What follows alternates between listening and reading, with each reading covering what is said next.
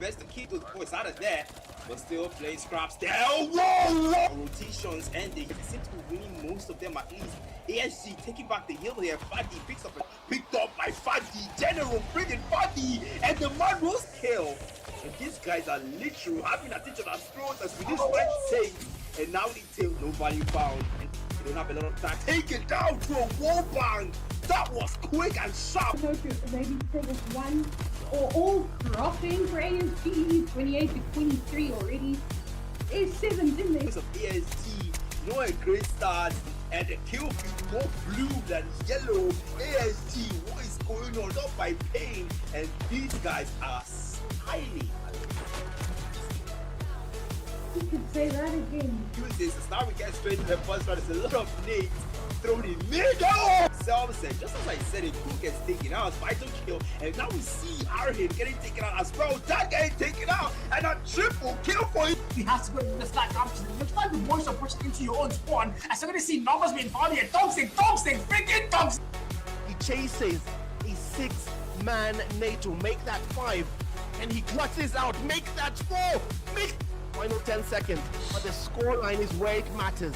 110 to 6 points. I mean, they're lucky if they get above 20 right now, because 138 and 6 and 35. He falls victim to the deadly sniper from Logan, but Ethan coming through with the 2-piece. Nandi and Cynthia out for the count. Jump and ruin against the entire team. Make that just.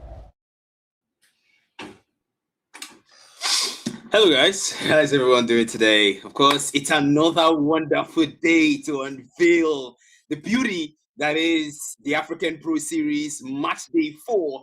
And of course, it's Black Matter forecasted with Warden himself. Hello Warden, how are you doing today, man? Yeah, it's partially Warden here. I mean, I know for a fact you guys can hear me clearly, but you know, all the way here in the Philippines, server-wise, we got to be pixelated just a little bit. But hey, I'm pretty excited, man. It's been a while since I've had a coverage here in ASG. I mean, we went way back in the grand finals on the last year, so I mean on the last season. So hey, I'm pretty happy to be on track for the action here for ASG once again. Yeah, we're glad to have you here. The African scene, of course, it has been a series of back and forth, a series of contests between both these teams. We've seen clean dominations, we've seen 2-1, we've seen 3-0s, I think we've seen almost all the score types possibly, but still, match day 4, it's another day for these teams to clash again, and we're glad to have you with us here to see that happen live. Yeah, let's kick it off, man. I mean, initially this broadcast here and the schedule overall looking to be pretty compact once again. I mean, just like any other day here for this African Pro Series, it never really fails to give us a type of action, even though we try to sway and project it to, you know, to be one set and so on and so forth. There's always some surprises that happens along the way, Black Matter. Yeah, true. We have seen some of those, but then look at the stream before we talk about that too deeply. And we see the first matchup for tonight. It is Strix Gaming versus Nova Gaming, formerly known as Mashhada, and of course the players head-to-head here: Cypher against Phoenix. Wow. Yeah, I mean, Cypher overall and the crew here for the side of Strix Gaming, I mean, they've been trying to put themselves out there in the competition, and you know, thank you know the community, thank at the ASG and the African Pro Series for having this type of tournaments to happen. So I mean, you know, off-season tournaments like this that kind of leads in regards to like the fill in the what's missing during the run on the World Championship here. It can speak a lot, and you know, for Strix Gaming, more repetitions. It comes in pretty handy, especially in regards to the preparation for the World Championship itself. You talk about Nova Gaming. I mean, these players overall, especially VNex, man, was a pretty surpriser. I mean, I've had a bit of conversation with some of the people there from the side of Nova Gaming, and something about VNex or overall just Squid, or it could be Manimus from side of SDX. They have been balling out in regards to finding the impact for the team. They have been. You can't say that again, man. And now the head-to-head, of course, for the stats. We have 1.05 for the KD against a 135. And the only stats that Mandem actually winning out here seems to be the deaths, because he has way less death than Squid. But then when you have that much performance difference, technically you will die more times if you think about the stats-wise. Yep. I mean, you know, if you kind of try to gauge as well in regards to what kind of roles they are putting themselves into, especially for the side of Squid. I mean, we all know Squid is one of those SMG players from the side of Nova Gaming, and when you are at that role and when you are at the pace which the nature of Squid tends to play, it's pretty much granted as well that you're going to have a bit more traction in regards to those elimination points. But hey, with that being said, gotta wait it out. Those stats is one thing for the individual players, but what matters the most is truly how it has been going in regards to the team itself. Speaking of teams, man, and now look at the team stats head to head. We have the 1.16 against the 0.86. When we talk about those kill death ratio, Streets Gaming haven't exactly had it out for them, really. It's not really some of their strengths. And then when we look at the other stats involved, actually, thinking about stats, all the stats here we are looking at, Nova Gaming seems to be better in everything. Yeah. Definitely. I mean, on paper, come again, we are looking at this former squad of Mash Hada. And, you know, with a bit of some changes here and there, but this is still the grand finals that we had on the last season here for this very tournament or league so far. But now we take a look at the lineups once again. If you guys are tuning in, you get to see a bit of a shift in regards to the lineup now. We got to see Toxic, Storm, Squid, Phoenix, and Narc. But next to them is going to be Keanu here in acquisition for Stat Nova Gaming. For said Nova Gaming, and of course now we might be moving over to the next set of roster for the Strix Gaming side, and we see Cody for Cypher, followed by, we saw his head-to-head stats there, and of course K-Money himself, Mandem, Toji, Valerio, and Anissa. And man, some of these players, we saw them play match day 1, day 2, day 3, and now day 4. I wonder what they have for us today. I'm pretty excited, man. I mean, personally, I've had a bit of conversation as well with some players here for Strix Gaming, and one thing about them is that they are always persistent to try and learn and just improve overall. Well, hopefully this time around here up against Nova Gaming, they have something to say and probably prove their impact in this competition. But overall, we take a look at the tally here for this APS League stand-ins Season 2. Paradox Gaming has been absolutely flawless, very much expected as well. We did see recently the matchup between Cyclone Esports and Nova Gaming to try to decipher who's going to be the number 2 squad, and clearly, I mean, it all went down to the game 2 and game 3. Nova Gaming was able to win Hardpoint, but Cyclone Esports was able to take them down, pretty dominant on the search and destroy and control. Cyrix Share 7, hey, we love some Nigerian actions, and guess what? Cyrix Share 7 never fails to amaze us as well. But now we move over to our maps and modes here for our first series for today. We start things off with Takeoff Hardpoint, Slums Search and Destroy on the mid side, and Crossroads Strikes Control on the third game here at Black Matter. Indeed, these are pretty uncommon maps, but then Search and Destroy isn't uncommon though. Crossroads on Control, we've seen that quite multiple times. And although, you know, speaking of the map picks, let's take a look at the map bans here. We see Hardpoint Arsenal being banned, Hardpoint Hacienda, a classic taken down by Nova Gaming. It's funny because before they were Nova Gaming, when they were matched, the Hardpoint Hacienda used to be one of their strong suits. That P2 was a hill that they usually milk a lot of points out of. And seeing them take it down, I don't know, maybe it's because of the roster change, but you know, let's not dwell too much on that. Yeah, we'll see about it. I mean, on paper, I feel like Hardpoint alongside probably Crossroads Fire Control will probably go into the hands of Nova Gaming. I think the only time that we could probably see contestant here for the set of Strix probably going to be on the Search and Destroy. We haven't been able to see as well. I mean, if ever, like, let's say a key player like Toxic from the set of Nova Gaming is not going to be able to find a means to get his connections off the shotgun, I don't think we are going to be able to see Nova take the Search and Destroy. But hey, the real all is going to come down to this. Let it run. Take off Hardpoint. Let's talk about the key takeaways. I mean, a lot of these teams, they have been pretty shaky, especially on those P1s and P3s. Spawns are not really something that a lot of these teams have been able to learn to define, not just yet. Come again, we are still waiting for the teams to play it out.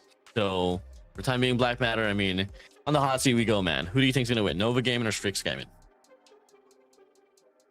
I mean, the stats already say it all. The number don't lie, man. The numbers are always saying the truth. And of course, we saw the head-to-head graphics between the individual players. So everything is pointing towards Nova Gaming right now. And of course, we were talking about the heels. We got a P1 on Fountain for the Hardpoint Arsenal. And then we also got the claustrophobic P3, the Aurora Room. And then we rotate back again. And honestly, so far, we have seen Nova Gaming when it comes to the gameplays on Hardpoint Arsenal. They have been the ones to have the, you know, the dominating performance. Strix Gaming coming from the Gulag, going through through that, the African Challenger Series, now coming to the Pro Series, making their entrance and their performance here.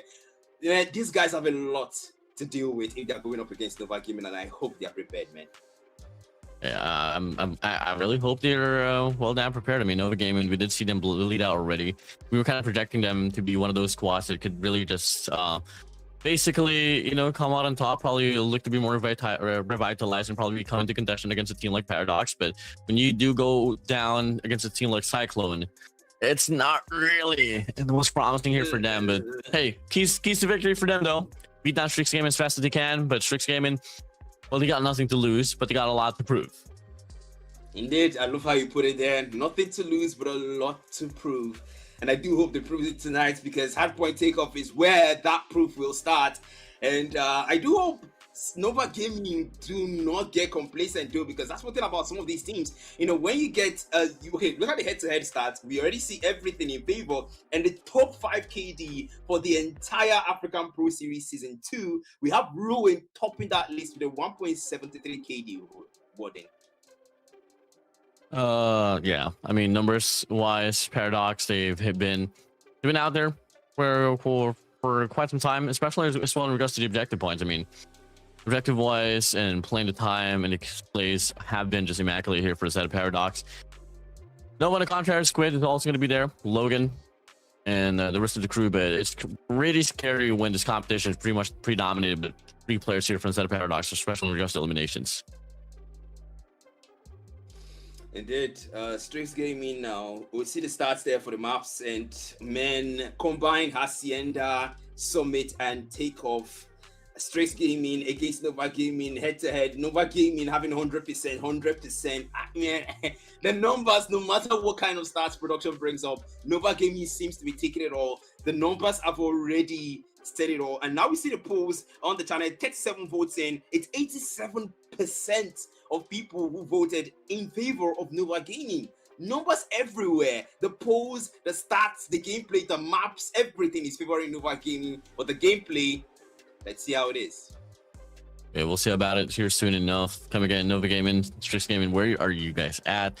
We absolutely want to see the matchup already plan out, and Strix will come through here. You know, we can always talk about stats, we can always talk about probabilities and projections, but the next thing we know, you know, probably Strix Gaming is able to pull away with this one. After all, we've seen Nova Gaming bleed out already once. Why couldn't we be happy to? Why couldn't it be possible for us to see it twice? Well, we'll just see you soon enough here, Black Matter. Indeed, we have seen situations like that, you know, back to the APS Season 1, without PDX couldn't drop a single map, and then Trinity says, hey, we can make that happen. Cyclone said, hey, if you know you can't, if you can't, then I can too. And they did that, PDX dropping 2 maps individually to those guys, and well, things can happen. That's one thing we know about the APS. Things can happen. The stats may say this, but then the gameplay can say otherwise. Of course, look at the map area view for the Hardpoint on Arsenal, and of course it is the P1 at Fountain. We are saying loving the view, Takeoff rather, loving the view, and man, this is something. I can't wait for the action to start. Hey, we'll see about it. Takeoff, Hardpoint, we go. We love to see this map. I mean, latest acquisition, but the last time we saw this map as well be part of the competitive pool was back in 2023, and I've been kind of surprised why they had to take it away. Glad it's back now, but let's see which team is going to be able to take down the other side of the spawns. But unfortunately, though, things has to be a bit anticlimactic. We gotta draw back just a little bit, go back to the maps and modes because the players decided to have a relobby. Yeah, they build up the suspense. They try to make sure that they don't, you know, they don't give you that juice just quickly. They want to give you a little bit and then say, hey, look, make do with that for now. Let's just prepare the rest of it, and then we give you a little bit later. But I do hope they get to start soon. I'm pretty sure the people in the comments did not come to see us do our thing. They came to see the game played, and they also came to have a fun time and probably see one or two of those clutches and one or two of those upside down situations that I do hope Strix are able to pull off on Nova Gaming, despite what the stats there says. Yeah.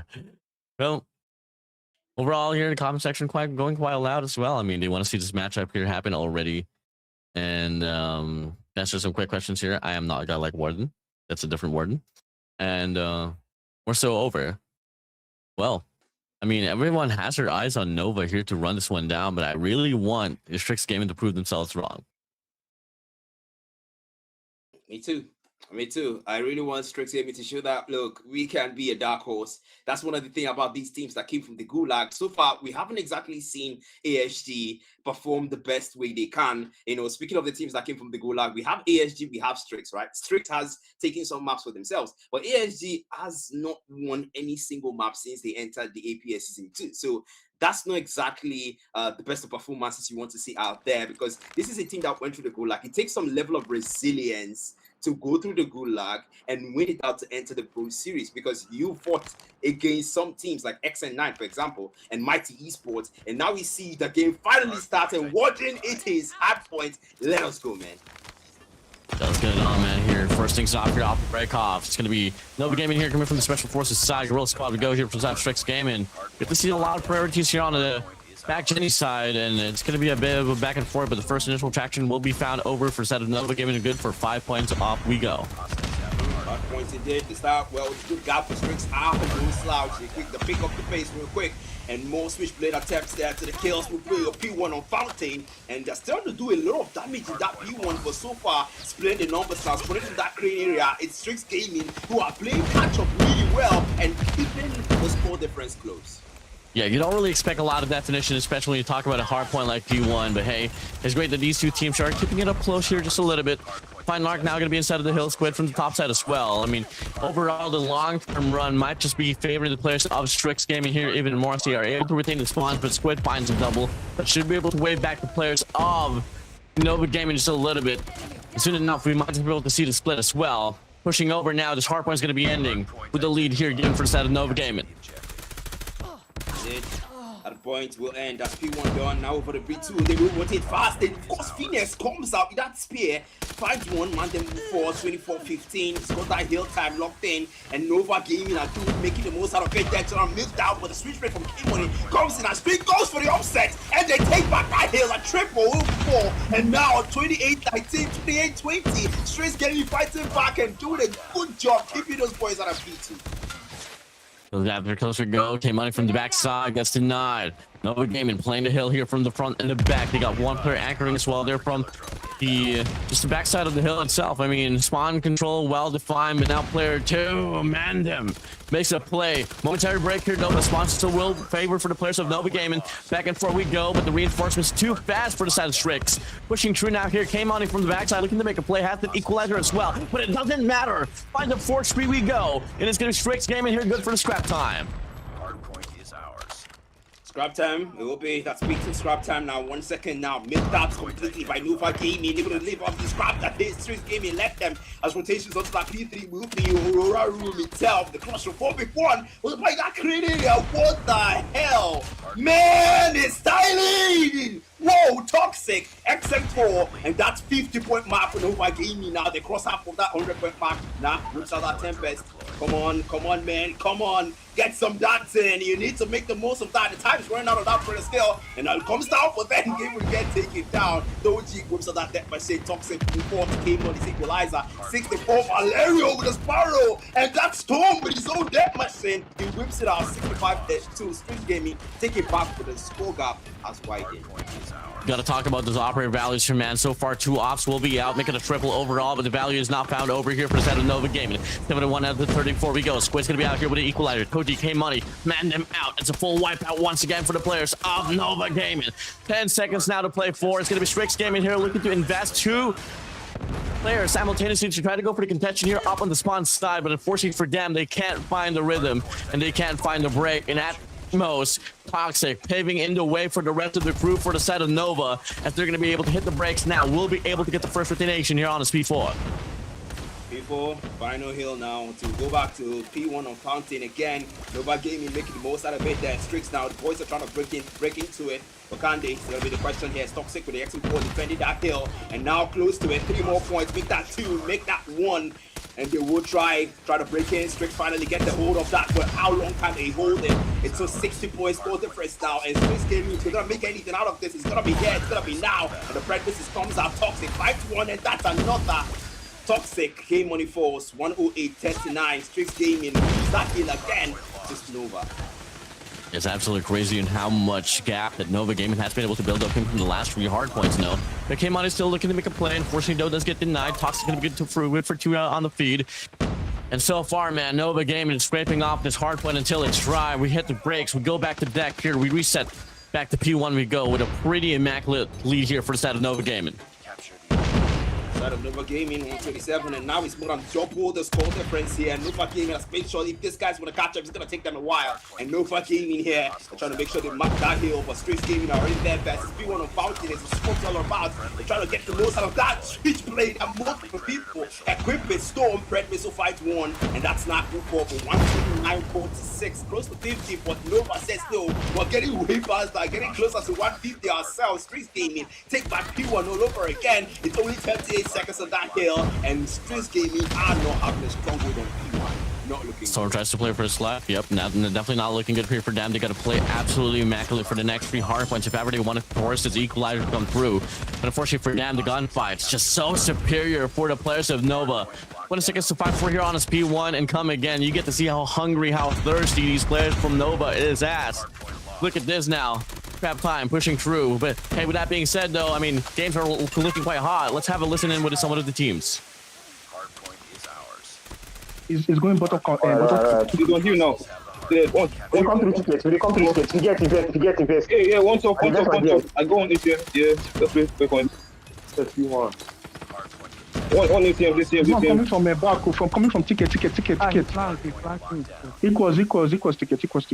it. I don't know. Oh, one machine, go. Equals P1. Yeah, you go like that from P1. Equals to P1, he's low. Stadium, guys. Yeah, one guy from ATM, the P1 now. 200. One ticket. One is P1, double stairs, they come blue. Double stairs is going to Hardpoint This network now, what? Hardpoint lost. Did they come from that space? Yeah, I like that too.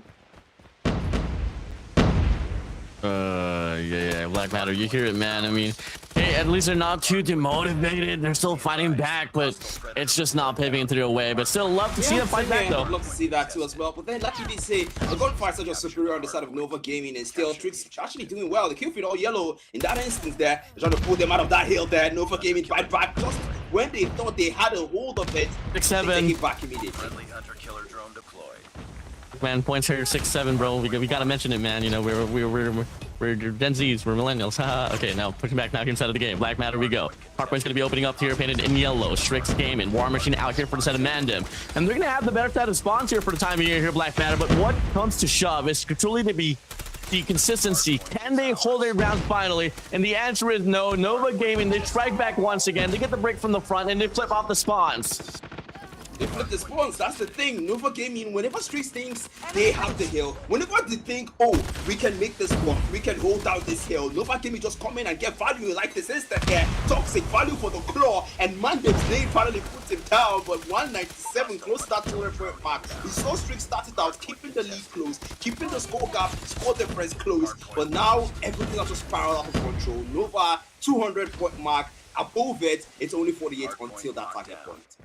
Let's get it on, man. 203 to 85 we go. Last 47 points to claim here for the set of Nova Game to close out this deal here on his Hardpoint, man. This is not a fight. It's a bloodbath offered by the players of Nova Gaming. And this Hardpoint's going to be opening up here with 3 players here for the set of Nova Gaming. The quick stack here for them to send out 2 players to play off the cutoff. They do get washed away for a moment or so. Bit of a question here for the set of Strix Gaming, but it's going to be hard to find a means to get the break. Nonetheless, someone makes that play from the side of Strix, but no, they get waved off. Narc, you're good for 2. From the backside, he does get waved off as well. And it's going to be Nova Gaming here just owning the hill, taking this one through in absolute dominance. Absolute is the word to use now. That Storm with a death machine and through the smoke. The man will find 2, maybe 3 if I saw that correctly. 234.88. Streets can't seem to get a single one, and they have that hill. Screaming equalizer. I see the man on the left side, puts him down. Maybe another. That's a double. Square. Maybe a triple. Through the smoke and it's trying to keep them out. Nova Gaming. No mercy. We only have 3 points and 2, maybe 1 at this point. Streets Gaming is gonna park their bags because Hardpoint is probably done by now. The last 2 points to claim now. Here we go. And it doesn't even come to any contention. It's going to be Nova Gaming claiming this one through. And it's another, you know, day in the office here. Black Matter. I walk in the park. And it's a statement game here for the side of Nova. Statement game is the way to put it. Because these guys went from, hey, we see you guys are fighting back, to, nah, come on, you know you can't stand us. Let's not do this. And they just widened it even more. Streets Gaming though, I gotta commend their early game efforts. They did fight, they did try, but it just wasn't there. It just wasn't here. Maybe SND on Slums, but definitely no Hardpoint Takeoff. Yeah, absolutely, man. I mean, you know, it's a very common thing nowadays in the competitive scene where a lot of these teams are going to have a bit of a fight from the first two hard points. But what really separates, you know, these I wouldn't say amateurs and professionals, but more so like these high caliber teams, is truly like the sustainability and the durability and the endurance, you know, in the long run. And we got to see that once Nova Gaming was able to just find the rhythm to just run this game down here in this map of Takeoff Hardpoint, they weren't down to give it back to the side of Strix. Yeah, that's the thing. I mean, look at that 4-piece there, and you can see the switch really being maximized in this game. On both sides, actually. You know, Nova Gaming and Strix, they really maximize that weapon. And recently, we've seen the high level of usage of this weapon in the APS season 2. And still, if it works, right? The situation here is Nova Gaming just seemed to, once they crossed that 100-point mark, it all went down from there. And Strix Gaming completely lost control. I mean, the gunfights were one-sided from the start, right? But still, when they got to that 100-point mark, Nova Gaming completely changed it from being one-sided to a dominating situation. And Strix couldn't keep up. Oh yeah, absolutely, man. I mean, the pacing was at most immaculate there for the side of Nova Gaming. If you take a look at the eliminations row, 47 for the side of Squid, Storm on 43, Toxic on 38, 30 for the side of Knife. Phoenix doesn't even have to do much if you have all of your teammates playing it out for you. Unfortunately, though, I mean, for the side of Strix, only K Money was really able to put up the impact there, but the rest, Valero, Cody, Mandem, and Toji, they have a lot of things to really you know, turn around. Yep, they do. And we are going to be looking at them recently because, you know, nobody up to a single 1 minute mark Hardpoint time. That is saying something. We have 38 bomb being played by K Money here, but no single person above the 1 minute Hardpoint time. That tells you that most of the players here were the slayers. Most of the players here, you know, the kills were most of the things done in this game. Yeah, you know, it wasn't the Hardpoint time. And of course, the main objective in Hardpoint is to play for the points. Objective, yeah, that's the whole point. So Strix definitely have to, you know, look into that in their future Hardpoint games. And of course, well, on the other side, we get to see Squid here. 1 minute, actually 4 players above the 1 minute mark for them. Above the 1 minute and 20 seconds mark there. It's definitely a strong feat here. I mean, it's totally a big adjustment to what kind of was lacking with Nova Gaming when they did have the matchup there against Share 7. It was in the same map to Takeoff Hardpoint where no one was really putting themselves into the hardpoint too much consistently, but this time they turned it around, leaving the Toxic to, you know, be one of those players that could just lurk around, slay it out, and he was able to fill into that role pretty quickly. Now, hey, Takeoff Hardpoint said and done. We move over now towards Slum Search and Destroy. We'll see about it and how this one's going to play out. But for the time being, a huge props here for side of Nova Gaming, Strix Gaming. They still got another game mode to probably force this series to an equalizer. Yeah, they actually got this, and since it's not a best of 3, it's actually a 3-match game, then there is a chance that they can actually take back this and end it in a 2-1. It has happened, we've seen it before, but still, they gotta sit up, man. They gotta play objective. S&D is an objective game. You can't do TDM, yes, that's possible, but man, where you got the chance, do the objective, prioritize the objective. It's S&D on Slums, you know where it is, the A-bomb dumpster, the B-ball close to memorials, and I want to see the gameplay. I do hope Strix will learn from this. Yeah. Hey, we'll see though. I'm pretty happy about this. Slum Search and Destroy. Pull off. Now we go. All gonna come down to the marksmen and the snipers to really run this map down, baby. As we go. If I'm not mistaken, I'm probably hearing the game really starting up, but yeah. Get it on here. Let's get it on Black Matter. Yeah, let's get on in there. Check out the dumpster area, man. And we're back to the stats. It looks like they want to take a bit of time before they start the game. Okay, I like that energy there. They start out the game and vital kill came when he picked up early. Naku 4. That's another trade coming through. Valerio goes down. And man, so early, but the trade's already coming through. As we go here, big shots from the side of Toji. With the lead away already. 2 players out here for the set of Nova. Well, 2 as well here for the set of Strix. Big shots here for the set of Squid. Pushing up now. Looking to get a double as well. The trade's going to be there for the set of Mandem. The 2v2. We like a close-up game. The 2 players from the set of Strix game and a bit spread it apart. I mean, if you are Nova game and a Strix game, and what you gotta do is just hold each other's hands and play off the trades. Well, let's hope they do that. Warden.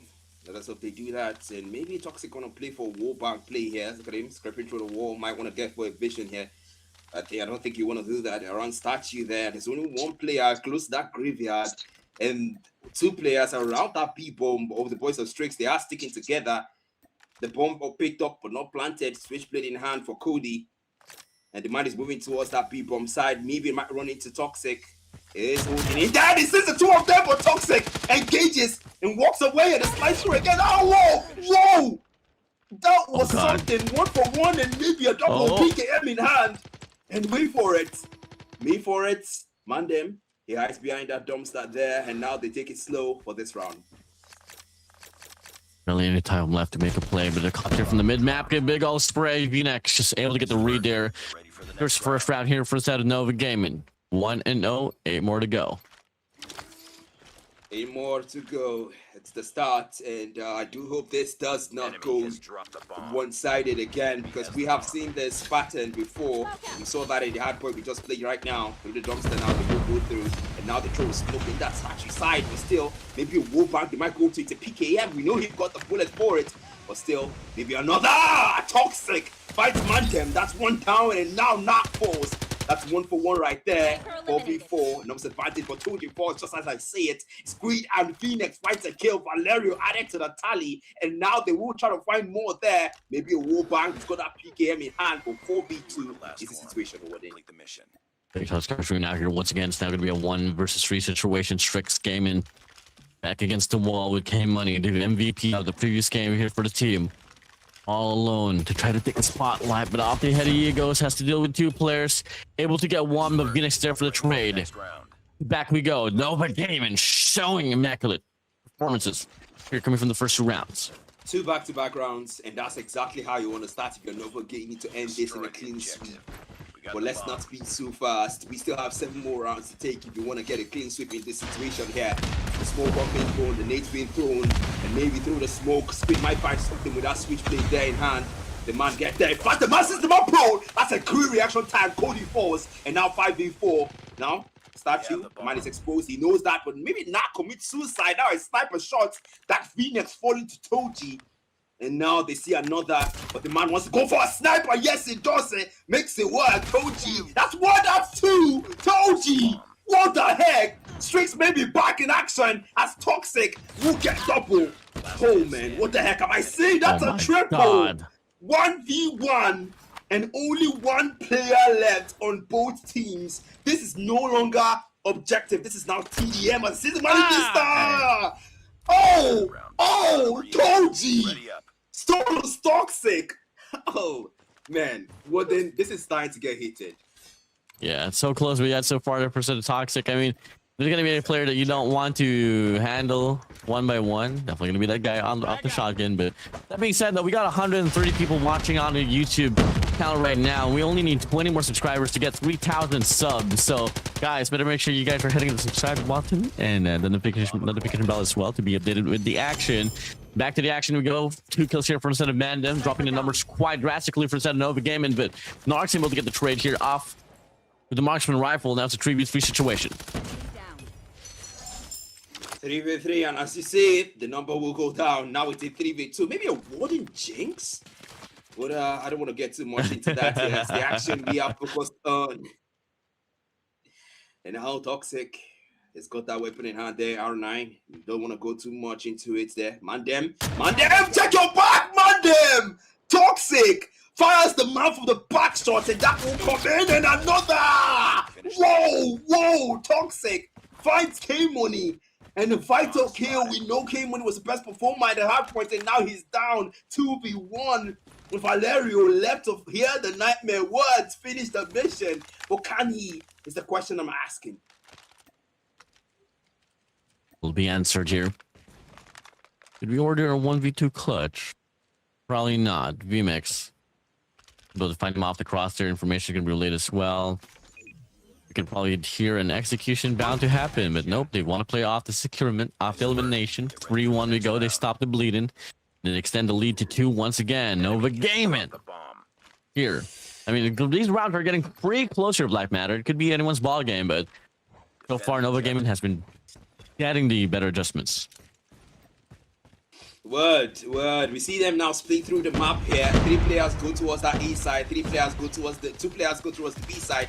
And through the graveyard, they go to the dumpster. The bomb on the A side, but then Switchblade. That's man them falling spirit finds his first kill, and in the midst of 2 players, no outplay found. Phoenix solos the man through a wall bang. 2 defaults in a fight to kill, and Phoenix will fall. That's another drop, and now gunfight ensues. And towards that B-bomb side, they're trying to find numbers, but it's a 3v2, and the numbers are cleared just like that. Maybe one more, and Squid make sure of it. Jesus. Oof. Crazy. Problem is, though, it's now going to be a 4v5. It's not Toxic anymore. Well, he's... Yeah. Hey, it's search and destroy, though. One player from the side of Nova can get 2 kills, can get the equalizer here overall, and now we get to see a big old push here from the side of XDX. I mean, they know for a fact it's a 4v5, so when to run it down, player number spread. Well, I do hope they can still make it work despite the numbers disadvantage here. I do hope that it reconnects. Phoenix finds it fighting through, gave Valerio, and somehow Nova Gaming seems to be making this work, and now they have the numbers advantage. It's a 3v2, make that a 3v1, and somehow these boys are still cooking, and the man will find a double there. Jesus, what the heck? Nova Gaming, in spite of odds, in spite of the numbers disadvantage, these guys go for the defuse and they take it around 4v5, and that doesn't matter, Warden. Work. Get ready for the next round. It doesn't matter. Black Matter. Yeah, I mean, you know, all the Strix has to do now is play the cards right.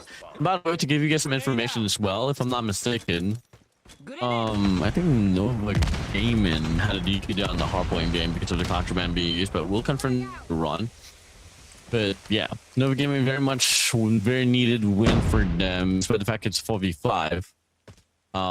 They really have to find means to get the search and destroy, bring back their 5th. They're under control if they don't want to lose another series. But for the time being, no Storm, just able to find man him away. Now it's a 4v3 numbers advantage still here for Set of Nova.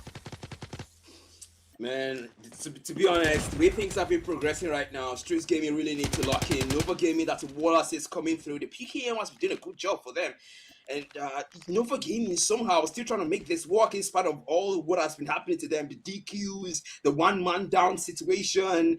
And man, 2v2 now, right now in round 7 of the S&D on Slums. And that's 1 down. Cody falls and leaves K-Money to answer to 2 men. And still Nova winning the S&D rounds. Yeah, 6-1 we go, man. Proving odds to be wrong. It's definitely pretty impressive here nonetheless, but now we go pushing it through. Finally we do get to see a bit of a change of pace here for the side of Strix. They don't want to rush down quickly. Can definitely rely off the picks, and that is exactly what I mean. Bolero able to get the shot down already. Finds Toxic down, pushing through. Looking to get even more swell. They're going to get through V-Nex out the PKM. Storm as well here with the scopes. It's a pretty heavily contested side here on Bravo. There's only going to be 2 players left to play for. 1 player's going to be offering a flank as well. Off the head he goes. Big shots now. Storm's going to be out. It's going to be a massive double here for the side of V-Nex, but from the backside, still gets the read. Oh my god. And from the front gets taken down, but player 2 from the backside will deny it. Mandem forces the numbers to get dropped even more. 62 now. We switch to sides. Oh my god, that man just found a triple kill with a PKM. Whoa, Destroy the whoa. objective. The bullets on that thing seems to be endless for that man. But then, the bomb. that is something. We get to round 9 now because this is a round that if it keeps going like this, Nova getting matched the way out, and that's one. Oh my goodness, Toxic solos Doji and takes him out of the lineup immediately. 4v4, and now the numbers are even, and a snipe come through. Valerio falls, Storm fight one, Toxic fight one, Toxic is straight out. And 2v3, Nova's advantage to Nova. In spite of circumstances, these guys are still making it work. Hey, Money doesn't want his sides. Storm makes him pay for that. Awareness of the situation next time. On XM4, we had Matt walking through the situation there. And now Cody, last man, taken down. And somehow Nova pick up the boys of Strix. Yeah, crazy. Ooh. This is just too much, man. I mean, you know, Destroy the objective. Bomb acquired. yeah, a 45 is something you just can't afford to lose, especially in this level of competition. But Nova Gaming, they refuse to back down. Nemo push here, double man stack here from the front side, double man stack here from the back. But K-Money finds a free spree off the spray down. And all of a sudden, form all alone off the scopes. In a dream, in a 1v5 situation. Take your time, son. Can you make the play of your career? Spots wander on the mid map. 2 shots flying through, no connections whatsoever. And from the back, Koji as well goes to convert. Yeah, no way in hell he's able to pull this one off. And from the back, he does go for the spray. Storm finds K-Money down, finds a double, but from the back, Koji puts him down. But it's not over Crazy yet. feat here overall. 7-3 we go. They stay alive. Man, that would have been the play of his career if he had made that work, because that would have been insane. Taking down 3 players, it's sick. Bomb acquired. It's sick. But still, I'm surprised that Nova Gaming, in spite of the numbers advantage, these guys are still somehow still hanging in there, holding out and making sure they see it through the end. Despite the DQ, despite the numbers advantage, these guys don't give up. They don't back down. They don't let their circumstances dictate their situation and the outcome of this S&D on Slums round. Maybe a war bank here. Squid, Storm rather, looking for that perfect war bank situation there, but can't seem to find it just yet. 4v5, numbers advantage is strict still, and they're taking things slow in this round. Play off the picks. One guy off the lurker on the blue house or on Alpha. Yeah, Vinix as well already posted up here with a PKM inside of the side. Mandem, are you ready to take that final Storm? Perfect timing. Finds the first, looking to get the second as well there on the cafe side. Maybe a double man push on cafe. One guy there on doubles. One guy on Alpha. Storm gets Cody once again. Squid stays alive, but the trade's gonna be there. Now it's a 2v2. Oh, Valerio! Finds Vinix down. Toxic all alone, caught in a pinch, but the timing is not surprised to his favor. But the range is immaculate. He finds a double match point for the side of Nova Gaming. Unbelievable. Unfreaking believable. Nova Jesus. Gaming. These guys have gone 5 rounds without their number 5 player, and they have still made it work somehow. Jesus. What the heck is this? And the snipe comes through again. Looks like the boys of Strix are locked in. And now K-Money move forward. They trade one out. And Toxic finds K-Money. And that's another. And Tochi gets traded out again. It's a 1v3. One man standing is Toxic. We saw him clutch that last round. Can he clutch this one again? Can he finally secure that last point that we waited out for them? He sees the man in the scope, but he doesn't find the shot enough to take the man down. 1v3.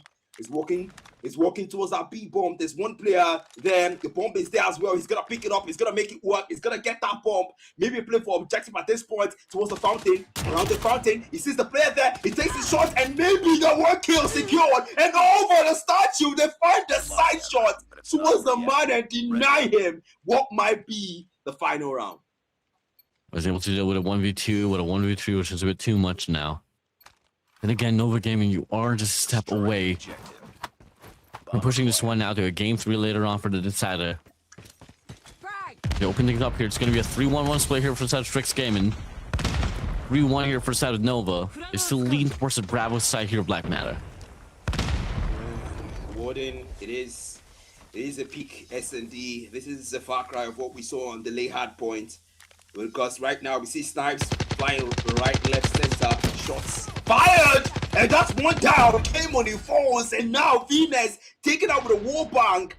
It's a 3v3 just like that. Cody falls as well to Storm, wall bank as well.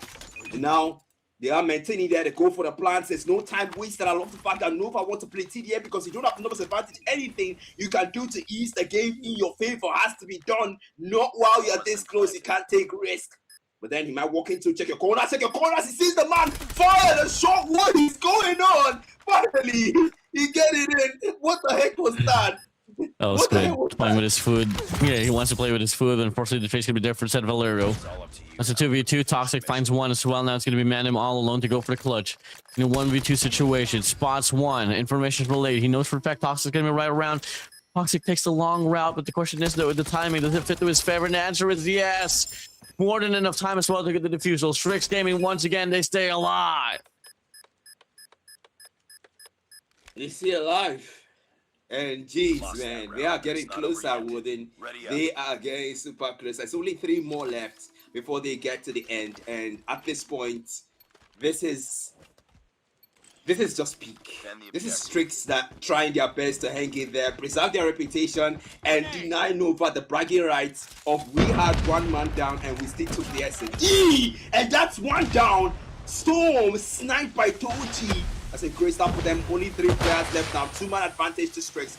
If anyone can make this work, it's gonna be the 5 complete number of the boys of Strix Gaming to take this round for themselves and delay it by 1 more. But remember, it's match point for Nova Gaming, and they can still make this work somehow. But no, another man falls, and 2v5. A win is looking bleak for it. Yeah, pretty bleak here for them. Could be another round here for the set of Strix as Woody finds V-Nex away. Toxic's now going to be all alone. Finds the first pump here. Follow-up shot. Sniper's going to be out. Next top shot on the mid-map. Mandem. Toxic still runs away, but no. Able to get the beam down. 2 more rounds here to force an overtime. Yeah, man. Nova, you only need 1. You only need 1. That is all. You don't even have to drag this out. Play TDM, play objective, but get that 1 win. Come on, triple mark them, double mark them if you have to. But get that win. And Storm responds to me, finds Toji, and now they might want to go for another 2-round bounty there. It's B-side where the clashes might start soon. The clash of the titans and what might be the final round. Storm don't try and hand. The man's looking for a shot there. V-Nex falls, and now it's a 3v4 situation here, Wadi. Oh, absolutely, man. Now it's going to be one of the more doable rounds for the set of NV. Nova.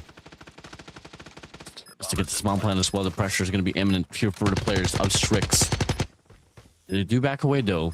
You are relying on 1 player as well to go for the lurk, but you're Strix. You can definitely just play your numbers here once again. Go for a 4-man stack there from the front side.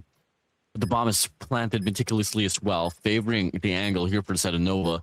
It all could boil down a little bit. Storm here, watching the cross off the Tundra. Everything's so favored here for the side of Nova. This is staying on by first pump. Man, it's going to be out. That's a 3v3.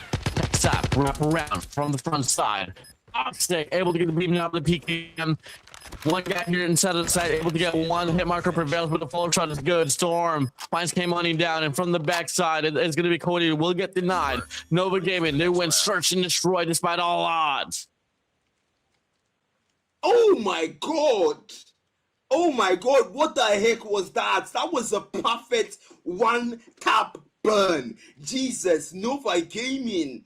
Like you phrased it perfectly, Warden. Despite all odds, these guys still win S&D on Slums. The skill and gunfight difference is clear. These guys, man. Oh, yeah, it's absolutely crazy.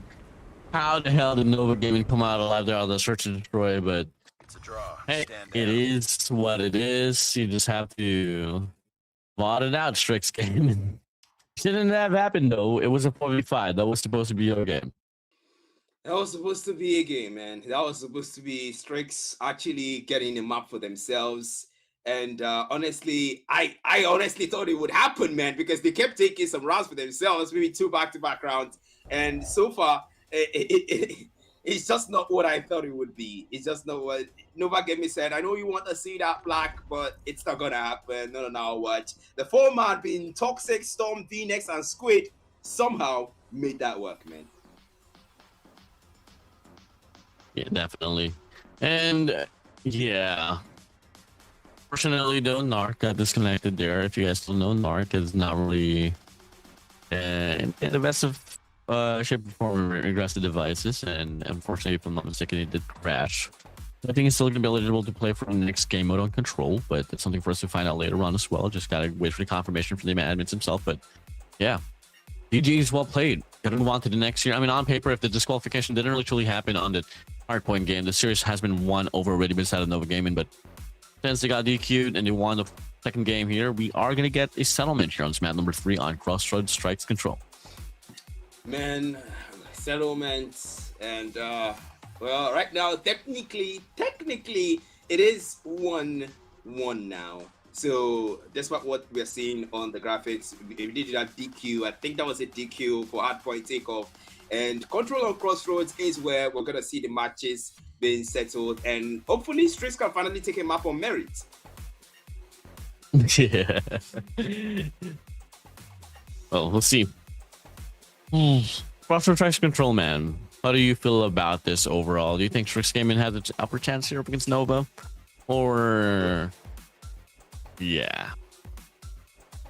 Well, we did see some very strange performances there, unexpected performances from them in the S&D. Although I cannot really rate that, really well, because technically they had something, right? They had the fact that they had their numbers in completion, and Nova had 4. So yeah, it wasn't exactly Nova playing at their 5-man. And the fact that Nova did not play at a 5-man and still perform that way, that is saying a lot. That is speaking volumes. So I wonder if the case were reversed, though. I wonder how that would come out, Warden. But if you ask me what I'm looking at, cross control and Crossroads, I think it's just gonna be deja vu. Bad memories, man. Bad memories. You know the feeling, Black Matter, when you're trying to forget about your ex, but unfortunately, there's just a lot of signs that she's still around. It hurts, man. It hurts. Yeah, I'm kidding.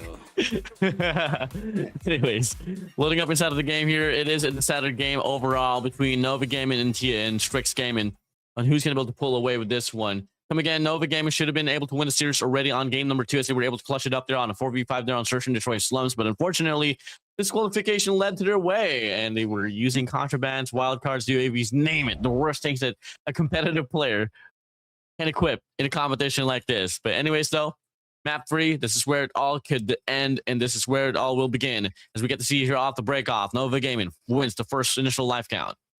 Oh, yeah, also to point it out that the handicap of 4-man on the side of Nova Gaming is no longer there. So they are playing with their complete roster now, and Strix Gaming gets to deal with the full force of Nova Gaming, and we can already see the effect here. 26 to 21 life count difference, no single captures yet, and the boys of Nova are doing a great job when it comes to defending those captures.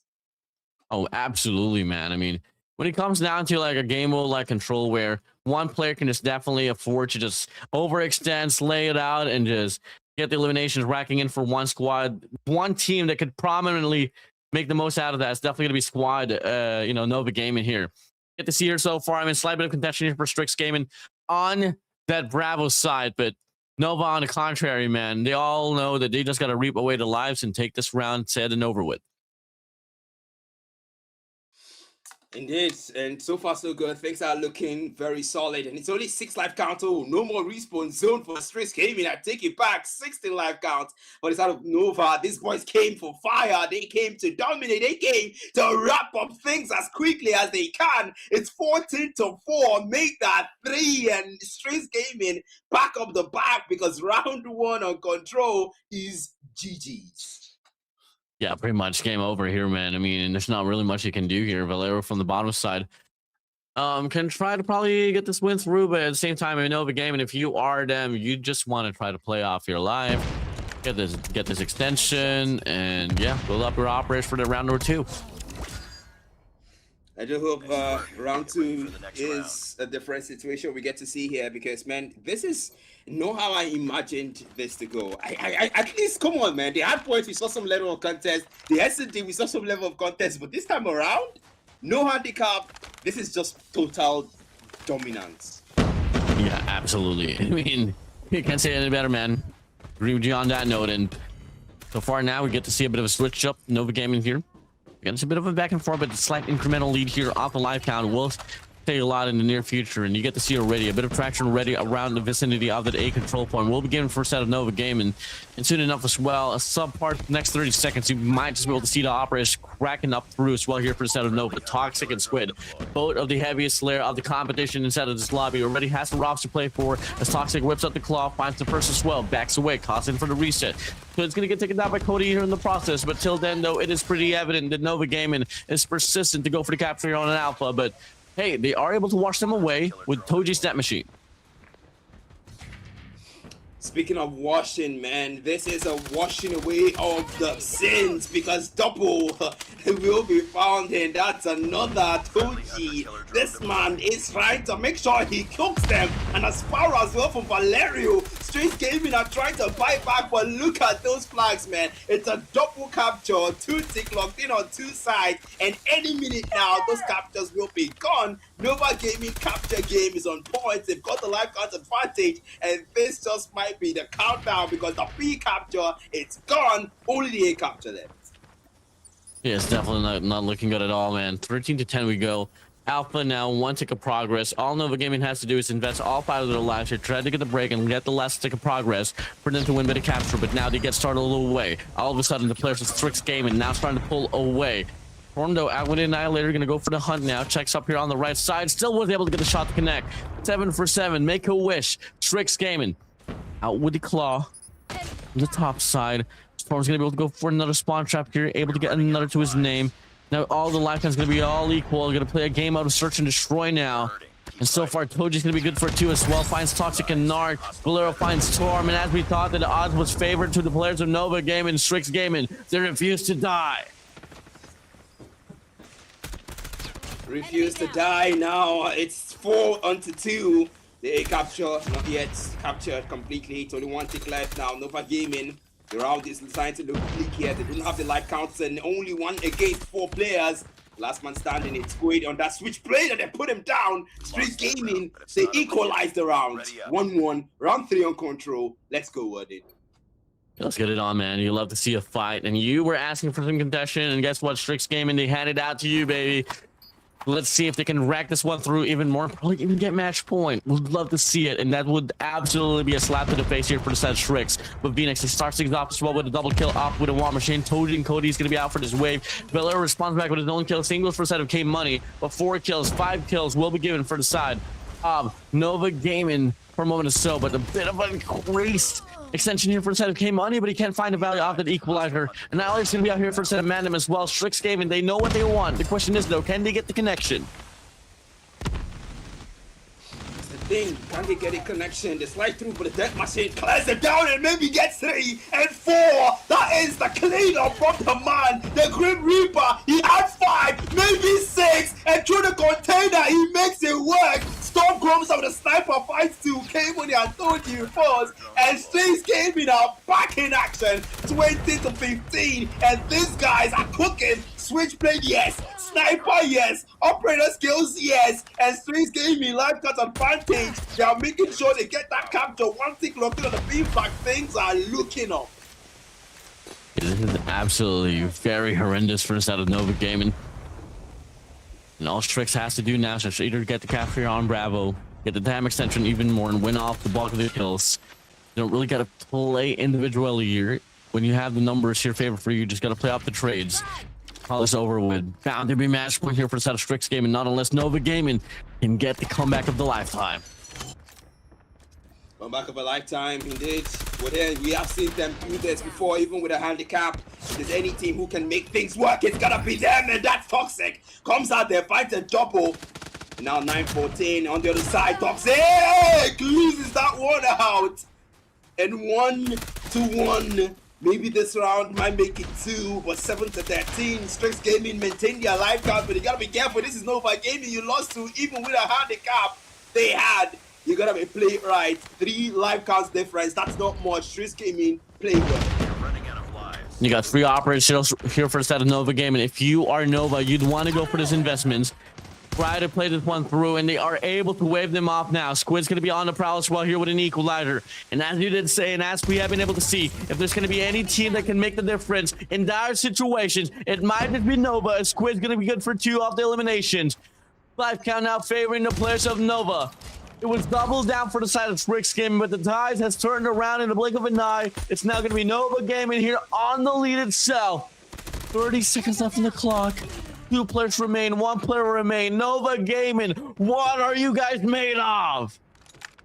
What are you guys made of? They see the slide through and they're playing around with him. And the man trying to get a shot point fighting and a pack shot from Nak that says, no, you don't. You might have beaten him, but try to take this one on for size, as that is Nova Gaming taking that round away from Strix. And I said it before, this is a team that can win even with a handicap.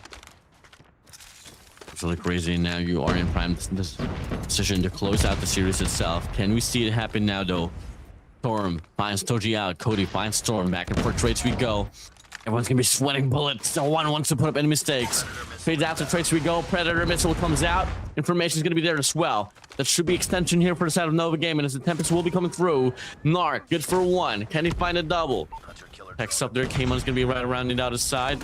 Able to get the read. The second and the third palm doesn't connect, but it doesn't matter in most. Nova Gaming now finding the spacing that they have been wanting for here on the offensive side. Here on the offensive, that's K-Money now going offensive with the switchblade, and of course Squid doing the same, and that's their triple. What the hell? What the hell? And he finds 1. That's 22-16. Strix Gaming, do not choke there. That's a double to the Annie. And the man is trying to make the most out of that Storm there. Nova Gaming, they're investing the opera skills now. Storm finds Mandem, and that's Toxic fighting at the kill feed. Oh, blue Nova Gaming. Now they have doubled the lifetime advantage, and that one machine on Phoenix can make sure they widen the lifetime gap even more. 2-piece picked up and a drone kill sent out to find 1. Cody by Phoenix shuts him down. No more respawns, and Nova Gaming at this point, it's cleanup duty for Nova Gaming. Yeah, 3 lives remaining here. K-Money, the rest of the crew has to come out huge here. Nova Gaming can do it. Can you as well, sir? So the answer is absolutely no. K-Money is going to be here running it down with an equalizer, but the range separates him from V-Next. And that will be the dagger to close out the deal. At the end of the day, despite all of the DQs for Nova, they still win the series. Well, DQ came through. 1 player logged out, disconnected rather, and still it just wasn't enough, man. It just was. You can't put this man down. They might have won by merit but lost to DQ. They say, nah, we can still make it work. And Strix Gaming tonight just wasn't their night. Yeah, unfortunate, but hey, it is what it is. At least you got a point on your side and was able to put up a fight there on the search and destroy. And control as well. I mean, yes, it was 3-1 and 9-6, but if you were able to decipher like rounds after rounds, everything was going so close, bro. Yeah, everything was so close. Now look at the stats now. Of course, we see 178 impact on the side of Nova, 26 bomb as well on the side of Toxic and Narc. And on the other side, Toji, 32 bomb dropped. My goodness, almost double of Cody. The man carried. Oh yeah, absolutely, man. I mean, Toji on 32 is a pretty big statement, especially in the game of control. And, you know, rightfully, I feel like he is an MVP of this game, all because of the, you know, impact he was able to provide overall. But at the same time, Narc on 178 impact rating can set, I mean, this says a lot as well, you know, in regards to moving over to like just finding the value out of those operators and getting those objective capture, kills, eliminations. So, I mean, valiant team effort here for set of Envy or Nova. For set of Strix, though, still got a lot more homework to do. Back to the drawing board, but definitely a lot of potential that we haven't been able to see from them here on Black Matter. Yeah, back to the drawing board, like you did say correctly, because damn, these guys have to look into what they did not do right. But up for upcoming now, it's Eclipse Gaming against NATO, and this is a team matchup that I want to see personally. Eclipse Gaming, we see ECL's dad himself and Liquids for NATO, and geez, man, I can't wait for this one. Yeah, I definitely can't wait for this one to play out as well. Let's gaming. All eyes on you guys for the next upcoming matches. I mean, again, I like to put my co-casters on the hot seat here, Black Matter. Who do you think's gonna win, bro? Eclipse or NATO? So far, NATO hasn't exactly have the best performances, in the African Pro Series, so I'm kind of inclining towards ECL, really. All right, gotcha. Right, we'll see. We'll see about it once we do transition to the game itself. Gotta wait it out, ladies and gentlemen. You'll have a lot of things to wait for in just a little bit, You got Keanu once again. Got Liquids. Well, Keanu's not. Keanu's on the other team now. Liquids, Goat, Sadia, Hack, Messi, and Ethan. That is your players here for Saturday NATO Gaming. And oh man, this roster, man. There's a lot of people looking at the roster. I'm pretty sure everyone's focused on Sadia in the center of that roster, but let's not talk about that. Carl should understand what I'm saying. Kijo as well. Is that Vepex? Even is that Vepex? Wait, is that Michael? Is that Jack? Oh yeah. I knew I recognized that player, man. I knew I recognized that player, man. What's Michael? What's with the pseudonames, man? Come on, dog. The Goat. Got you, Michael. We'll watch out for your scopes, bro. I'm looking forward to it because you gotta earn that in the gameplay, not just by name. Saying the Goats, but still, we have a lot of player name changes, and Instinct's now player 1 and all that. Don't know if he changed his name even recently too, but still, hey man, I can't wait to see ECL's roster, which is what production will whip up right now. We have Xavier on K, Cruel, the sniper himself, Dad, Arhin, AY, and Victor. Man, ECL's lineup looking sharp, Warden. Oh, they absolutely do, man. I mean, that's what you like to see, and we'll just have to wait it out soon enough once again and how this one's going to play through. But I mean, ECL, I've been able to keep track on Kroll alongside pretty much like Vector as well. I mean, I think if I'm not mistaken, I know Retro was one part of the team back then as well, and I thought that player had really massive potential. But Dad, I'll trust into Dad, Mr. Eclipse Dad. And we have a head-to-head here between him and Liquids of NATO. And look at his stats, man. Every single thing is just in favor of NATO Liquids right now. This guy has better KD, better assists as well, Actually, I think it's only Dad that has lower death. So, speaking of the number of times that I've died, Liquids has died more times, but like I did say, when you have better stats, there's a good chance you will have more deaths, but I'm open to exceptions. Liquids just isn't one right now. Yeah, I mean, it's a bit of a lead here for the set of Liquid in regards to the impact overall, but not too much. I would say it's all going to come down to who can really play off the best gameplay in regards to being the better team out here. So Eclipse NATO, pretty long-awaited fight, but if you take a look at the overall standing in regards to the impact overall for the team itself, it's a bit of a back and forth here, Black Matter. Indeed, the entire team head-to-head at this point is 0.85 to a 0.86. That is really close. Wow, 814 to 949, 3-2 for map wins, and for match wins rather, we see 1-0. Eclipse Gaming actually having won one match and 3 map wins. Starts looking better on the side of Eclipse. Yeah, pretty much. I mean, Eclipse has been pretty notorious as well in regards to just their hardpoint prowess as well. I mean, if ever they haven't been able to patch up their runs for search and destroy and control, they could definitely be one of the more convincing squads out here. But for a set of NATO gaming, when you have a player like Michael playing, or like let's say the GOAT playing, I think you really want to rely on the search and destroy as well, alongside probably control. But Eclipse, again, we can't neglect the fact that they haven't been able to find a win for themselves as well. At the same time, for the side of NATO, they haven't been able to win anything at all. Take a look at the GOAT of NATO. KD of 1.05, 216 kills, 205 deaths. I mean, not the most impressive feat amongst the competition here, but hey, that is the GOAT we're talking about. Yep, 1.05, 24, and geez, this is actually a decent looking KDA at this point. And average kills 24. My goodness, I am definitely gonna be looking at this man in the hardpoint, and especially in the hardpoint. And we see 1.05 kill the ratio, 216 kills. Damn, the GOAT, like his name says. Well, let's see if you can shoot back, Michael.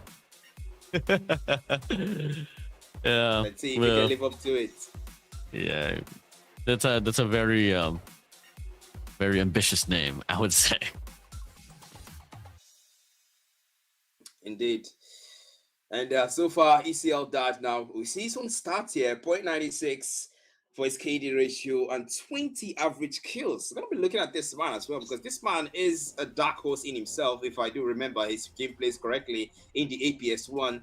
He always seems to somehow make things work when ECL isn't exactly on their best performances, but still, that was season 1. This is season 2, so I want to see what he has for tonight. And of course, the map reveal, Warden. Ooh, Combine, Hardpoint, Tunisia, Search and Destroy, Crossroads, Vaccine Control. I think I got Eclipse here for sure. Most probably gonna be a map here for a set of Eclipse. Well, the fact that we get to see a different hardpoint combined, a different hardpoint map rather, is a good thing. And we're no longer playing the former. Oh, actually, before I delve into that, I am looking at the hardpoints now for the bans. Hardpoint Arsenal banned for NATO, Hardpoint Summit banned for Eclipse. I liked Summit. Summit is a good map, but seeing it banned, well, hey, all right. Control rate banned, standoff control banned. So we get to see Crossroads again. Deja vu. And I feel like ever since the drawback here for Crossroads Strikes Control, it has been one of the more stable maps out there. It has become the new raid, I gotta say.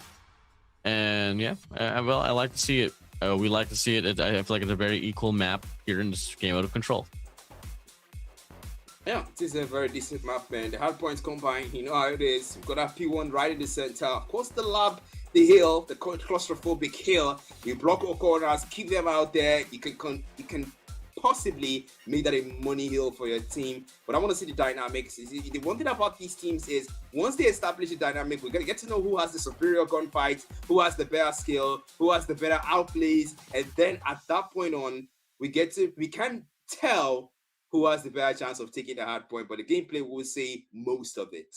We've seen the stats. Let's see the gameplay. Yeah, we'll see about it, man. I mean, stats is one thing, numbers is another. And the next thing you know, the team that has a 90% win rate on control just ends up losing today.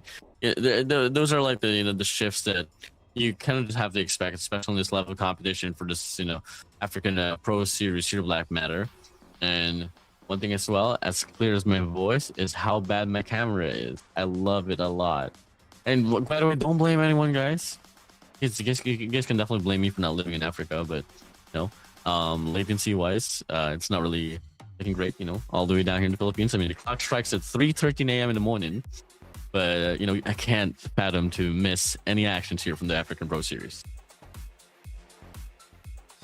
Indeed, the action really is here in the African Pro Series Season 2, sponsored by Our Sports Gaming. Don't forget to like the stream, subscribe to the channel, guys. Let us get to that subscribe number. And of course, that will help us push what we do here out there. And don't forget to share the stream as well, so your friends can join, tune in, and watch the peak that is ECL versus NATO gaming. You know what's bumming me right now, Black Matter, is that we're only 20 subs off, and 57% of our viewers are not even subscribed. So hey, guys, extra efforts now. 20 more subs. Let's make the milestone happen. Let's get to 3,000 subscribers. Exactly. You can do this, guys. We know you can. Of course, doesn't take anything out of here to hit that subscriber button so we can get the subs we need. And then we can get straight into the action that is the African Pro Series. And man, I am loving the game so far. Streets gave me proper fight in that S&D, but then it just wasn't it. Streets gave me proper fight in the control. Nova gave me said, look, you've done this before. This is just us repeating history. Let us make this work and let us show you that you had a handicap.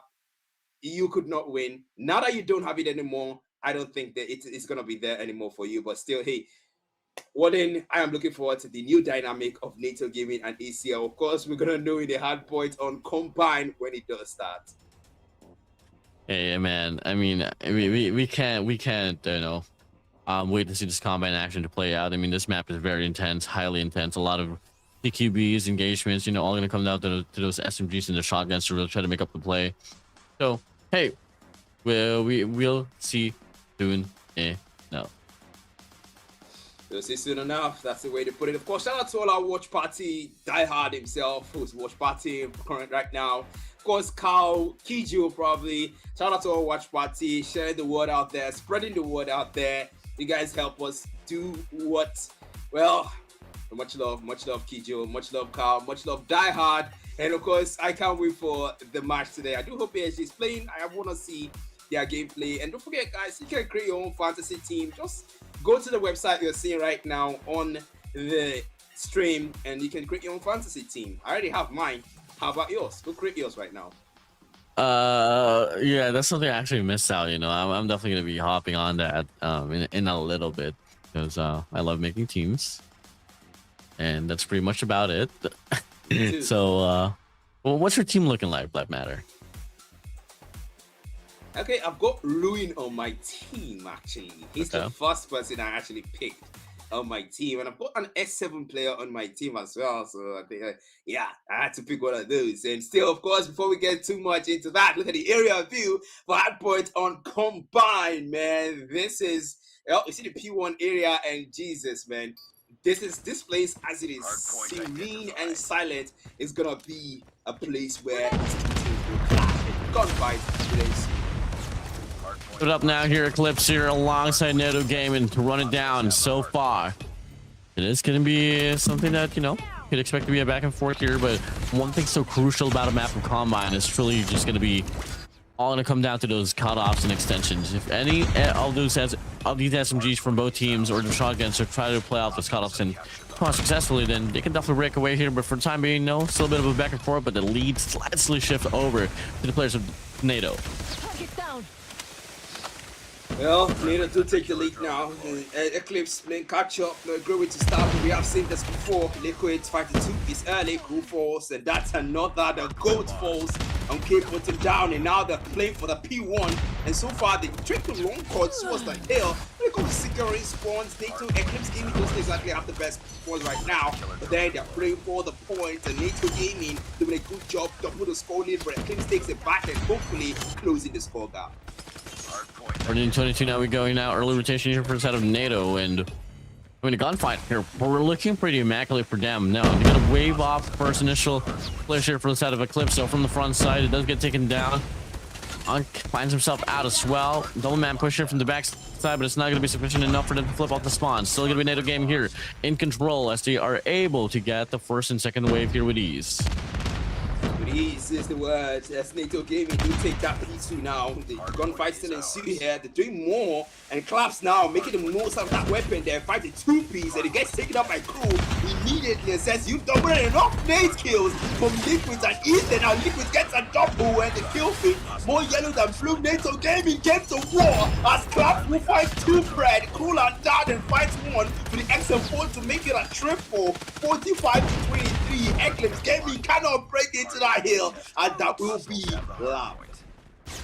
You like to see here for set of NATO Gaming. Still a bit of time here to 5-4, and they scrape it off here with ease. Player 2 as well, can be able to send himself here to try to get the contestation here off the rotation, but unfortunately for him, it does get taken down. But hey, triple man push down here, able to get the stack up. Sadia's here from the front side. Almighty Queen Sadia Can she find the break here? Liquid's gonna be able to find a double here inside of the hill itself. Big old spray down here from the back. Vector able to get a kill here and will be able to sustain the first initial waves of gunfires up against the players of NATO here on this P3.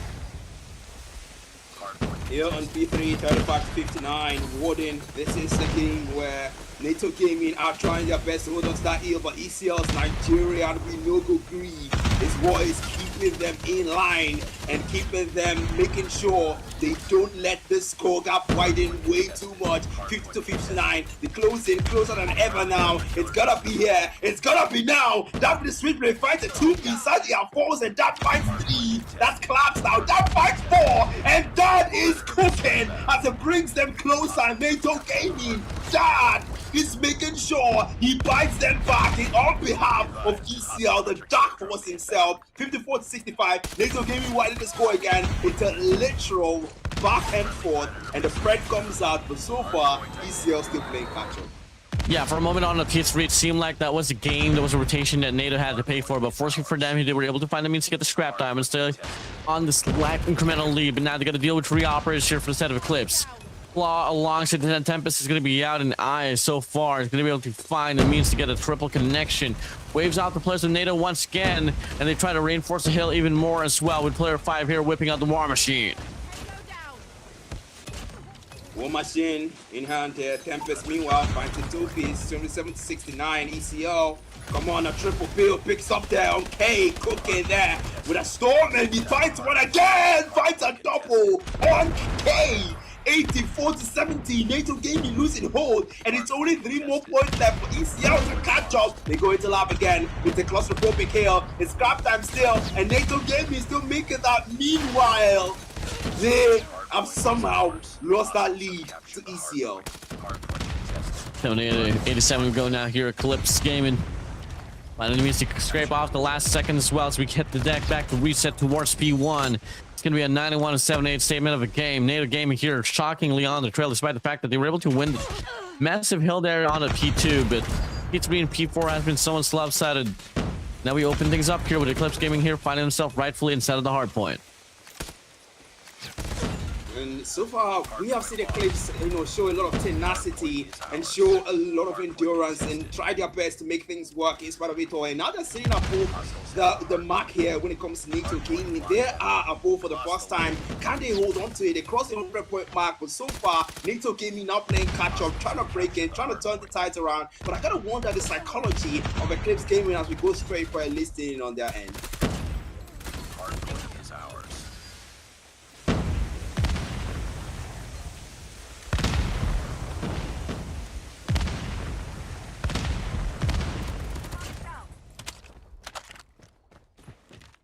He pursued me. Hey, good. Nice. But But no, man, let's dance. At this time. Let's dance. Yo, come. I got him. Back. From that right hand side. Right Come on, hand boys. side. Go. Nice. Lost. Hardpoint is ours. Dead. That's what that sounds. Cool. That's what that sounds. Stand. Got me. One more time. Stand there. Go, come down. Hey. Come down. No worries. Let's Come on, put one match. Wait. Watch window. I'm watching back. Yeah, I'm watching you now. Dead. Let's enjoy. Zahid. Stand. Yo, Mendo. One asleep. Coming back. This point. Just don't panic. Enter. Sena. Taking the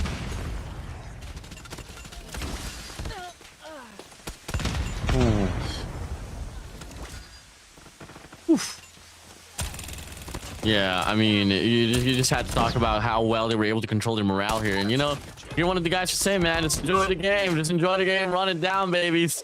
And that's what Eclipse has been doing here for the most part. I mean, take a look at the lead now here, Black Matter.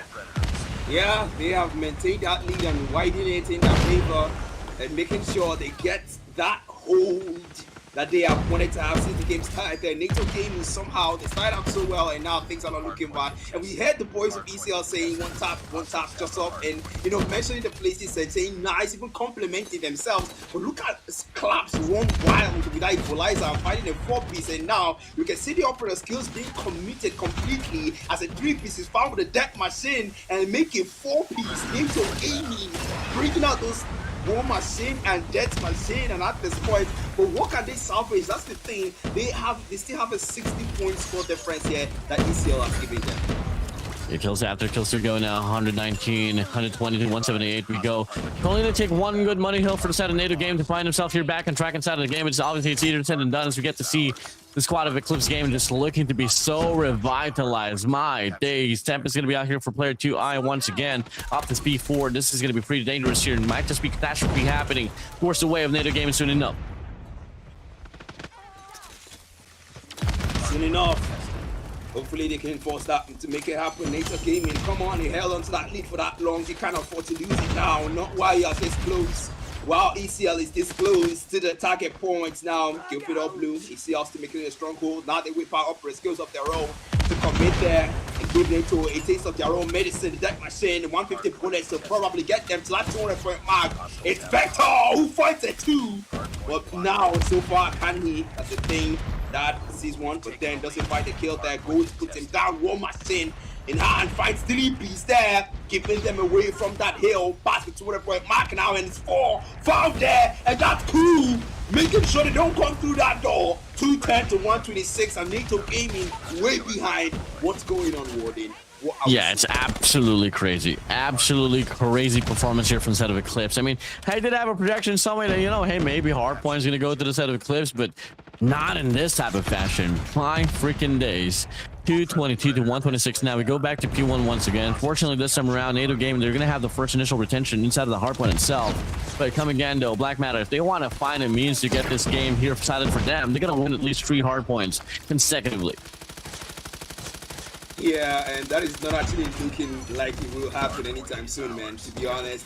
Because this is just all the hills taken by ECL, and ECL now we're back to that P1 there. They take it back again, they rotate fast, they have the better spawns in this situation there. The hunter killer drone sent out, and they are closer to the target point. After that, NATO Gaming fight for it, and they try to take it back, but still they're too far off, and the hill time is only 20 seconds left. 2-piece picked up with the switchblade by that has taken out. The nade comes through, and that's okay, and the nade on his own. 228 to 146. NATO Gaming are gonna need more than this if they want to get close to that 4-point mark.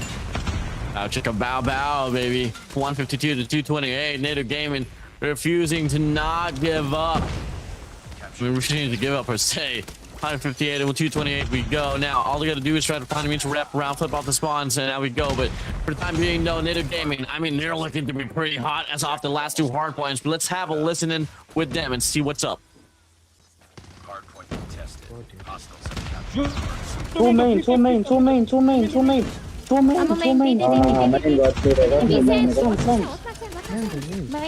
Main. Watch my sand. I'm flanking, man. Hardpoint lost. Yo, main, send. One, nice, push.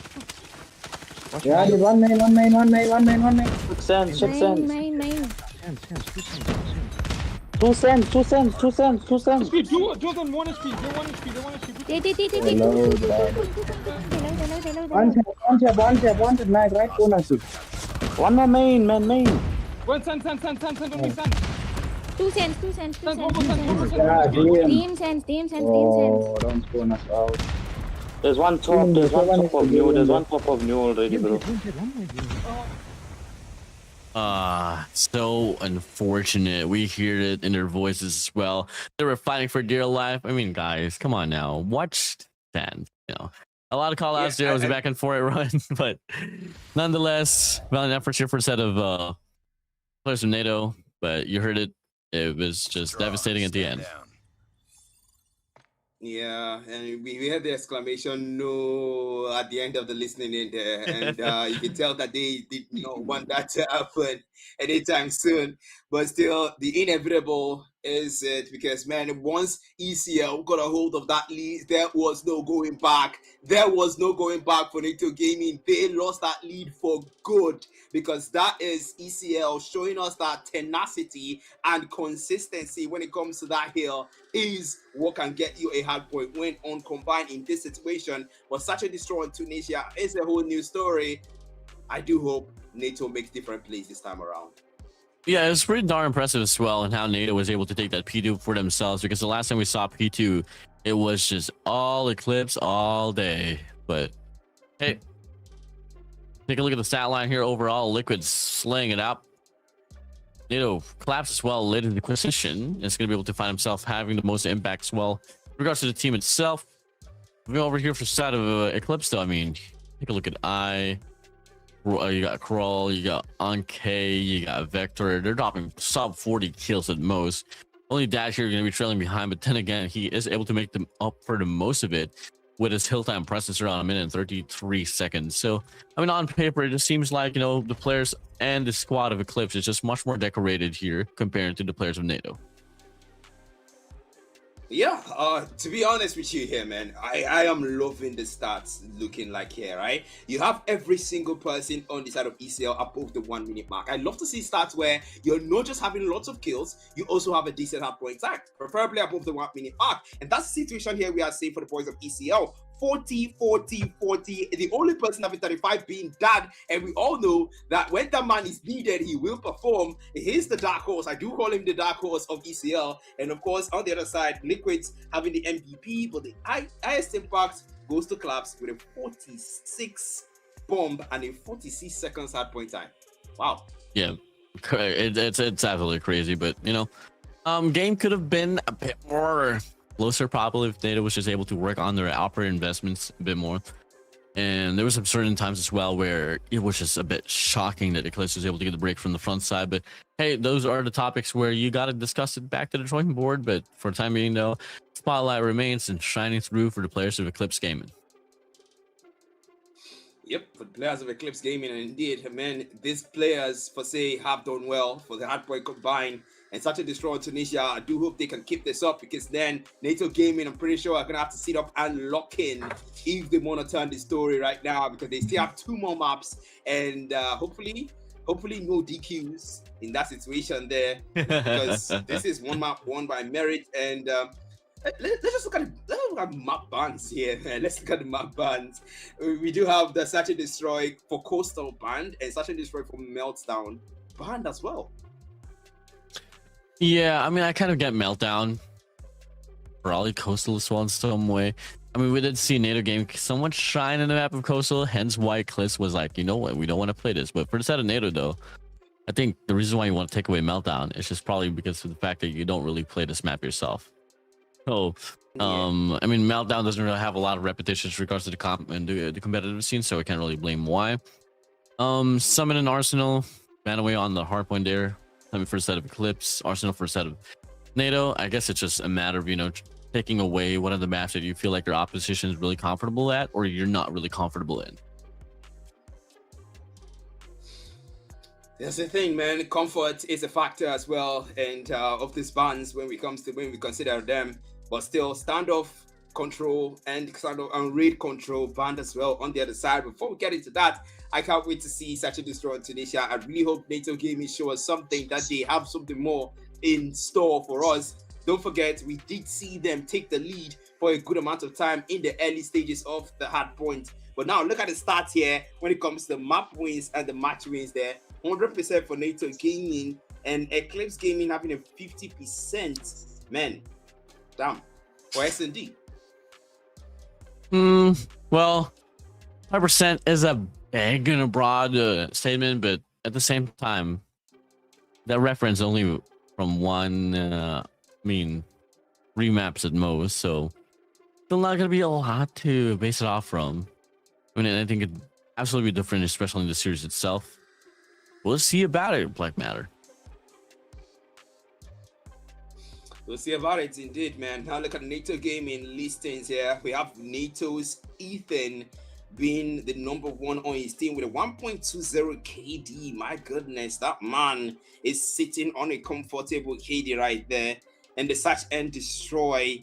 And of course, now we see 42 kills racked up by this man alone, 37 for the GOAT, and Hack being 34. Man, this starts out looking pretty decent. Pretty decent at most. I think Liquid Cincinnati still needs to have a bit more work overall, but hey, it is what it is. Still a pretty early run into the season itself, somewhat early, but hey, looking like we are loading into the game. It's here soon enough. Search and destroy. I feel like I got my eyes on NATO for this one here. Black Matter. Indeed, and 1.040, that's a lot of 0-point KDs. But Crow, I was expecting more for Crow actually, because I have seen that man snipe something unhealthy in the S&D, so I was kind of expecting a lot more KDs on that man, at least sitting on the top of the list. But speaking of, we do start out the S&D on Tunisia, and it's round 1. Let's go with it. Always got to talk about Liquids and Kroll here. Off the scopes itself. Looking to be a B push now here for the side of NATO Gaming, and that's going to be all alone here. We'll get overwhelmed by the side of Michael AK to go here off the SKS as well. Vector's going to play off the cutoff, able to get the first as well, but the trade's going to be there for the set of Claps. Number advantage now here for the side of NATO, and not only that as well, they're going to be able to get this bomb planted here with ease. With ease indeed. Now the numbers no longer in their favor. Now they try to go for one there. The bomb being planted here by NATO. No time. I love a team that plays TDM and a team that plays objective as well. And remember that it is SND where you have to plant the bomb, but still no numbers found so far. Sadia waiting in the corner there. And what the heck? Jesus, how did Sadia lose that? Now Clay, they will find one. Now traded out by Ethan. So far, now 1v3, and jeez, man, that was fast. Oh, absolutely. Pretty quick, gotta say.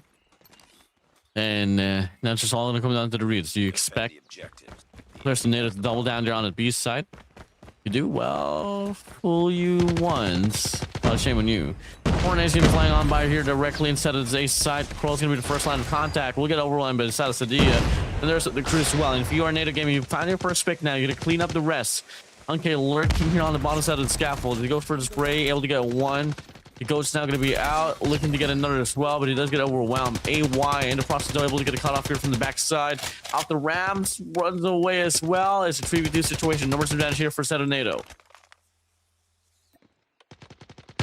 Numbers advantage for the side of NATO. 3-2, make that 3-1, and make that 3-0.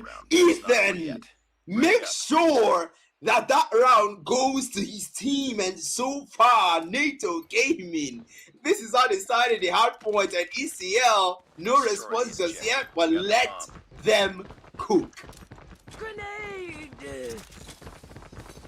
As we go, Easting Wise NATO Gaming just showing immaculate runs so far here from the last 2 rounds. Look at the rest and gamble that Eclipse is trying to put up though. They're going to send out 5 players here directly on his ace side. Finally, they do cut the call here. Looking like they want to reinvest a bit more here on this mid traction. Look, it's going to be watching on the mid map. Unfortunately, can't really find a connection. 30 seconds pass here. Black Matter, no blood has dropped. Not just yet. Not until now. They finds the wall back against Clap. Against Claps. Of course, they're trying to go for another potential one. The man knows that somebody might be there, so it's good to be aware. They're not 5v4 now. The NATO Gaming now has the handicap. They have to make it work in spite of it all and continue their streak. But ECL look like they want to take this one for themselves, and why shouldn't they? 2 rounds down. That is not a good look for a team. If you want to take the S&D and a single peak, should have been 8 for Crew, but the man was not able to find a kill there, and now the number still leads there 5v4. They still preserve the numbers for Eclipse. Let's see it, man. Dozy do, up we go. Well, it's gonna get planted once again here on Bravo. The complete set of players here for a set of Eclipse as well. Play your numbers right, get the numbers in the trades. You shouldn't be having too much problems here off the retake. Double man push from the front side. Because triple man for 4-man push actually, leaving the sniper as well here. Try to wrap around here, taking the long route now. Off with the scopes. Oh my days. Michael finds the first as well, gets the second. What is happening for the set of Eclipse? Now all of a sudden numbers advantage. Still lies upon though from side of Eclipse. Ball from the backside. Liquid's looking to get the trade. One player's able to slip by, missing the first and the second and the third shot. No, you gotta hit your shots, but the collateral, but the defusal is gonna be ensued. Unfortunate, so close, but yet so far. Finally, though, we get to see the players of Eclipse on the board. Oh my goodness. Oh my goodness. NATO Gaming, what did I just watch? How did that happen? And jeez, man, I gotta watch a replay on that, seriously. In 5v5, they go for round 4 here. Somehow, ECL, we've seen this before. We've seen this situation. Once they take things back into control, it's only downhill for NATO from there. I do hope NATO realizes this and make sure that does not happen. And a nade from that, the dark horse himself, finding claps. And now, Vector is waiting for the XM4, ready to say single shot, crew, a single pixel will do. And I'm pretty sure he doesn't want to repeat the same thing he did the last time. And he sees that. But I'm not able to. Liquid's not able to find that target. What the hell? That was nasty. Liquid finds Kuro and a sniper band settled. But then he sees the man there. He can't just say for how. Loses that one. Clay finds Goat. 3v3 was it. Goal spray here for set of Unk, able to get one. Sadi is going to be out. Making a double. Liquid's going to be going through as well. Can he find the triple? Oh my god. Okay. Massive place. Denying the players of NATO. Oh my goodness. How did he? How? How? I mean, there's this meme where it's like, how? Man, that was insane, man. Okay, that guy definitely is something at this point. And so far, the need from Sadia to pay that in his own coin. And he puts the man down. My goodness, what a way to pay the man down in his own medicine. And Jesus, Ethan falls. This is what I came to see. This is the S&D I came to see. They do have numbers now for the side of ECL. Only 2 players left for NATO Gaming. Make that 2v3 now. Numbers almost tied. It's 2v3. If anyone can clutch, it's going to be Liquids on that Thundra LW3. Pump drop not picked up. NATO Gaming. Can they play TDM though? That's the question here. Can they play TDM? The numbers are not in their favor. Objective will have to matter in this situation here, Warden. Absolutely, man. Now it's 2v3. And White's going to be holding this angle down here with a PKM. Goat's here slipping by. Only to come down to the reactiveness on the timing. And it goes for the spray. Gets him tagged to a 4th away. Still stays alive. Liquid's looking to get an angle here to support Michael himself. The big 2v2 here. Out of this Bravo side. Swings on by, slides through. And now it's going to be a 3v1. Liquids was in the situation before, but he wasn't able to pull away. There's going to be any opportunity that you want to shine into. Be now. As it checks up, sprays on by, finds Anke down. There's on the top side. Checks up, but AY with a PKM just overwhelms them. Eclipse, you take 2 rounds straight, we'll take the next 3 as well. They take the lead away from the players of NATO, Black Matter. Yeah, this is the down trend that I fear. My greatest fear now is happening right now. Eclipse Gaming take the lead, and we saw what happened when they did in the Hardpoint. They're trying to go for a snipe here. It's Liquid, it's holding that Tundra. They don't let him go. They put him down and said no. Eclipse against NATO, 5v4 now. Numbers advantage to Eclipse, and a gunfight will ensue. They see the man there, and they put him down. That's crew locked in online and locked in, and a 2-piece. Oh my goodness! Crew and Vector taken down. XM4 weapon guilty for that carnage. Rigged 2-on-3, and NATO Gaming having numbers advantage.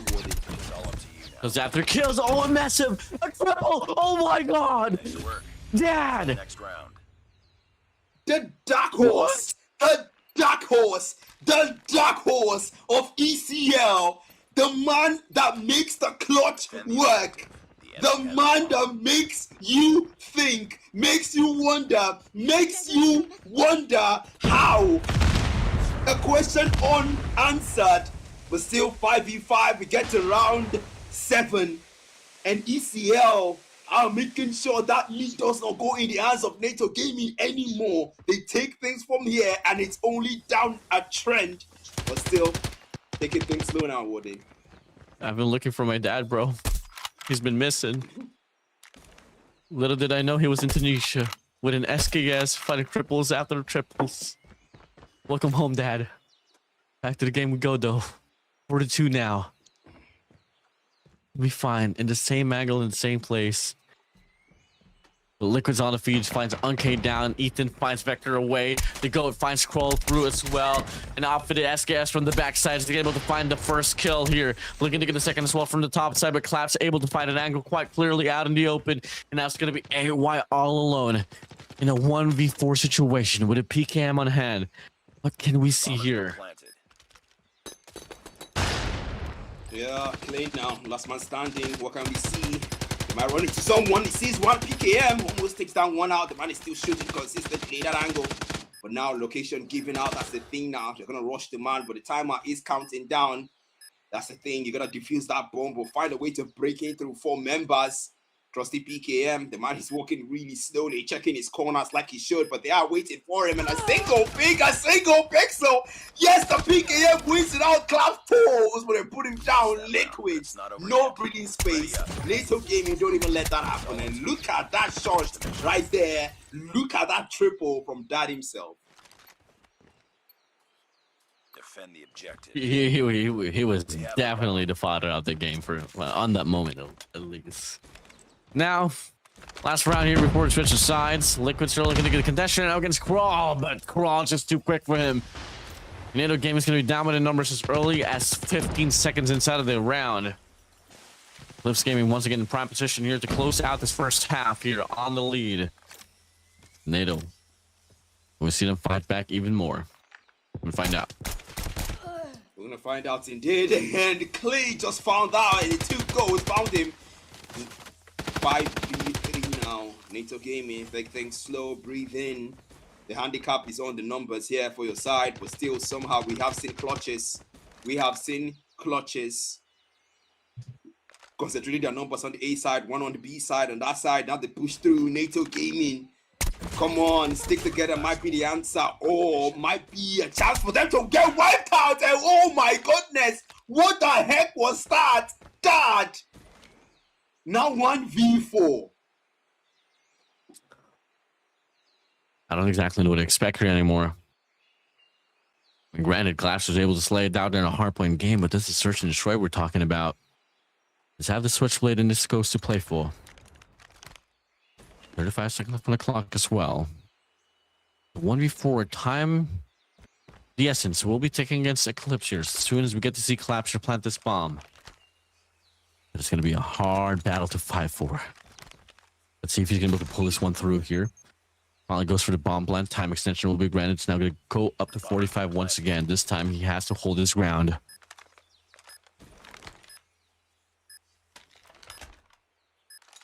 Yeah, so this round, they are taking things slow here. And this point in time to 4v1. Claps. Come on, man. You can clutch this. Switchblade in hand here. They're pushing the man there. Sees 1 down. Takes 1 down. Takes 2 down. Takes 3 down. Oh my god. Oh my god. That was close. That was almost a triple. The defuse comes through. 2 kills. Oh my goodness. Wooden. That was almost the clutch of his career, man. Oh, absolutely, man. We've seen a lot of these moments that was, I know, leading up to that very case narrative, but unfortunately, not going to happen here. Now we switch to sides of Eclipse Gaming now here. Going to be up by 2 rounds before, right after they move to the offense we go. They're going to go for an El Classic B 5-man push here. Only Clap's going to be all alone here, but that could be an understatement. Flash is going to be out, but no connection is going to be right around. Double-man push here on the red side. Triple-man push as well here on main.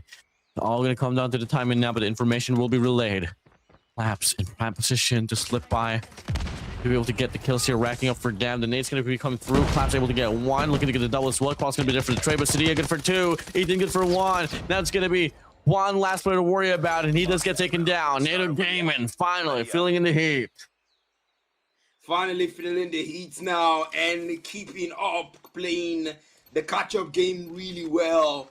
ECL, 1 round cushion left for you. At this point in time, you should be sitting up, even standing like Wooden is right now, because you gotta be locked in. This is not the ideal game. This is NATO playing to win like they should. But this one, It seems to be personal based on that hardpoint win, almost getting taken down there. That was quite close, but still preserving their numbers here for ECL. Oh, absolutely, man. And as we go, 3 lanes gonna be preoccupied here by the players of Eclipse. It all boils down to the snipers once again, and Liquid puts that down. Sun is up. Down. Claps. Looking to get an angle as well here, but it's gonna be double man push here on this B side. One on main, checks up. The stun doesn't really connect fully, but hey, still it was able to get the fight, and the trade's not gonna be there. Numbers advantage here once again for the players of NATO. NATO 3v. Whoa, on K. Doesn't even let Sadia. He puts her down, and now 3v4. The bomb is already planted here. Thinks that he's gonna make it move here. Make a move there. Klaus move for Cliff for Liquid snipes him down. Wolfang comes through 2v3. And ECL don't have numbers again. Play with a handicap. The trophy system's already down. And 3v2 now. NATO Gaming, you can't tie the score. You have the numbers and play right. Fingers crossed. Nosy dough. I was gonna get planted now. Murder advantage still lies upon the players of NATO. Double backing out towards the spawn side. They can always send us well. One guy towards the mid map to probably push out there on the winery. But look like they want to play more cohesively here as a unit. The bomb is planted though on towards an A main. The smoke's gonna get dropped as well here. Should be able to mitigate any angles here from the top side. Looking like they should be well aware of how this one's gonna play out. And Uncave finds Liquids down. It's gonna be diverting their attention through, but no, never mind. Vector dies too quickly. You know, the bomb's not gonna be planted for him as well. Ethan finds him shoe. And just like that now, the NATO Gaming, they are gonna be able to force this equalizer. The defense comes through, the fuse comes through, and NATO Gaming have tied up the rounds. And geez, this is not what happened at the Hardpoint. ECL, what is going on? You had the lead, you lost it. NATO had the lead, they lost it. And now we are back to an equalizer, a tiebreaker situation where somebody has to break out of this. And then one tap doesn't work. Crew, your chance now. Oh. Single one, and the man doesn't miss. Finally, Liquid falls as his sniper bans now settled in favor of Crow this time, and Ethan will fall. Added to the tally, go find Vector, find another. That's a 3v, make that a 2v3. And as I mentioned, they keep falling like flies. Sadia adds clay to the tally. 3v1 now. Sadia, the last meeting for NATO Gaming. Can she break the tie? As the narrative deemed to be so bright now for the side of NATO, in prime position to take the lead away. The Nigerians Eclipse came in once again to hail supreme. They're only a life away to take down. Retain this lead away as player 5 Crawl from the backside checks up. And that will be a quick scope to put him down. 6-5, Eclipse came in. They retain the lead away from the players of NATO. They retain the lead away. ECL still holding strongly onto that. We no go green mindset in play here. And of course, Crew taking the last shot that got them that round. And 5v5, we go straight to round 12. Come on, a single snipe. Might find it, but no way. The nades are being thrown though. And maybe, just maybe, we're not able to find anyone though. The man who have to position himself instead goes for wall bang, but not able to find any value through 5v5. The bomb is picked up, but not yet planted. They are taking things a bit slow, Warden. Michael off the crosshair watching. Down with an SKS. On the feed we go, 2 for 2 kills. Up and within, now it's 3v3. AY from the winery side, roll from the back. Able to get the shutdown. The last player alive here. From the side itself, it's going to be player 4, but the trade should be right around. And now it's going to be a 1v1 situation. Kroll against Claps. With 1 minute and 5 seconds to play for. 1 minute and 5 seconds. That might be all they need. The bomb is dropped. Not yet picked up. It's Crew 1v Claps. And the man is just waiting. Switchblade in hand versus Tundra on the other side of an LW3. Oh my goodness, Claps sees the man and doesn't even let him breathe. NATO, they take back that lead again, and maybe this time around they can break out of the tie first. Defend the objectives. Game is hot and as crazy as ever. 6-6 now. Only last two here for match point for each end. A mid blitzkrieg play will be offered here by the players of Eclipse now. And Liquids will try to hold his ground, but unfortunately it does seem to get overwhelming. Donkey finds a double. Crawl finds one for himself. And all of a sudden, in a blink of an eye and a snap of a finger, it's a 5v2 situation. I'm GOAT. NATO the GOAT finds a double. Smoke out. Now it's a 3v2, but the bomb's gonna get planted now on Alpha. Numbers advantage still lies upon the players of Eclipse, but it is gonna be NATO. Go, Michael finds a triple. Needs to find an ace clutch here for them to deny, for him to deny the players of Eclipse. Players of Eclipse, it did. Warband comes through good force, and that is GG's ECL. These guys are absolutely hesitant in letting ECL take that lead back. They would rather go 1v1 than let them take that lead again. But still, the date's being thrown. We get straight into round 14. And this time around, ECL, both players are channeling towards that bomb side. And one player towards the A side through the smoke, and a back shot comes through, and Cloud finds a double with a switchblade. Liquid snipes Vector away. It's a 2v5, and NATO pick up the boys of ECL. It's only Clay left. He finds Claps. That's a 1v4. Can the man find the clutch of a career? We'll see it happen. NATO has to play foolish here. He does want to come through, but no, the straight transfer doesn't come through. It's not over yet. 7-for-7 now here. One apiece for a match point. Oh my days, Black Matter. Can you feel it? Can you smell it? I smell it in overtime, bro. Yeah, Destroy the this is definitely cooking up towards that. I can feel it. I can feel the heat. NATO Gaming don't want to, and production just confirmed there is no overtime for this game, so you can only do this for 2 more rounds. And cool. Almost. That was whoa. Chill. Take a breather. Take it slowly. It's starting to get heated. It's starting to get tense. I know. But you can do it. Come on, ECL. Come on, NATO. As that will find Liquids, and that's another. Can't find a double. Again with a switchblade. This man, down pause, claim pause. It's only 3 players left, Warden. For ECL, as I go and say it, they find 2 Vector, and that might be another falling because it's only 2v3, Warden. Running it down now. It's Squirrel going to be all alone in a 1v3 situation. Next up from the back and hit the shot to connect. Information is going to be relayed. All of their crossbows going to be locked onto this, but Ethan prematurely challenges, but Sadia, the queen, shuts him down. Match point for the players of NATO Gaming. Final game for NATO Gaming and ECL. Can they still hold out and buy more time for themselves? Can they still make this work?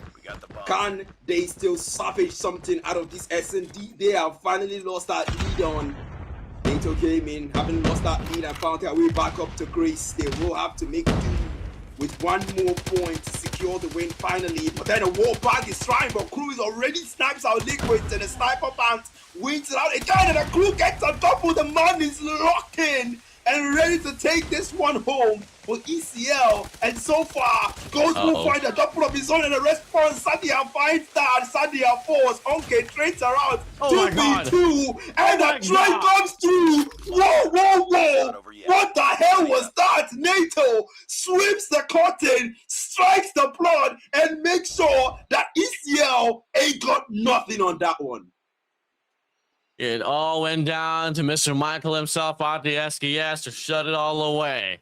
With that being said, with NATO Gaming responding back with Game 2 Search and Destroy, we're going to settle things down, and who will win the series on Crossroads Strikes Control. Let's give it up for Eclipse Gaming and NATO Gaming for giving us one hell of a show here for the series.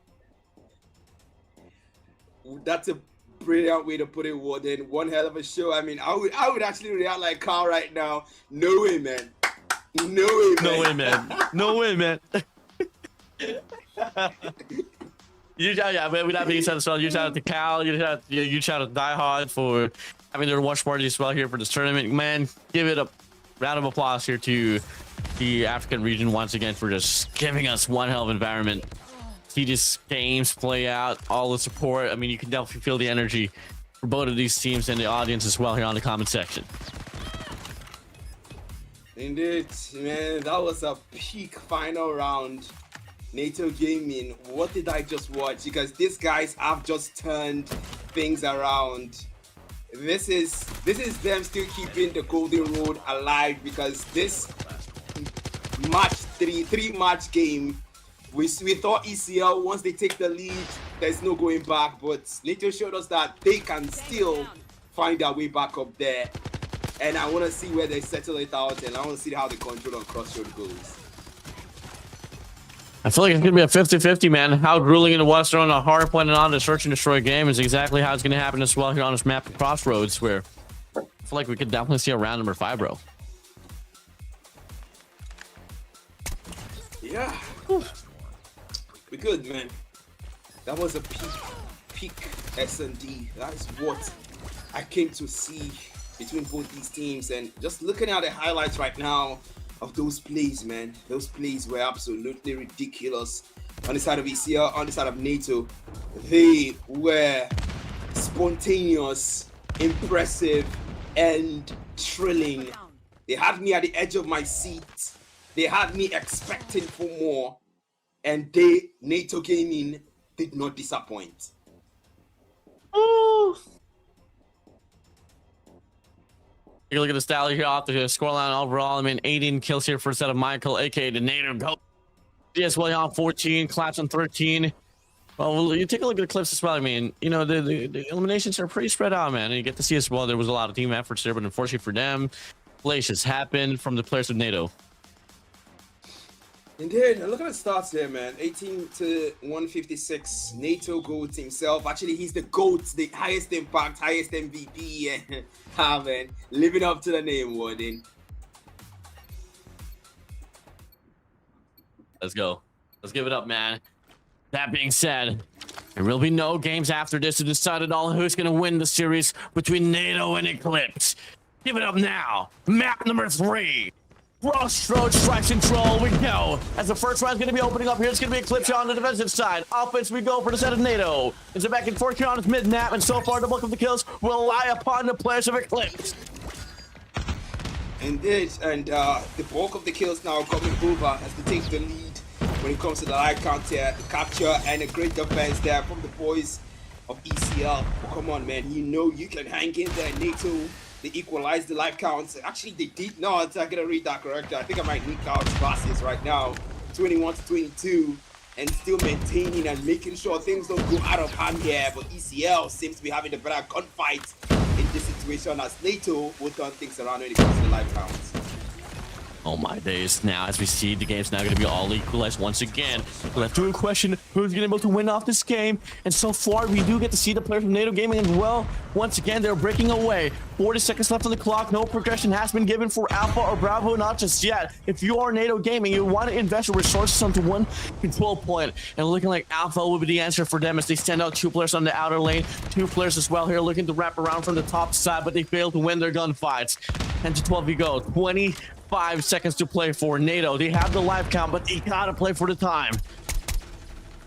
Be advised, hostile hunter. They gotta play for the time. He did. Now it's only 8 to 10. Life counts are pretty close, and no single captures from NATO, and only 1 take locked in on the B block, man. At this point, it's no more respawn zone for Eclipse Gaming. You know that once you get to that point, there is no going back. Only 4 players left, and NATO Gaming seems to have this one round in the bag, because 8 to 1 and 2 take locked in, almost a 3 take on the B flag. The kill feed more yellow than blue. ECL know how they started. Now it's a 1 to 8. The 1 objective lost, and only 1 man left being clay. Might as well be GG's as NATO takes round 1 for control. Absolutely crazy recovery from the side of NATO as well, and with them being able to win out the round with a lot of those important frags, so we're gonna be able to translate this round number 2 into a probable chain as well. So we got 2 offers well ready for investments as well. Now we get to see a triple man push here from the outer lane from the side of Eclipse. They win the first 2 gunfights. Can we see the respawn here from the side of NATO? And the answer is no.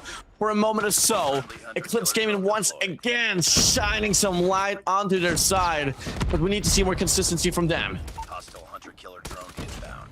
Consistency is the word there, and that Eclipse Gaming now taking a 2-piece to convince you that that is what you're looking out for. from them. And still 24-24. That's a two-piece. Make that three from Liquids with the claw. Operator skills fully invested. For NATO, on the killer drone sent out there, and now the equalizer will be pulled out. But I don't, man, you know, at this point, man, I gotta come out and say it. NATO gaming seems to be having better, you know, contests and better gunfights, gunplays here. The Annie play, the deck machine play. This operator skills have invested, but at this point, can they salvage something out of this ECL? Can they still make this work? Oh my days, crazy feat once again. We've seen this on the first round where everything was so equal. Now we get to see once again here, it's all going to come down to this very moment who can get the final adjustment to take the spotlight and take the lead away from one another. As the players of Eclipse, they try to go for a capture on the Bravo point, but the rest of the crew from the side of NATO will try to reverberate around the hill to try to get the retake, but they can't find the angle with it. Unfortunate for them though, they are going to be on the lead for the life count itself. So time extension will be granted. It's a 50-55, but it does get stopped for a moment or so.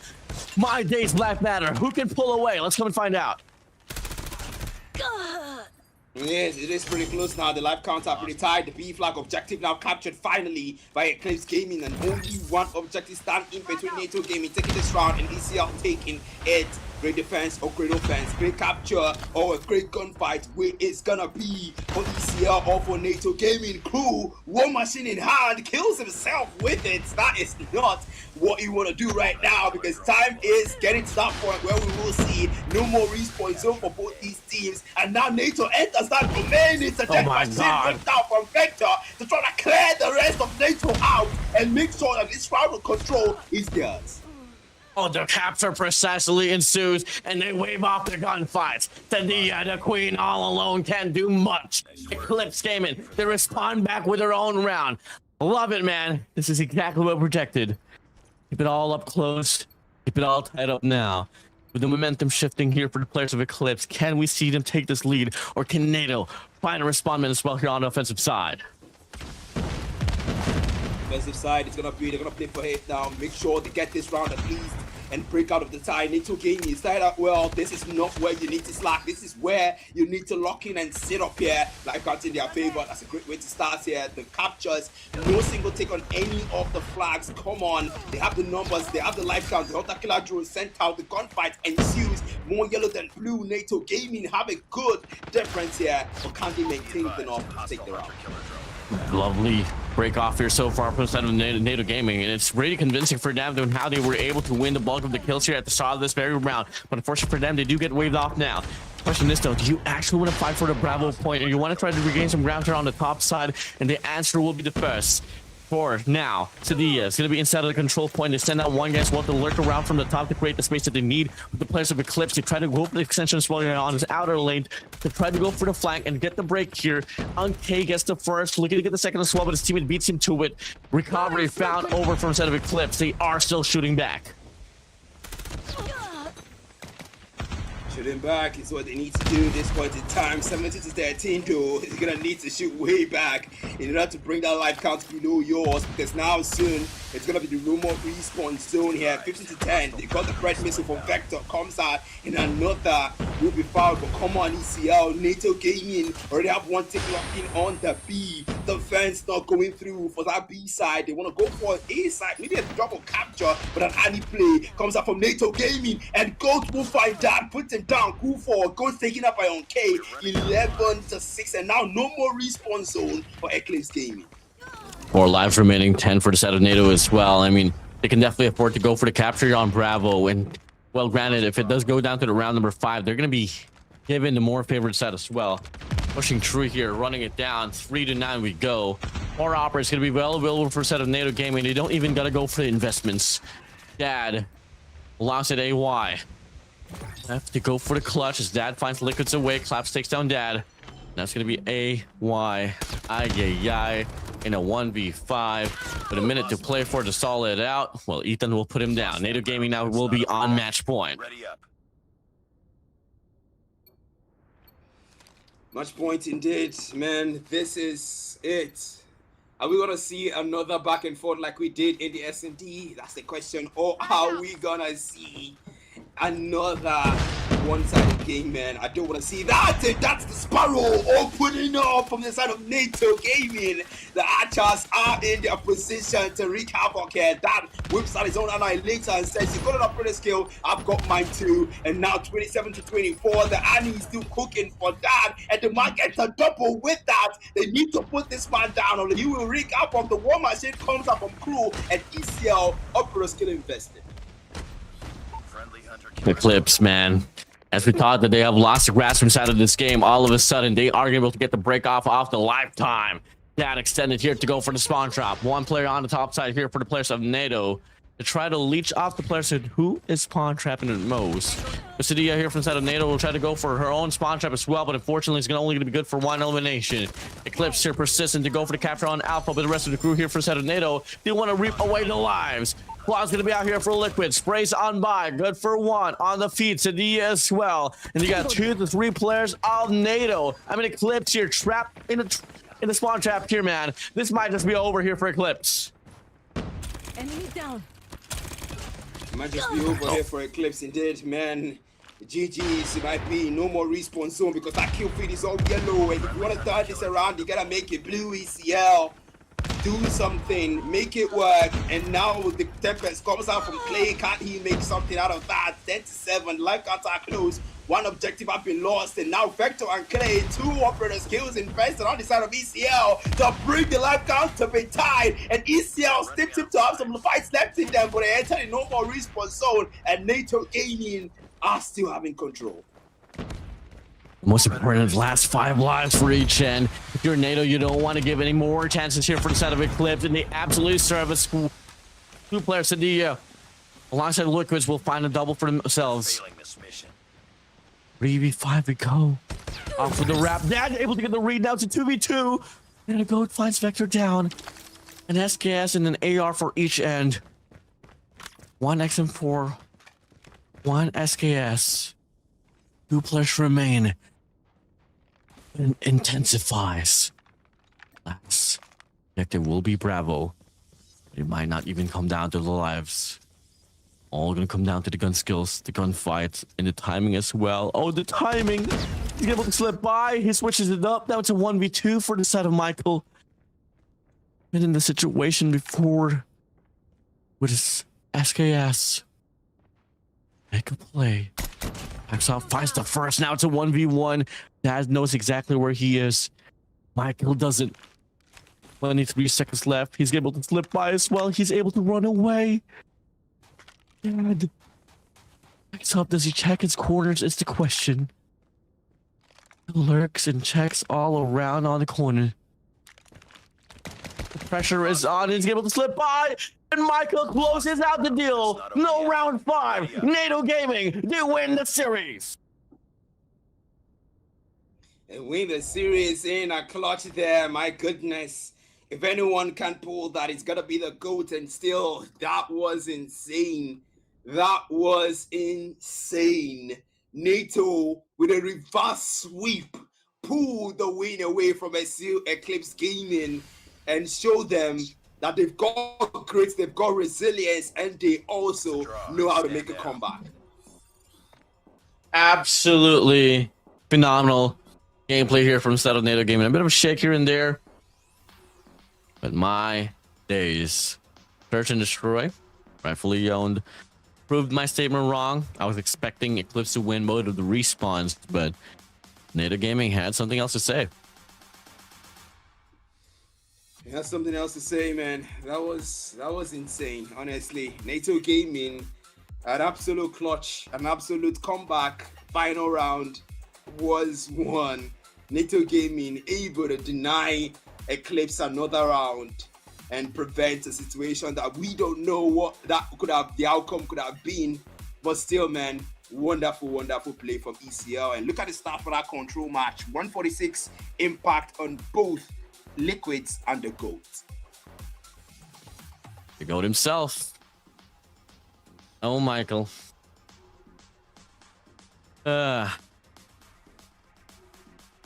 All checked every corner except for that one where Michael was at. So unfortunate, but hey, it is what it is. Could have been at round number 5, but it doesn't happen.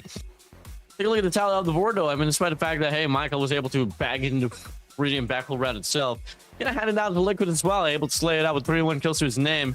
Leon 20, Claps on 20 as well. Ethan, probably got to work on your control game mode, but the rest, it was pretty A-okay. It's pretty okay. Well, honestly, 181 in power, 161 in power rather for Clay. Dad having 28 kills and MVP on his side. The Dark Horse himself, unfortunately, couldn't make that final clutch for ECL that they needed in that control round. But maybe next time, Dad. Maybe next time. Still, GG's wonderful gameplay from NATO, wonderful gameplay from ECL. Both teams tried. We saw ECL taking the hard points and NATO taking the rest, the remaining 2 maps. And if this was a best of 2 scenario, we probably would have gone for a game 3 and would have been a proper reverse sweep. But either way, wonderful performance. And Warden, what do you think about the whole bit match 3 match series so far? I mean, everything was just up close, man. All down from the hardpoint game to the search and destroy towards control. I feel like it was a very competitive game nonetheless, but it was just NATO Gaming finding the final adjustments where it mattered the most on the game 2 and on the game 3 as well. Yeah. So yeah, I mean, yeah.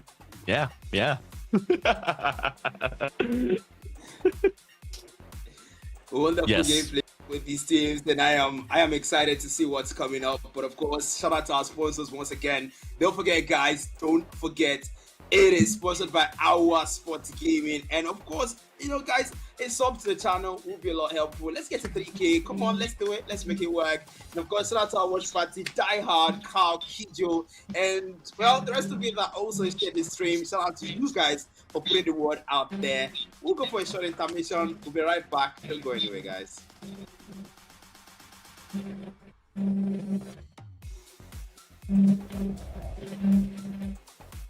First time we launched a satellite network, it was a big deal.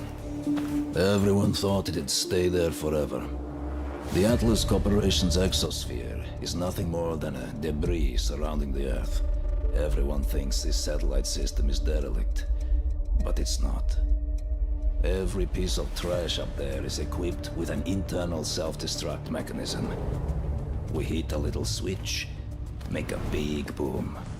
This is Makarov's Project Simargl protocol. Makarov was the maker, but I am the executor.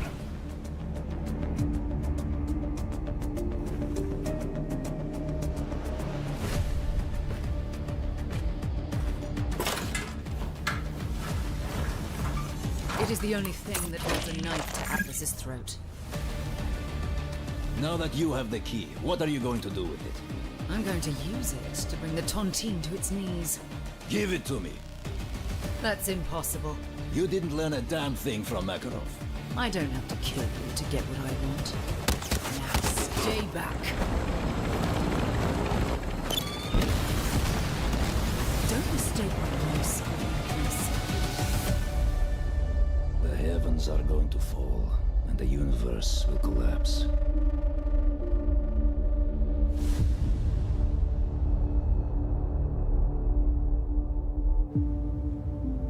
What do you think you can do to stop it?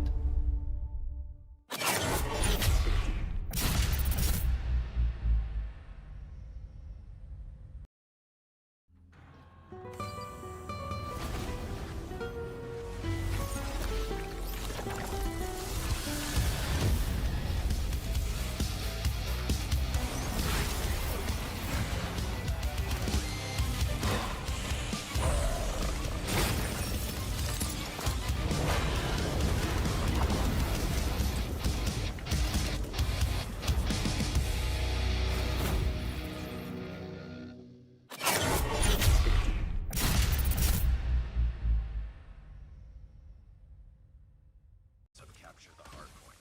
Hardpoint locked down. Hardpoint is ours.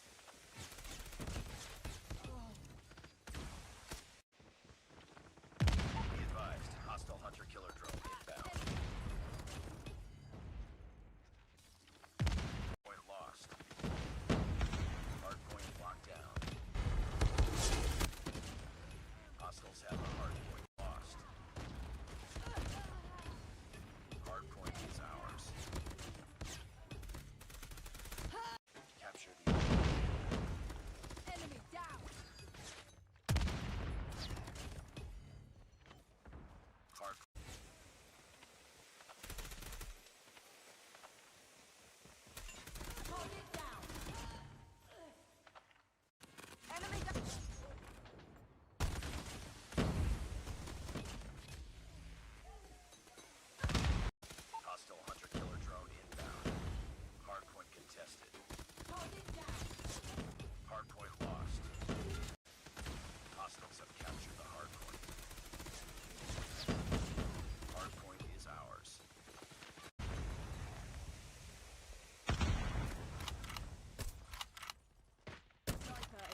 eliminated.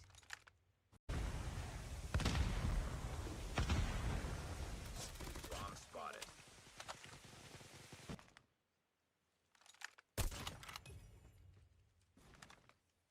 Target down.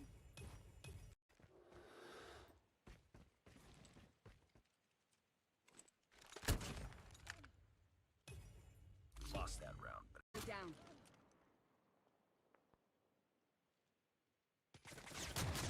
It's all up to you now. Finish the mission. They have the bomb. Enemy down. Has the bomb. For the last one. Complete the mission. Tango down. Last one. Complete the mission. Nice.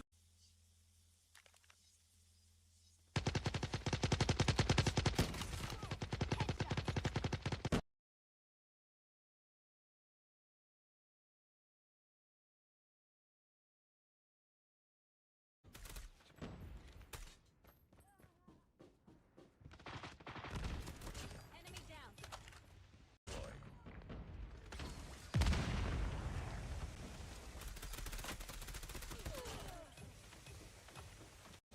Hunter killer drone Enemy deployed. down.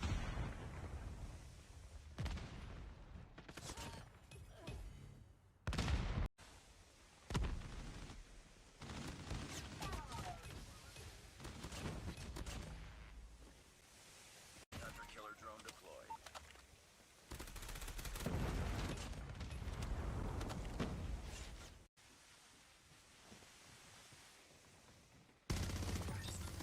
Enemy down. Hello and welcome back to the African Pro Series. Once again, joining the Desmond is Warden alongside with me, Black Matter, and we're still the casters here for today, and we'll be closing it out here for today as well soon enough. We're going to be heading straight to a very important matchup here. It's going to be a battle between Paradox and Sheriff 7. Black Matter, I mean, we kind of probably feel the grass already in how this one's going to play out, but I got to be supportive here for my boys of Sheriff 7, you know. I'm just going to put it out there. Yes, I think people know already that I've been working with Sheriff 7 for the last few months and stuff, but I do owe them a lot of time. I haven't been active too much because I've been resting, but hey, we don't, just to say anything, Warden doesn't have any preparation in regards to Paradox with the team. So whatever glory will shine against Sheriff 7 for this one, it's all because of, you know, all the love from Shy alongside Pandora and the rest of the players grinding, you know, because, I mean, all I gotta say is, man, bring fiber to Sheriff 7 and they can definitely perform, man. It's always about the internet connection. Aside from that, these players are really promising. Well, yeah, we have seen S7 perform really well sometimes, and we also have seen S7. Well, they have their on and off days. Okay, they aren't exactly the best of teams out there. When you face them against Paradox, for example. Okay, okay. Actually, can be actually Cyclone. Cyclone ASG. Yeah. Wait, I think I got it mixed up. Never mind. Okay, never mind. Yeah, it's okay. Yeah. It's okay. It's okay. Okay, so ASG different story now. Well, Yeah. ASG coming from a team where bloopers. Okay, go on, Black Man. I'm sorry. Yeah, it's okay. So coming from a team, ASG, well, they haven't exactly had a good performance so far in the APS season 2. We've not seen them take any maps down, but looking at our roster right now, we do have some new intakes on their roster because there was actually some player changes recently on ASG side. But looking at the roster, we have Bello, Babushka, Release, Trauma, Sunflower, Dean, and Diddley, man. What a lineup with Dean. Yeah. Nova, bro. What is this? What is this roster change? But hey, you know, I got my eyes on Release, bro. Release is probably one of the best players out there. Very underrated. But first side of Cyclone, man. I mean, this is basically Paradox 1.0 last year. You know, you got Germ, you got Simsy, you got Daniello, you got Logan. And obviously, you know, you're gonna talk about Ninja Nundi, you know, and also Juju Kuni. So hey, we'll see about it here soon enough, but for the time being, no, we are transitioning to the game itself. Up and we go. Let's get up now here in this map of Summit. as it opens up now. Opens up, it goes gunfight and a 2-piece early. That's Logan there, 3-piece picked off, and man, the boys of Cyclone, he can tell that these guys want to cook. And so do ASG. I do hope so, because man, recent roster changes, Dean joining, Digney joining, Moody joining. I do hope things start to change in this team, and Cyclone taking that lead for now. That change might take a while. Smoke out. As we go here so far, I mean, Cyclone probably the most dominant team in regards to Hardpoint next to Paradox as well. So, ASG, they got a lot of things to prove, but hey, maybe this roster change might be something that, you know, they could definitely hold on to. But for the time being, though, you are seeing the Hardpoint painted in yellow, painted in Cyclone we go. 32 to 33, 33 to 5. Man, the scoreboard is already starting to widen here for the boys of ASG. Come on, keep up with this. Keep up with Cyclone if you can, because that P2 on that edge platform is where the chaos will be moved to as they go to the server room and now to the direct road. They're trying to make sure they get those kills in, and Cyclone aren't leaving any crumbs for ASG at this point as they mow down what's remaining of them in that server room and head to that edge platform to continue the carnage. Running it down here, 49-6 we go. ASG so far not really having any sense of contention whatsoever. Triple man sack here from the backside, double man push here from the front. And so far it has been a 50-50 battle, but for the most part of it, it's going to be the players of Cyclone here just be able to run it down. ASG a bit of life here for a minute or so, but till then it's just so hard to get definition, especially when we don't get front side and top side control. You get to see Mr. Judo Kumi running it down here, a double spree to his name, making a triple overall, and the gunfights immaculate so far for the players of Cyclone. Immaculate is the word to use there. That situation, that context, exactly 67, 68, make that 69, and Cyclone are making me do numeric math. At this point, the edge platform, they rotate over to that P3, and man, ASG need to do a good job in playing catch up, because this is starting to widen even more. Cyclone gets closer to that 100-point mark. ASG, what is the plan? That kill feed is all yellow, not blue, as we see Diddley fall, drop our forwards, and Cyclone closer than ever as they whip out that death machine. Simsy, no mercy this time around. And what's the plan, bro? Run it down and walk in the park. That's exactly how Cyclone paints their narratives down. Operators out, gunfight galore, and whichever direction you look, from the east to the west to the north to the south, it is the players of Cyclone owning the ground in this map of Summit. in this map of Summit now, past the 100-point mark, and man, equalizer. We saw the chaos of the death machine. Now we're seeing the chaos of the equalizer. Cyclone esports. So we know mercy, absolutely mowing down what's left of them, as that's only ASC playing. Not even the catch-up they can play. Now they bring out the Tempest. Logan, what is this? What is this, Cyclone? No breathing space at all for ASC above the 100-point mark, but these guys are saying we can double even that. Chains after chains, kills after hills, kills after kills, and as we go, and as terrorizing as this game would see, I wonder how the players of ASG is holding themselves up. Let's take a listen into their communications out here for the set of ASG. They're gonna spawn deep. I'm watching snow. Respond mid. One snow. No. One snow on hill. One container. Hill dead. Last one hill. Two on hill. One on hill. He's going deep. One deep. He's one shot. One snow. 2 points. Nice. Nice. I'm pushing deep. See them. I'll go on. Nice. One top, watch your top. No, one top. One on hill, one on hill. One more top. One top. He's playing top window, he jumped down. He's playing CG. Okay, one computers.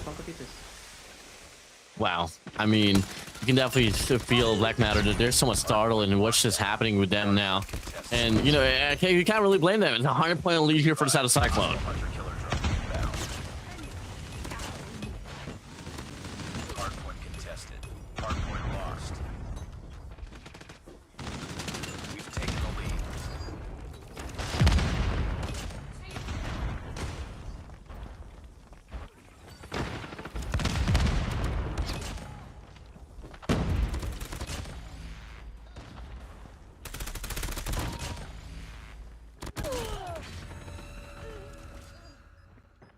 killer drone deployed.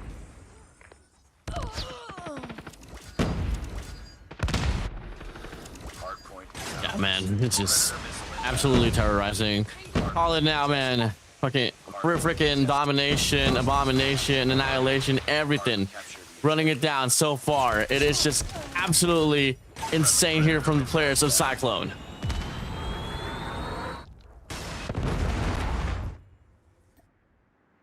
Hardpoint lost. Hostile hunter killer drone down. Friendly hunter killer drone deployed.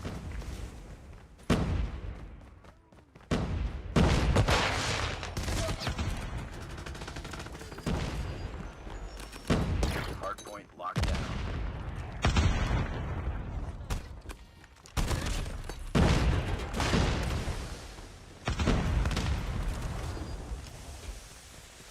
Seconds left remaining here on this P2-5-4. Dilly from the top side here. Equalizer running it down. April to get the first and the second as well. One player's gonna be able to slip by there from the backside, but doesn't matter is the question, and the answer is no. Until then, though, the players of Cyclone now gonna be able to put themselves in the 20-point mark for the first time in this map itself. Though we do get to see the players of ASG here able to get the early rotation now here on the speed 3. One player that will be Daniello able to beam down one player on the deep side that will be forcing two players to spawn out in here for the players of ASG. And look at the precise accuracy, marksmanship from the players of Cyclone, despite the fact that we have 3 players, 4 players early on rotation from the players of ASG. Cyclone, they still find themselves inside of the hard point.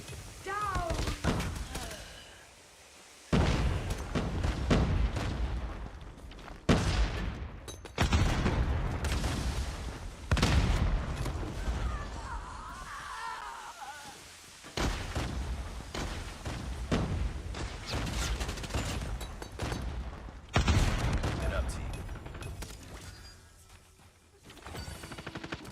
Predator missile inbound. Hardpoint is ours.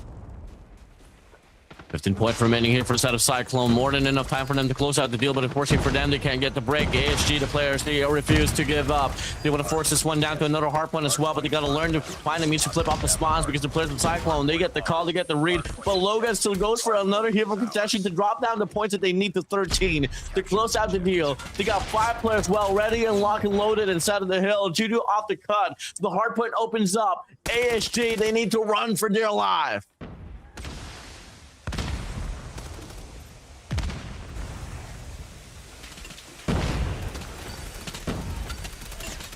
Hardpoint locked down. Hostiles have captured the hardpoint. Hardpoint is ours. Hardpoint contested.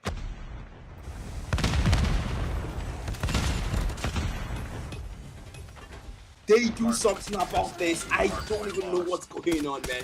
This is an absolute chaos. This is Cyclone. This is Cyclone doing the best they can against a team that can't even keep up. Oof, wow.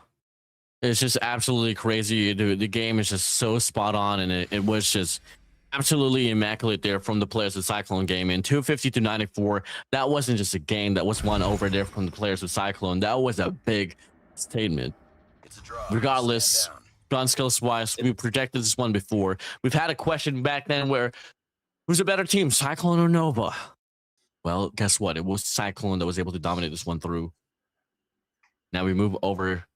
What's next? It was like It's hard to find a team that could come into contention with this team of Cyclone, bro. yeah, it's difficult, man. Because to be honest, the only team that actually give them a tough time in the APS right now was Trinity and PDX, and now Trinity is no longer in the African Pro Series. So I don't know, man. The way these things are going, look at the stats though.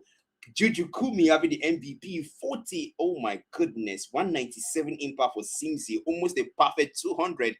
This Juju Kumi, man, 45 bomb drop, man. You know, that's just what you like about the African series or the scene overall, is how volatile it is. And all of a sudden, in the blink of an eye, a player will just decide to pop out of the open, just take the spotlight. I mean, Juju Kumi, ever since that we were able to see the squad formed up here for the side of Cyclone, this guy has been just all around the place in regards to being one of the more convincing players out there in this run. But hey, Enough though. Diddley, alongside release, was able to slay it out as well for the rest of the squad, but it was just so overwhelming, you know, for the side of D and alongside Trauma and Sunflower for the side of ASG. Indeed, and another map lost by ESG. Cyclone looks like they want to round this up real quick. 250.94, barely under the 200-point mark and closely under the 100-point mark. ASG end up things on Hardpoint Summit with a 94 points. And Cyclone Esports at this point, S&D on Meltdown with that overwhelming gameplay in the Hardpoint. If they bring that into an S&D, man, I want to put you on the spot right now. What do you think the scoreline is going to look like for the S&D? 9-2. 9-2. Wow. Yep. In favor of who? In favor of ASG or in favor of Cyclone? Who do you think, Black Matter? Who do you think, Black Matter? Who do you think is going to get 9 rounds in the search and destroy? You answer that question, bro. Oh my god, Cyclone. Oh my goodness. By the way, guys, I'm pretty that was actually very funny. I shouldn't even have asked that question. Honestly, I am thinking the same thing. Okay, I'm gonna go with you on that one. Cyclone seems to be a whole lot better in everything. The hard point, the point time, the gunfight, the skill difference, everything. It's just an overwhelming difference between both these teams. And I was actually wondering why the new roster did not play in this game. I don't actually know what the business is behind that, but I wanted to see something different. You know, Search and Destroy and Meltdown. Hopefully ASG somehow adapt, and I can see Carl gifting the channel right now and saying Charlie it be things. Wow, nice one, Carl. I just love that moment right there, man. I can't forget about it. But yeah, I totally agree with you on that note. But let's just see once the game pan out itself, like matter. My days. It's definitely gonna be a bloody one for sure. I mean, dude, all eyes on Simpsy, all eyes on Judy, all eyes on the rest of the players here from the squad of Cyclone. I mean, this squad was made and developed to dominate, to be into contention to a squad like Paradox. So yeah, we have yet to see them bleed. I mean, the only time we did see them bleed was on the Hardpoint game. They're up against Nova itself, but aside from that, nothing much, to be honest. Yeah, nothing much indeed. Because at this point, I don't even know. I can't even imagine a reality where ASG actually does the reverse that Cyclone just did to them, because the performance difference was so overwhelming. It was at a point where, okay, look, we know that ASG has the best history so far in terms of performance, but I mean, not this bad. Defend the objective. It's not that teams are bad against Cyclone. It's just that Cyclone is way too good. That's how I would like to say it. But I think that the game has started, and of course we see the numbers being dropped on the side of ESG first. 2 players, 4 Lindy, and yeah, they trade out 1 for Cyclone. Oh, numbers advantage here for the side of ASG though. Make a Logan out here all alone in a 1v3. In a 1v3, that's the situation right now. They are trying to make things work in spite of what things look like right now for that hard point. And jeez, man, they find a 1, Sunflower falls, and can't they clutch it? That's the question, Logan. But no way. If ASG take first round.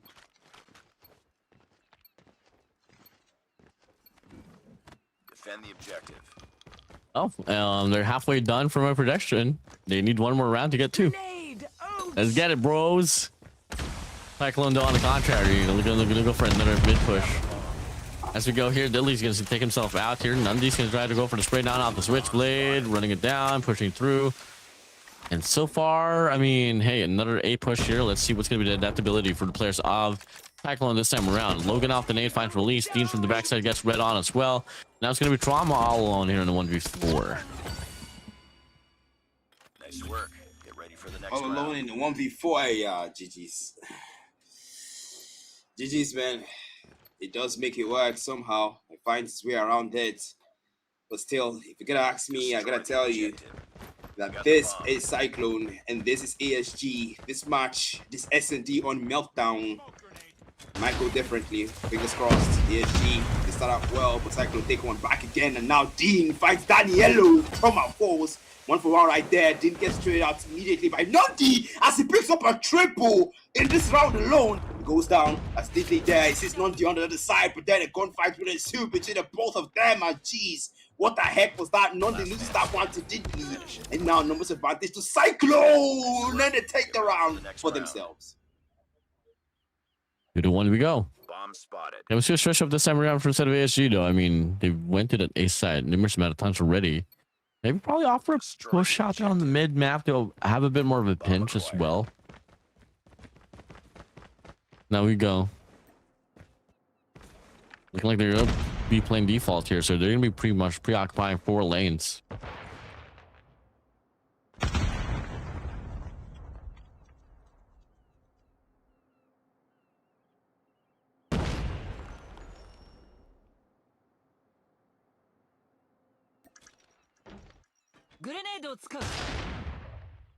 Yeah, running it down here so far. Dilly from the bottom side off the R9. That's anything there, but the reaction time not too quick with it. You can be well, they're just holding things down to Sean a corner. I don't really find anyone as well. I mean, this has been one of the more slower rounds that we've had here coming from the last 4. And Logan finds release away. Lost the bomb. Timothy finds Diddley down. Dean looks to check out, but the timing is so surreal. And from the bag, Juju Kumi finds Dean through. I'm gonna be Sunflower. Launch the trauma here to go for the clutch. Able to get one Sunflower. What can he find? Absolutely nothing. Now 3-1 we go. Cyclone on the lead drastically. The lead is starting to widen and widen. It is, and at this point, man, ASG, if you've got any contingency plans, bring them out now. If you've got anything against Cyclone, you gotta pull it off now because you can still reverse sweep this situation. But then it's gonna start now. It's gonna start here on start to destroy, Meltdown. But then they go for a gunshot.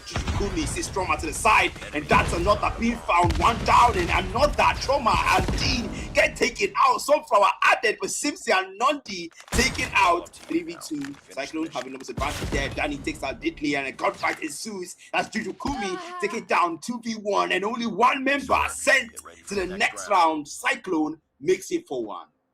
Yeah, just massive clearance here from the side of Cyclone overall, man. I mean, at least the first round, but the next 4, next 5, my, they absolutely take this one through.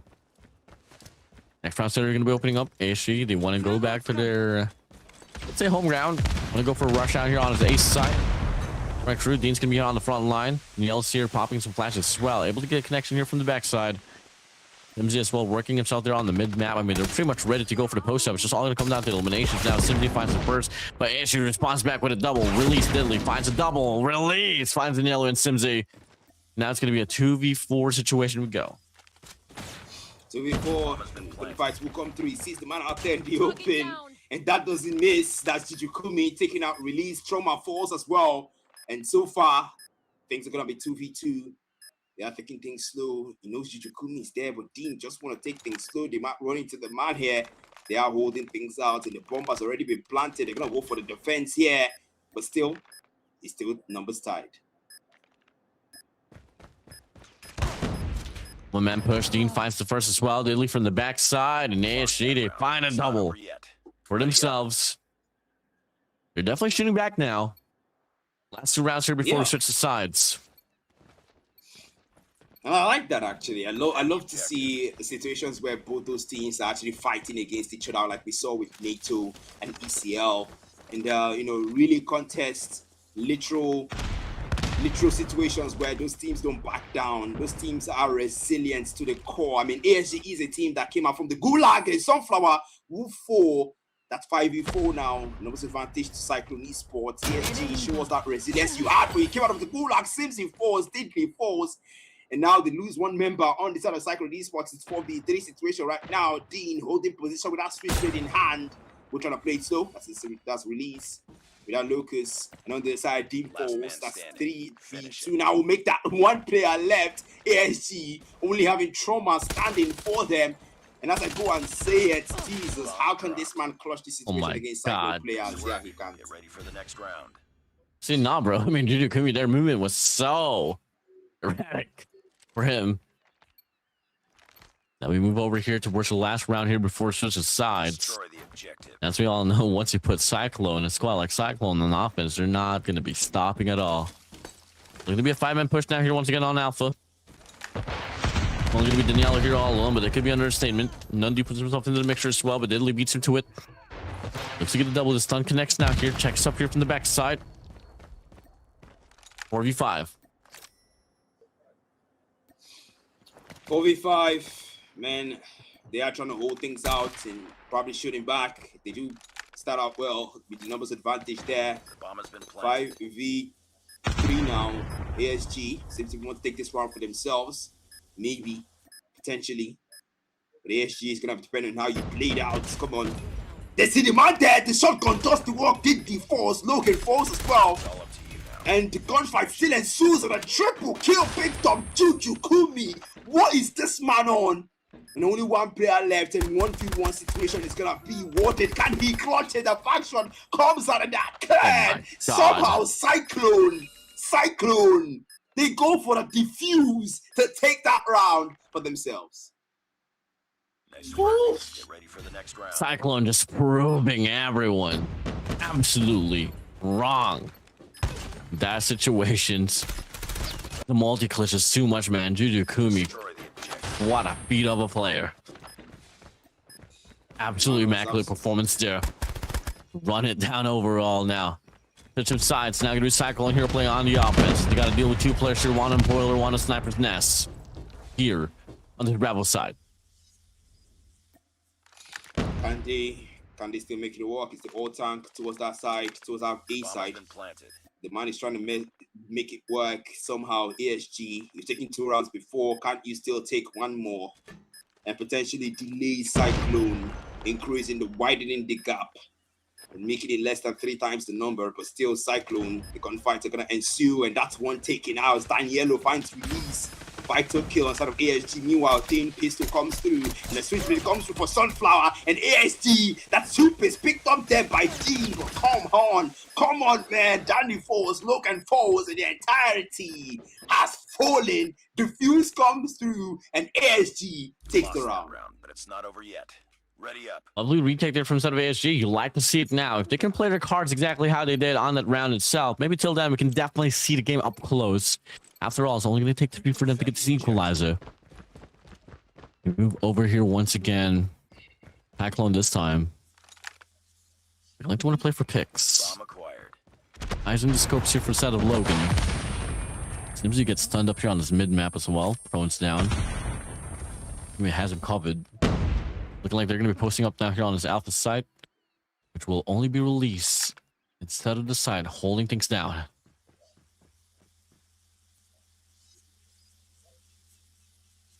Holding things down, and now we get to see 5v5 situation here. They are preserving the numbers as well, but then the snipes might just come through soon. Maybe Juju Kumi might walk into that one, but the man turns back. That was a wise move. You don't want to run into more players of ASG in that situation there, but the sniper, assist man, check your corners, who matter. Juju Kumi, he falls, and Trauma puts him down. Now 5v4, numbers advantage to ASG. Release 5, Logan away.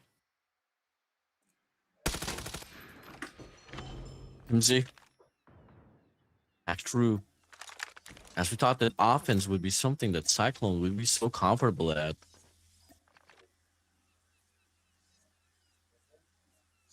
All of a sudden, you get to see them that they're struggling at most of Black Matter. Yeah, honestly, and I honestly thought that this would have, oh my God! 2-piece. Oh my God, Sensi! Oh my God, Sensi! Nundy finds one inside of the side, and all of a sudden he clears things out on his mid map. Numbers was bleak for the players of Cyclone, but Sensi became a monster. Nundy finds Dean in the way. 7-3 now we go. Simsy went beast mode and absolutely took out 3 players. Defend the objective. And as Carl would say, vital kill, because that was vital in that round for Cyclone to take that one in their favor. ASG somehow were trying to make their way back up and closing the score, but Cyclone had Simsy, and the man came absolutely through for them in that round there. And around 11 we are in right now, the next thrown, but nobody found directly into that A side. But I wouldn't advise this, Dundee. Come on, man. He sees the man Diddley on the other side, but Diddley fires the shot first, and Nundy will fall. Now, might go for another here. It's numbers advantage to ASG.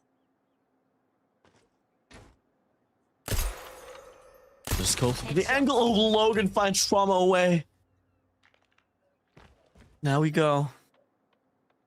Simsy gonna be able to get this bomb planted through. Sunflower's out. Daniela comes through.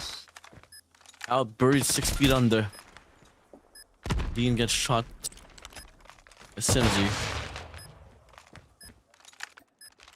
is absolutely to be around here for a set of Cyclone. As Jujikumi finds a double, releasing the lead out. The Prodigy Dean all alone as Simsy, the veteran, puts him down. Match point for the players of Cyclone. Match point for the players of Cyclone, and this just might be it. But ASG, show me something. Show me something. One more round, and that might determine it. Sunflower, Babushka, show me something. Show me Diddley, show me something. They are moving towards there, showing. Now the clash come through. Sunflower falls, Stroma falls, Danny. Dean will find Simsy. They put a vital kill down, and now Nundy, switchblade in hand. Dean, The bomb has been planted. come on, man. He's gonna do it. 3v4. Danny survives that situation. No, Logan misses that single, and he makes sure he doesn't miss again. He puts one down. Now 4v2. Only 2 players left for ASG to delay what might be Cyclone's win in this situation. But the thing is, can they do it? And only 1 member left now. It's Diddley, the last one standing. Logan, scope out. He finds that single pixel, doesn't. And now Diddley fights one. Jujukumi falls, but a back shot. Nice work. That's it. Ready for the GG's next for round. Cyclone. Yeah, 9-3 we go, man. Ooh. Jesus. 9-4. 9-3. This is just really insane. There's nothing else to say, bro. That was just Cyclone's game overall. Yeah, It's a draw. I think our Stand prediction down. was 92, if I remember correctly. Yeah, pretty much close, pretty much close. So at the end of the day, Control on Crossroads will settle things out. But man, the best outcome right now for ASG is 2-1. That's the best outcome. There's no reverse sweep in this situation here. You know, it's 2-1. So league-wise, that is a point they will get, you know, for winning the map. But hey, let's not get ahead of ourselves here. Let's look at the start here. Simsy, 13 bomb drop, 158 impact, and on the other side, 8 bomb, 8 for Diddley, 8 for Sunflower, 8 for release. Wow, internal competition or what, Warden? It was a showcase, a feat of you know, just showcase of talents here from Shadow Cyclones. Nonetheless, though, they did bleed out for some rounds, and you know, we gotta hand it down as well. I mean, despite the fact that it was a 9-3 score line, most of the rounds here went down to the wire, bro. Indeed, man, this is something. This is ASG, this is Cyclone, and this is Cyclone taking 2 maps in a row and making sure that they do not let ASG take that S&D. Even though we saw some plays, we saw some rounds that ASG took for themselves, 3 in its totality, but still looking at the stats here. 158 impact for Simsy, 13 bomb dropped, 9 for Jujukumi and Logan. And don't forget, Jujukumi, we saw that man absolutely cooking 1 round of an S&D right there. But still, ASG and Cyclone will settle things out in Control on Crossroads. Well, it's gonna be a quick one here. I mean, if Search and Destroy and Hardpoint was a run down and walking the pocket there from the side of Cyclone, it shouldn't be any different here for this map of Crossroads Control. Seconded, Warden. I completely agree with you there. It is going to be a fast one. Control normally is in situations like this. But I want to believe that ESG might have something in store to keep the game thrilling. I want to believe that ESG might still have something in store for us to see. I'm up for surprises. I love surprises. But come on, man. Cyclone has just been dominating in this game tonight. And it might just be deja vu. Oh, absolutely, man. Woo. Yeah, it is something. It's a tough pill to swallow. I can definitely tell. But hey, what's so great about a tournament like this for the Set of African Pro Series? You shout out to our bosses and the sponsors and everything and everyone that's making this whole tournament possible. Is that it's a nice gauge for these teams to play it out before the official run for the World Championship tournaments. Indeed, before the official run for the World Championship tournament, and Control on Crossroads is where Cyclone and ASG will take a bow for tonight from the APS Season 2. And still, I gotta come out and say it, this is not exactly the best performances so far. ASG, they haven't won a single map since the African Season 2 started. So them taking control on Crossroads, it's going to be a good move in their favor. If they do take it, it's going to be the start of something new for them in the Africa Pro Series Season 2. Definitely, man. I mean, hey, it's really nice to see, the Asia itself, still competing inside of their own tournament as well. And with their lineup changes, you get to see that our sponsor in this org overall is really devoted to try to make a statement as well in regards to, running it down in the competitive scene. What really is needed now is just a bit of time here for the squad of ASG to work on themselves, build this chemistry up, and maybe get a coach or so. And maybe till then, we could definitely see them on par with teams like Paradox and Cyclone. It's just really, a bit of tough love, a bit of time, and a bit of efforts for the players and the team themselves to make it far and try to develop something along the long run here, Black Matter.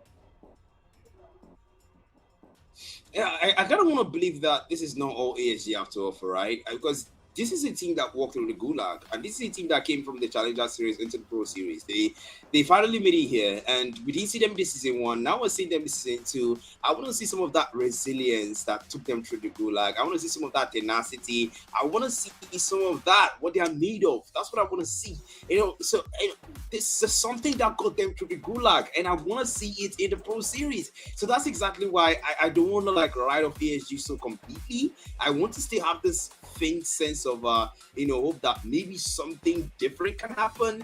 Maybe, fingers crossed. But when you look at a Cyclone, when you have people like Simzi, you have people like Danielo, you have these guys that are locked in, and these guys, they don't even let anything slip past them. It's kind of difficult to keep your hopes alive.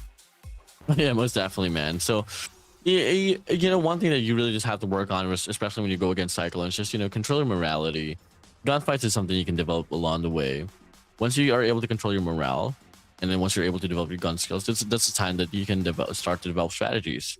I feel like those are really the true firm foundation in regards to how to make a team possible. I mean, back then when I was able to work with the former players with the players of Paradox, formerly known as Instinct last year, the first thing that we initially worked on was really just the mental, making sure that everyone's complete regards to communicating properly, not really getting demotivated.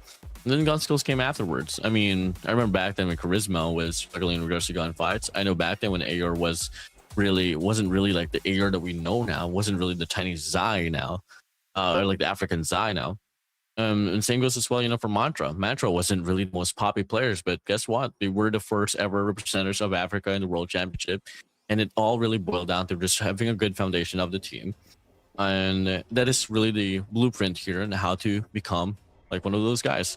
I know, Charisma, AOR, alongside Mantra, and the rest of the crew, even Device could say, I always told them, these players, back then we were against, we were rivals with Paradox. I told them, Paradox is not doing anything special. They're not doing anything special. They have good gun skills. They have good communications. The same as well for the rest of the teams in the World Championship. Nothing special. It's just all good fundamentals. And that is something that a lot of these teams has to work on and has to hold on to in the near future.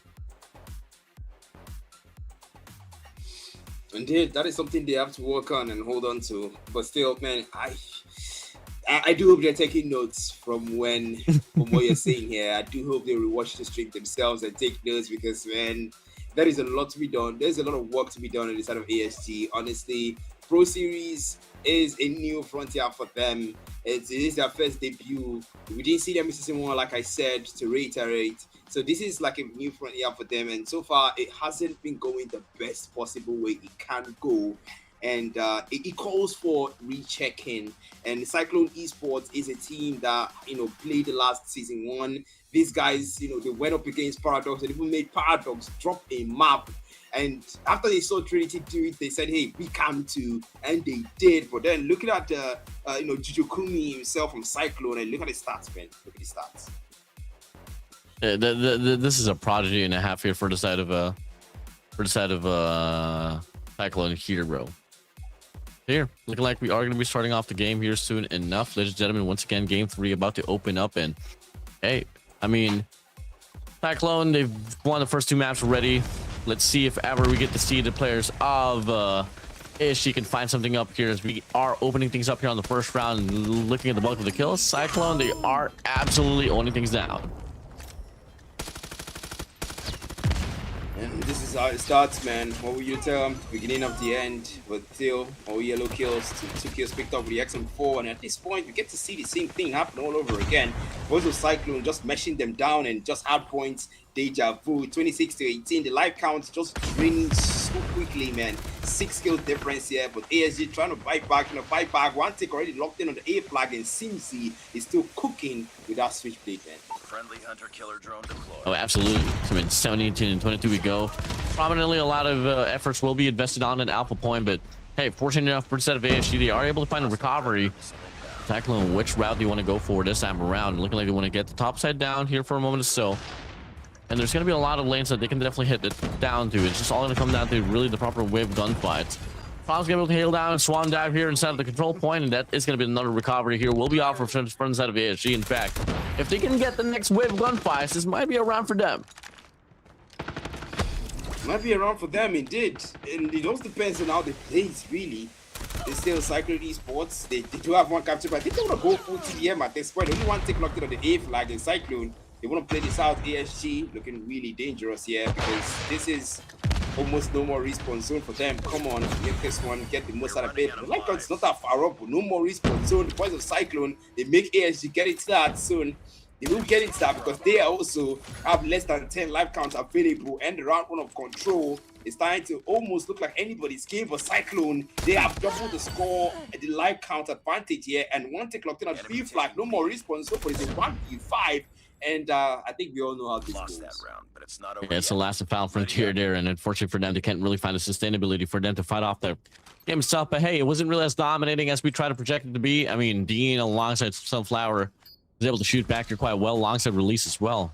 I mean, Diddley was onto the mixture, but Simsy was just out of his mind. But now round number 2 is going to be opening up. This summer round is going to be ASG here playing on the offense. And so far, Cyclone, man, they are just so immaculate, especially when it comes to the breakoffs, finding the kills up and within, and they're looking to go for the spawn trap. Spawn drop might ensue soon. They go straight to their spawns. 10, 20 to 19 to 26, 26 to 17, and Jesus, man, the Cyclone boys don't have any mercy at all, as they have taken a life difference. And look at that Tempest come out to pick up a 3, to pick up a 4, and Cyclone, no mercy at all. They are not even letting them move. They are not even letting them stand. Jesus, oh, come on, Cyclone, have some decency. These guys.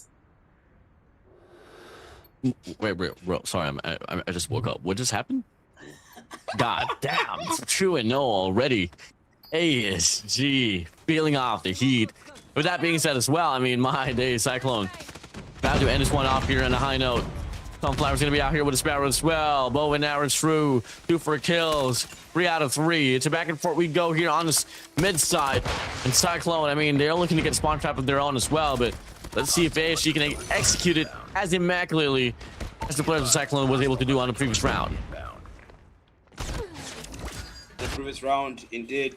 Now only 1 more. Speaking of rounds, that they will need, but ESG now has life count advantage there. Hopefully they keep things that way. They're gonna need it. And so far, they pull things out. The bread comes out, and the switchblade, the kill feed all blue. It looks like ESG has finally sat up and locked in for themselves. 22 to 15, Cyclone.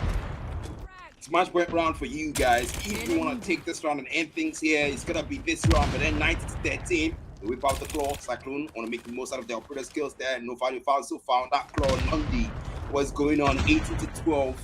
ESG have life count advantage and trying their best to make sure that they keep things that way, as they will make Cyclone go below the 10. No single tick locked in. Cyclone, not a great job at the capture here, but a great defense for ESG. 15 to 7 we go now. Cyclone, we might just be able to see something that was not really inevitable. Something that we didn't really expect to see. For them to drop around here in this game out of control, but ASG, they're making it work. Now, Cyclone, no more time left, no more lives left as well. This is all going to come down to ASG to clean up the mess as fast as they could. Don't give any opportunities anymore, but Juju Kumido still looking to spray it out. Good on a force spree, but Sunflower's going to be there for the trade. And now it's going to be Simzy, the captain, all alone, and it does. Looking to go for the contestation, but ASG, they find the means to get the second round for themselves.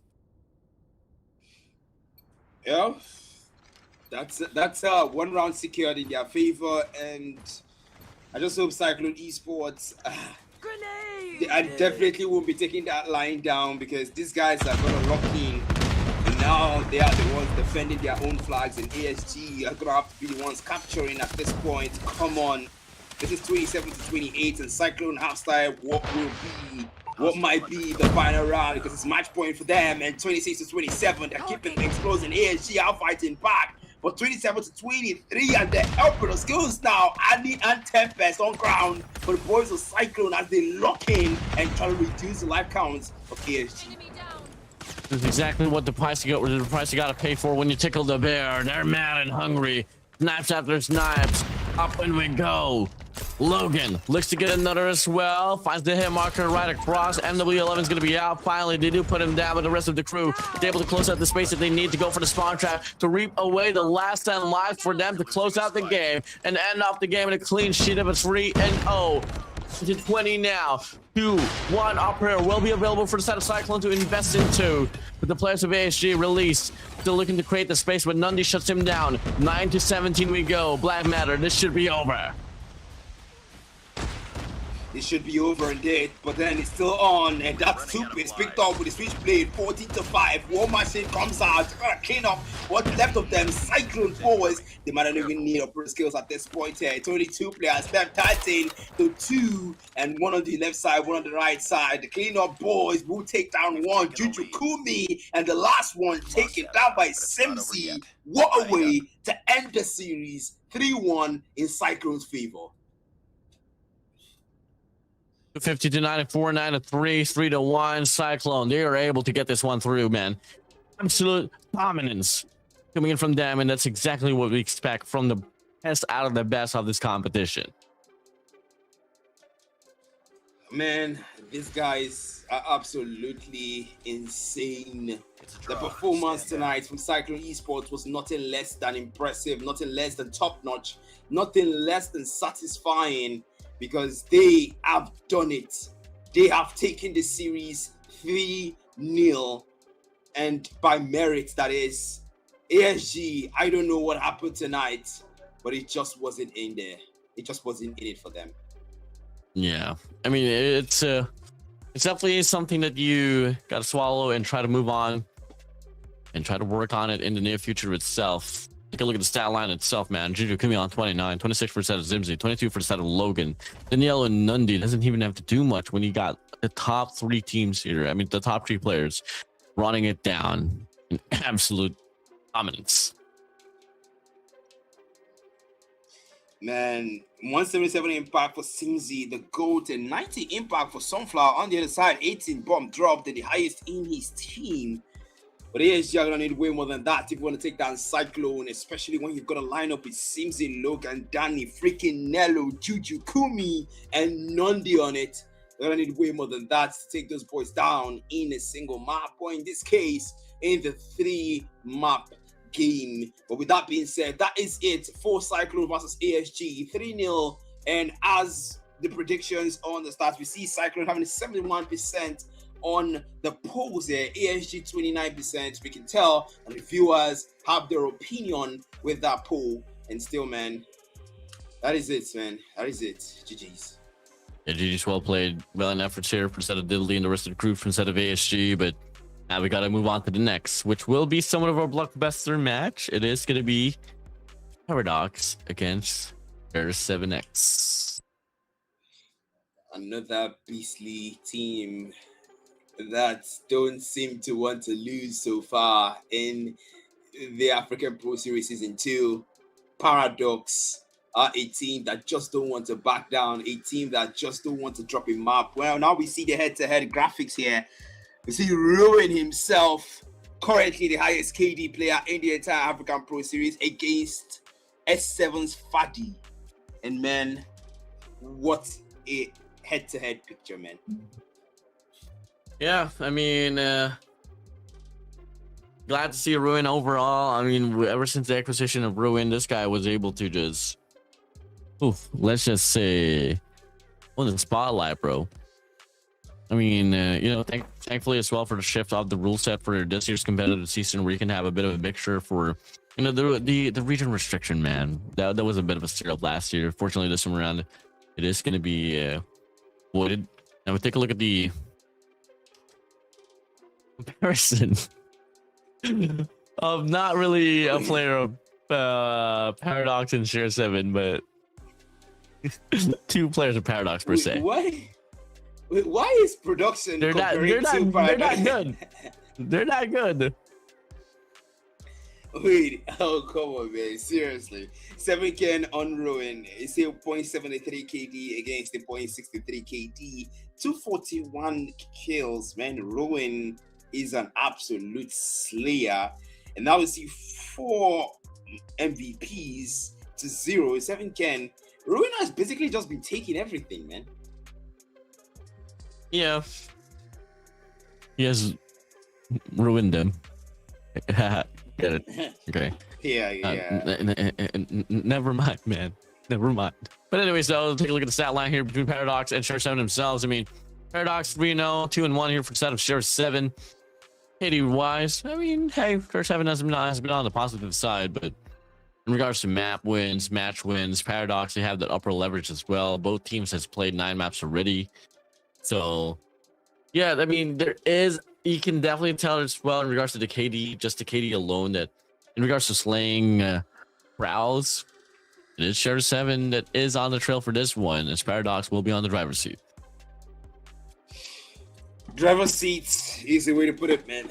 And these guys, man, so far PDX have been flawless in their performances. They haven't dropped a single map so far. Series Share 7, do you have what it takes to make these guys drop a map? The last African Pro Series Season 1, it was Trinity who showed us that PDS can't lose a single map. Then Cyclone came and showed us that they can lose another map. And then it was Mashallah in the finals. Now Nova Gaming. But can Series 7 put a dent on Paradox Armor this time around in this Season 2? And this is going to be something that I'm pretty excited to see how this one's going to play out. I mean, Hardpoint, Takeoff, Coastal Search and Destroy, Raid Control. I feel like this is probably the best map here for both teams to really showcase how it's going to pan out. So, hey, I mean, all dibs here. I feel like if there's going to be any game mode that we could definitely see Share 7 shine the most, probably going to be on the Coastal Search and Destroy. Hardpoint, Takeoff, still a bit of a question. I mean, I've seen them personally put up a lot of repetitions in this map of Takeoff Hardpoint itself, but it is still going to be definitely hard call on how this one's going to go by. I mean, the biggest elephant in the room here, or the elephant in the room per se, is really the gun skills, bro. I mean, you're looking at the lineup here for the set of Paradox. This is an all-star lineup. Well, Share 7, they have been able to retain their previous roster with just dropping a player in exchange for pain. So chemistry wise, I feel like it is somewhat all equal, but again, we take a look at the roster here for the set of Paradox. I mean, to run it down, it's Charisma, Mantra, AR, 7KXN, Darox, and Ruin. The question is, though, who will be their main 5 for today? That's the thing. We're gonna see soon, and now we'll see over to 07, and we get to see the roster included here: Payne, Fadi, Live, Saints, and of course the one and only Virus himself, Hacks as well. And man, I really do hope 07 has what it takes tonight, because Paradox is no small fry in the African Pro Series. Yeah, I mean, this is you're consistent with Darox, who were formerly known as one of the best, if not the best player for Africa. And then you put Charisma, Ayer, Mantra in there as well, aka, you know exactly them as the representatives of Africa during the last year's run for the World Championship. You move over towards Kevin 7KXN. I mean, this guy was instinct before we had the initial announcement. It was heartbreaking, it was part of the decision as well to drop 7KXN because of the fact that he's not going to be eligible to play for the team itself. And Ruin, I mean, Ruin was their own decision to pick him up, and guess what? He has been providing so much numbers, so great numbers for them. Now we take a look at the stat line overall here in regards to the map itself. No, it's not going to be NATO Gaming Paradox. It should be Share 7 and Paradox, but regardless, I mean, you can definitely expect that Paradox is going to be on a 100% win rate for pretty much every map there is. Yeah, like you just say, pretty much everything. I personally, I don't bother with the stats when it comes to PDL, because I know everything is just gonna be maxed out or 100% here or flawless there, and so I basically don't bother when I come, because we know that it's flawless so far. So no loss, no single drop, and just basically them just dominating every single thing that comes their way and putting down every single person or every single team that come against them. And so far, we haven't seen a single dark horse team that would make them drop a map. In the last game, in the last season, we saw Trinity do that, but can Series 7 be that team tonight? Well, I mean, I'm totally down for some changes and some narratives to shift down. We all know Paradox are not really the type of squad to toy around at all. I mean, they just want to get this game and round over with as fast as they can. And you take a look at the overall stat line overall, man. I mean, Paradox average objective time 7 minutes and 39 with an average margin of plus 139 as well, coming from their opposition from down below. And if we have a quick direct comparison here between their opposition right now and the series itself, Share 7, they're lacking by so much, bro, compared to against Paradox. True. They are lacking a lot, man. And look at the list here. Best hardpoint teams. Paradox are actually topping that list. They've got more record wins here, because now Series 7 is 2-1, 3-0 for PDX, and an average margin plus 139, and average objective time 7 minutes in comparison to Series 7 5 minutes 13 seconds. The difference is there, man. Absolutely. I mean, again, just to be bluntly honest there, been working with Share 7 for a bit of time now, not really exactly on this month or the last month or so, but one thing that Share 7 has been lacking at most has been truly Hardpoint. But I'm proud of the boys. They have been really putting in the reps as well on a Hardpoint game. But we have to take a look at the initial run here and who has been running it down in regards to the objective points. I mean, only one player from Set of Paradox will be here. That will be Mantra, but Simsy 6 minutes and a second inside of the time itself. You got Vinix as well there with a 5 minutes and 31. Nundi from the side of Cyclone with 5 minutes and 22. And you got another player from the side of Cyclone that will be Daniela with 5 and 12.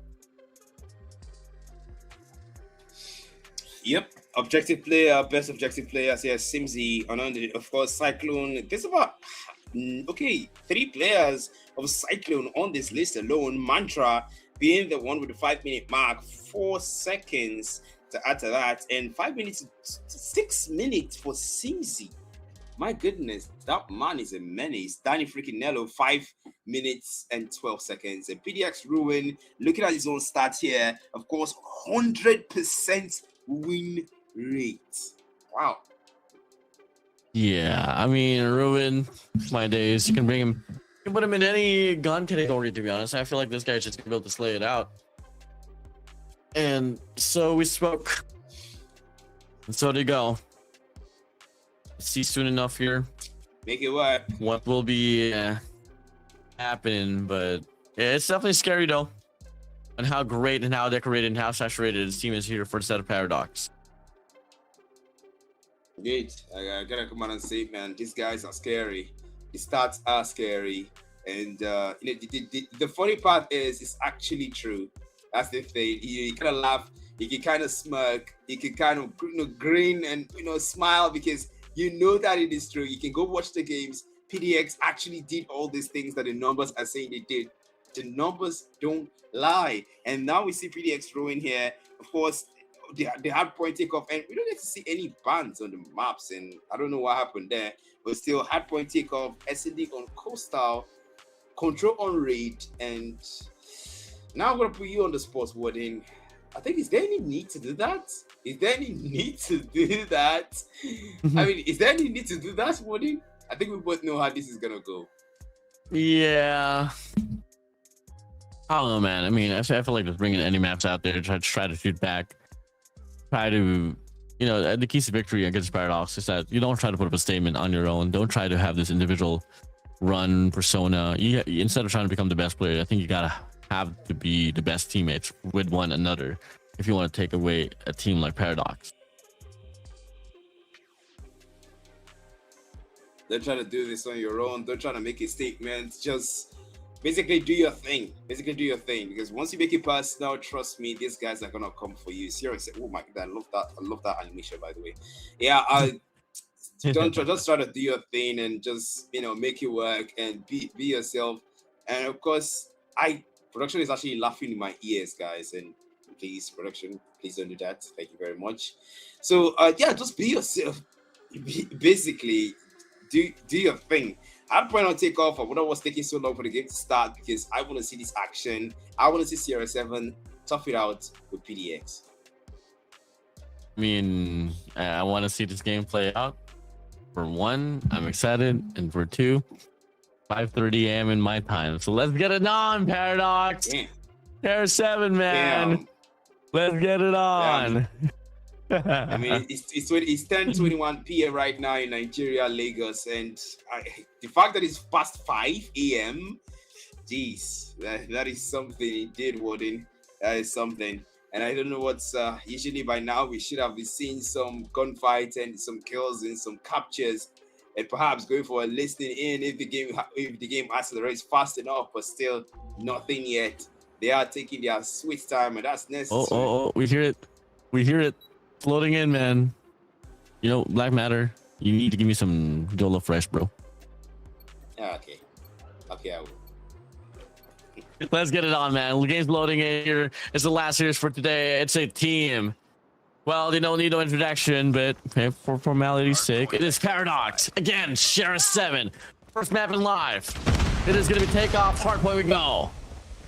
It says, are the Giants gonna crumble on that Series 7 feet, or will PDX just have another day on their roster against Series 7? But we see Series 7 start out well in this Hardpoint as they take the lead, and PDX play catch up, no single points, and each Hardpoint P1 and Fountain already taken, and now PDX take that thing back, and once they take that thing back, ruin! My goodness, what did I just see? Yeah, I mean, this guy is just pretty immaculate in regards to positioning himself in the brightest of terms. And so far, though, I mean, Share 7, they're not doing too shabby at all. I mean, they are always just putting their bodies here inside of the hill constantly through, making sure that Paradox doesn't really get a free leeway for them to be able to get a capture inside of the control point itself. And so far, hey, formation-wise, Paradox looking to be better at it now, as they are going to be able to find a means to get the gateway, to get the initial contestant on the P1, to probably get the lead away from the side of Share 7, and at the same time, having the best formation here for this P2. P2, PDX, they are still playing catch-up though, but we know how this goes. Mantra, ER, trying to do much yet, but the system man there puts him down. That's 1916 at 7. They are holding on to that lead for how long? PDX take it back immediately and widen the gap. That's 21-19 now, but S7, I don't know, slouch, Minoko 3, and somehow they take back the lead again. The back and forth, and that's what we came to see. But PDX, come on, man. Your fans are looking and watching this. They want to see much more from you. It's 28-22. PDX are trying to break into P2, and 7 carry on. Finds a 2-piece. Switchblade still doing numbers, but PDX is still playing catch-up. Yeah, 25 to 30 here, plus by 5 points here for the set of Sheriff 7. It's a big fight now here from the front side. Mantra, though, able to get a double. AR finds one as well on B. Live, good for one. But Dark's going to be out here with War Machine. A bit of a shift as well here in regards to the operators. Traction, you have 7K as well here with a Purifier as well. You're used to seeing that machine here for a set of Darox, but the War Machine has been able to pretty much suffice and mitigate the players of Sheriff 7 for a moment still, but till then it's not going to be enough for them to be able to take the lead away from set of Sheriff 7 as 7X, the are able to find himself the 40-point mark. 40-point mark, S7, they are looking good. The PDX might have to lock in a little bit here, because if you play, you might get to see yourself at the 100-point mark. 7 can, that's 2 pieces to win, and EO will fall. That's live now, coming out with that claw, making a 3-piece and keeping those boys out of there. But 7 can put him down, Switchblade, Fadi and live will fall. Ruben finds Hacks, it's 45 to 40. PDX take back that lead again. One machine for Fadi gets taken out. Ruben whips out that dead machine. We know when he holds it, that might be the equivalent of the Grim Reaper. But Saint says no, by 10 Fest has more rage in it. It goes to 53. PDX now, that's Mantra with the equalizer through the smoke, find the double, and now by find a triple. The 6-man slice through but gets taken down, and the 2-piece picked up. Yo whips out his own equalizer. Operator skills, final being got is 64 to 42, and the scrap time will be for this hill. It's gonna be a problem that you gotta pay for once the operator starts to come in. Paradox, immaculate with it though, but till then, Sheriff 7X gonna be able to still find himself here to get the contention here on his P3 as his hardpoint opened up and closes out. Gonna be right around his 39-point lead here for the players of, well, Paradox. Now, Hardpoint P4 now gonna be opening up. Dark's gonna be inside of the hill. 7KXNA or in the mattress, they're just gonna be able to find the means to get the kills here and up and within. And this Hardpoint number 4, the Speed 4 overall, when first wave gunfights successfully been dealt with by the players of Paradox. This Paradox, speaking of Paradox, they do have a 31-point score difference lead here. They're making the most out of it, but still so far, 50-82. And PDX, come on, man. You can do this. You can make this work. Mantra and Dior are putting in the effort. Mantra gets a 3-piece Mantra. And that is the Switchblade doing numbers. Your fight one of his own. 7 can, Purifying Heart. I haven't seen that popular skill used in a while. And still the rocks now. One machine will be taken out by live 97 to 50. PDX are still dominated through the smoke. Mark Owens and ER finds a kill with a Switchblade 98 to 52. Sirix 7 are losing hold on the hard point as PDX will widen the gap as they get close to that 100-point mark. Yeah, it's pretty darn good here for the players of Paradox. Now, only 2 points away for them to be able to get a 100-point mark, but beat it to it now. Maybe a 40-point lead here as they are able to do it successfully. Well done. We hit the deck back to reset here towards P1. Gonna be Sheriff 7X now here once again trailing behind regards to the contention and retention inside of the hill itself. Paradox kills after kills. They try to get the read, but till then, S7X, they are able to get the push up here for a little bit or so, but they're lacking the traction inside of the objective. Inside of the objective, speaking of objective, man, Series 7 so far, they're trying their best to capture and trying their best to play hardpoint time. But so far, they have lost that lead and they're not having any luck, doing it. PDX just seems to keep being the better one with the ghost gunfight. Well, I want to know what their callouts are like right now, since they have lost that lead. As they still compose as we go for a listening for Series 7. Figure me a point, figure me a point. He's got bottom scuff. Go scuff. Nice. Bottom red. One on Jenny. Jenny's going blue. Guys. I spawned on red. Please scrap. I got Yo, blue. one bottom red. Go new. Capture the objective. Watch window, watch my window, please. Window, guys. One doubles. ATM. Guys, that tickets. ATM, they push up. Tickets.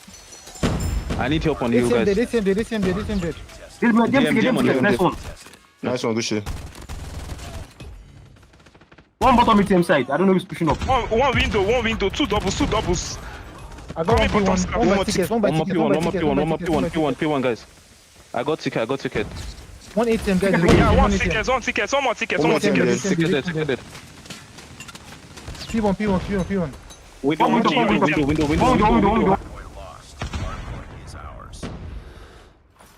Wow, I mean, look at the change of and just how well they're able to compose themselves to Black Matter.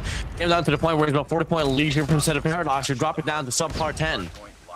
Indeed, we did hear some call-outs. One more to sort of one window, positioning of the players. Just a basic call-outs, quality call-outs out there. 07 maintaining composure despite what the scoreboard looks like right now, which is not so far off. Speaking of, because 104-127, S7, 1 Hardpoint time, properly milked, can get them close to PDX and probably even a goal. Speaking of now, 105-127, they don't have any operators. The problem that they got it was going to be Darroch the last 7K extend that they have their own option of their own. True, enough. Our points now. Going to be looking down here. Here's the next man. I mean, they're not doing too shabby at all. And another wave of glass that they're going to be able to deal with quite well. Triple man pushing from the top. Dash able to get the read. It'll get one now. It's going to get back and forth up here inside of the main side. Pushing through. Tampa's going to be out. Matt looking to stay alive. Stay able to get a connection. Roy now going to be the only player alive here on this wave as he puts himself inside of the hard point. One more secret side swings on by, able to get the kill forward. Sweet Paradox. Bursting through here from main side. 138 now to 119 and a 3-piece. Come down, Mantra! Mantra! Maybe a 4, but gets shot down by life as it picks up a 2-piece with a switch plays S7. They're trying to make do. They can't make do with only 20 points score difference here between them now. Only 1 second left. PDX milk it down to the last second. And now PDX, these guys are locked in and making sure that S7 don't get anywhere close because these guys are not to be toyed with as we go for a listening. Let's know what PDX are saying to each other. They're flanking. 3. Another one. Is that limit? Don't pick him. He's pushing window. I thought you flanked. It's 1. 3 train. He's dead. I got to flank. 1 top 1, 3 1. Sparrow side. Did he go top? I think he went top. Yeah, he's still top. 1 train. He's Limit. two. Limit's dead. Nice. Limit's 2. Another one. Another one, Limit. Kabi. 1 limit then.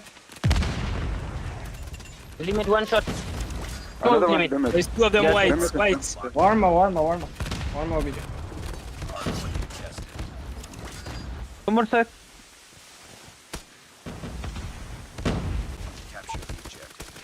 Wow. That was 2 more, 1 more, and we can see PDX as well staying so calm. Yeah, clean call-outs, man. So calm, so composed.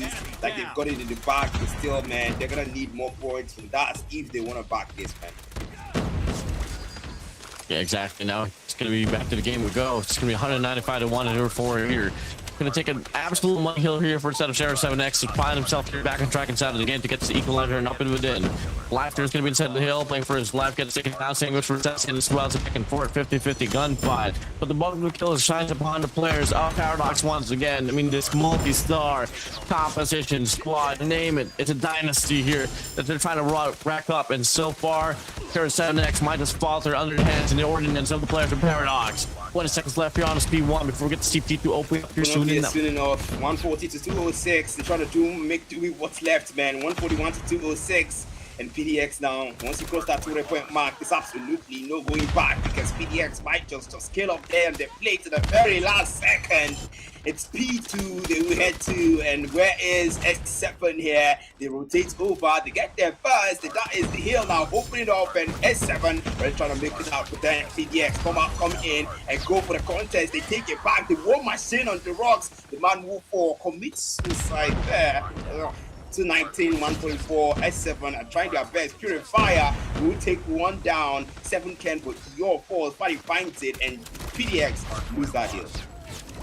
Pushing through here, another wave of contention. Sure, 7X, they are looking to see to get the first initial wave of gunfights here on his P2, but unfortunately for them, the operators and the gunfights, the timing, just looking to favor the players of Paradox even more. 230 now to 151 we go. 26 left on the clock, and there's going to be more than enough time for the players of Paradox here to close out the deal. None unless the players of Share 7X will be able to go for another wave of contention. Pushing through, double man push here from the back side, double man push here from the front. Claw's going to be out here for a set of AR, and they want to close out this game already.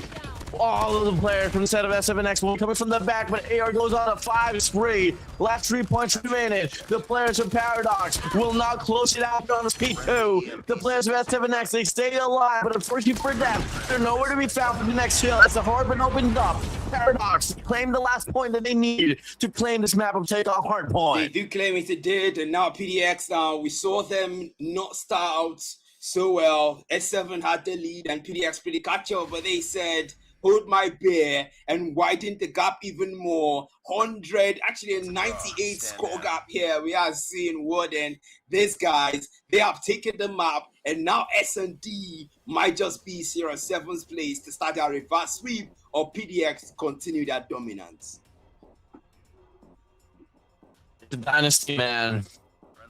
It's a really crazy team here. I mean, I know exactly how the work has been here for S7X in regards to like a game like Hardpoint, and we get most devote your time to get this one down, but Paradox treated it like it's just another walk in the park.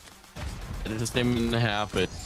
Till then, though, still not out of a fight here. And you know, you're just hands down, gonna give it up here for, you know, for live hacks, same pain. Same was for a set of Paggy as well. I mean, you were definitely on it for show. It's just that the occurrences and the instance of money kills first out of Paradox was just much more prominent for them, rather comparing it here for the players of Series 7X. These guys were just better when it comes to those gunfights, those outplays, and we had their callouts, the quality of their callouts, man. These guys knew how to intercept, how to backshot, how to side shot, whatever plays they needed to support their teams, whatever callouts they needed to provide at the time. PDX just knew how to execute those strategies they had, and for the map, they took it and they brought it home. Now looking at the stats here, 51 bomb for the Rocks, 54 for Yor, and 198, almost a perfect impact. The fact that 3 players got above 190 impact on PDX, that is pulling their weights, man. They know how to play objective, they know how to play slay, they know exactly what to do to just run off with absolute dominance. That's exactly what you like to see, man. I mean, this roster here, this doesn't seem to be one of those squads that can just try to make it out of Africa. This is a squad that seems to make an impact here in the whole world. And I truly believe that, you know, if they stay consistent and try to make even more structure for their system overall, especially for Hardpoint and Search and Destroy, we're looking at contenders here overall in the entirety of the competition if we're called Little Mobile. But hey, it might be had to, you know, kind of our eggs a bit too early. We still have 2 more games to go. Coastal Search and Destroy is not going to be up next, and in my sense of projection, I feel like if there's going to be any game modes that can definitely find a means to take down Paradox, could definitely be specifically in this map. Coastal Search and Destroy. Definitely a good start here, and of course things are looking good so far for PDX. They have taken 1 map down, and that's a start. That is the beginning. A small step but a big leap for the entire series. And if you're Series 7, you don't want this to continue. You want to address trans, snag one for yourself. The S&D coast is going to be where you have to start. But looking at the way those guys played, 3 players above the 190 point mark, 51 dropped by the Rocks and having the MVP. PDX guys are still at their top tier performance that we normally see at this point. It might just be another field day for them, but hey, fingers crossed, S7, show me something unexpected. And down for it, we're hoping for it. You need a morale boost from this possible Search and Destroy win. It'll all come down to the reach here once again. Indeed, and I can see right now in the comments, man, 3 subscribers away from 3K. Come on, guys, it's only 3 subs left. It's about 157 people watching this stream right now. 3 subscribers is only a fraction of what that number is. Come on, guys, we can get that 3 subs so we can start the giveaway. Of course, I can see that we need those live giveaways on Discord at 3K. Come on, guys, don't you love giveaways? Hit those 3 subscribe button right now if you haven't. And of course, share this stream to your friends if you haven't. Shout out to our Sports Gaming for bringing what is the peak that is African Pro Series Season 2, the second iteration in the African Championship circuit. And Warden, it has been an amazing night. And low-key, I am doing the conclusions because we both know that this is where things start to get really serious and PDX might just wrap things up. Let's get it on, man. Let's get it on. Cozy go, and up we go. In this map of Coastal Search and Destroy. If you guys don't know where Coastal is at, this is Black Matter's house. All of this is Black Matter's houses. He's very rich. Yep. By his mercies, I am. But, I mean, this is, whoa, that is one view, man. That is one good looking view. I love the view. I love serene environment. And that is a place I want to eat in, as a very good looking restaurant right there. Still, man, I want to see what this gunfights are going to look like, because we have seen clashes in Coastal, and trust me, when those starts, you are not going to think about the view. You are not going to think about the houses. You are going to think about the players, and sometimes even feel for them, especially if they're on the other end of the gun. But still, hey, S7 PDX final game for today. It's the second map, and only one more left. And low-key, we get started. It's round one for the S&D. Let's go, Woody. Complete the mission. Yeah, a bit of anticlimactic stuff there. We gotta go back to the maps and modes because the players decided to leave. We don't exactly know why, but rest assured, once the game doesn't actually happen, rest assured that, you know, it's all gonna be non-stop gunfights and action that, you know, provided by the players of Paradox and Share 7X. And again, I just want to reiterate what, you know, we have been asking for, guys. Just get more subs till we get 3,000 here for our official YouTube channel. And then that's going to help a lot. Of course, one more time, shout out to our watch partyers, Die Hard indeed, Die Hard himself, and Carl, Kijo. Shout out to all you. And of course, if I didn't mention you, shout out to you as well. Shout out to you guys in the comments for tuning into the stream to watch me and Warden Cast tonight. And of course, shout out to ASG for sponsoring this event. Shout out to the teams that played so far and giving us a stream worth casting in, worth watching for you guys, and of course, worth organizing for ASG. I do hope the games are gonna start soon, because that is what we came to see. That is what we want to see. We want to see the conclusion of PDX and Series 7, so we can close things up for today. Here we go, man. Let's get it on. Looking like we are loading into the game itself. Coastal Search and Destroy. I mean, I'd be pretty impressed if it all has to settle down to that map number 3 later on, who's going to win the series. After all, we went inside of this series itself here. Black Matter with no expectancy whatsoever, if ever can Share 7X actually pick off a map here against a team like Paradox. But there were some signs of life. We're on at Hardpoint Takeoff where it seemed like in some way the players of Share 7X was bound to take the momentum away from the PDX. So there's some signs of life here for the side of Share 7X, but they got to double it down. Yep, looking at the league standings now, PDX number 1 and S7 number 4. Wow, that is quite the gap between both these teams. But of course, I can see the comments right now. We have finally hit the 3K subs. Wow, congratulations.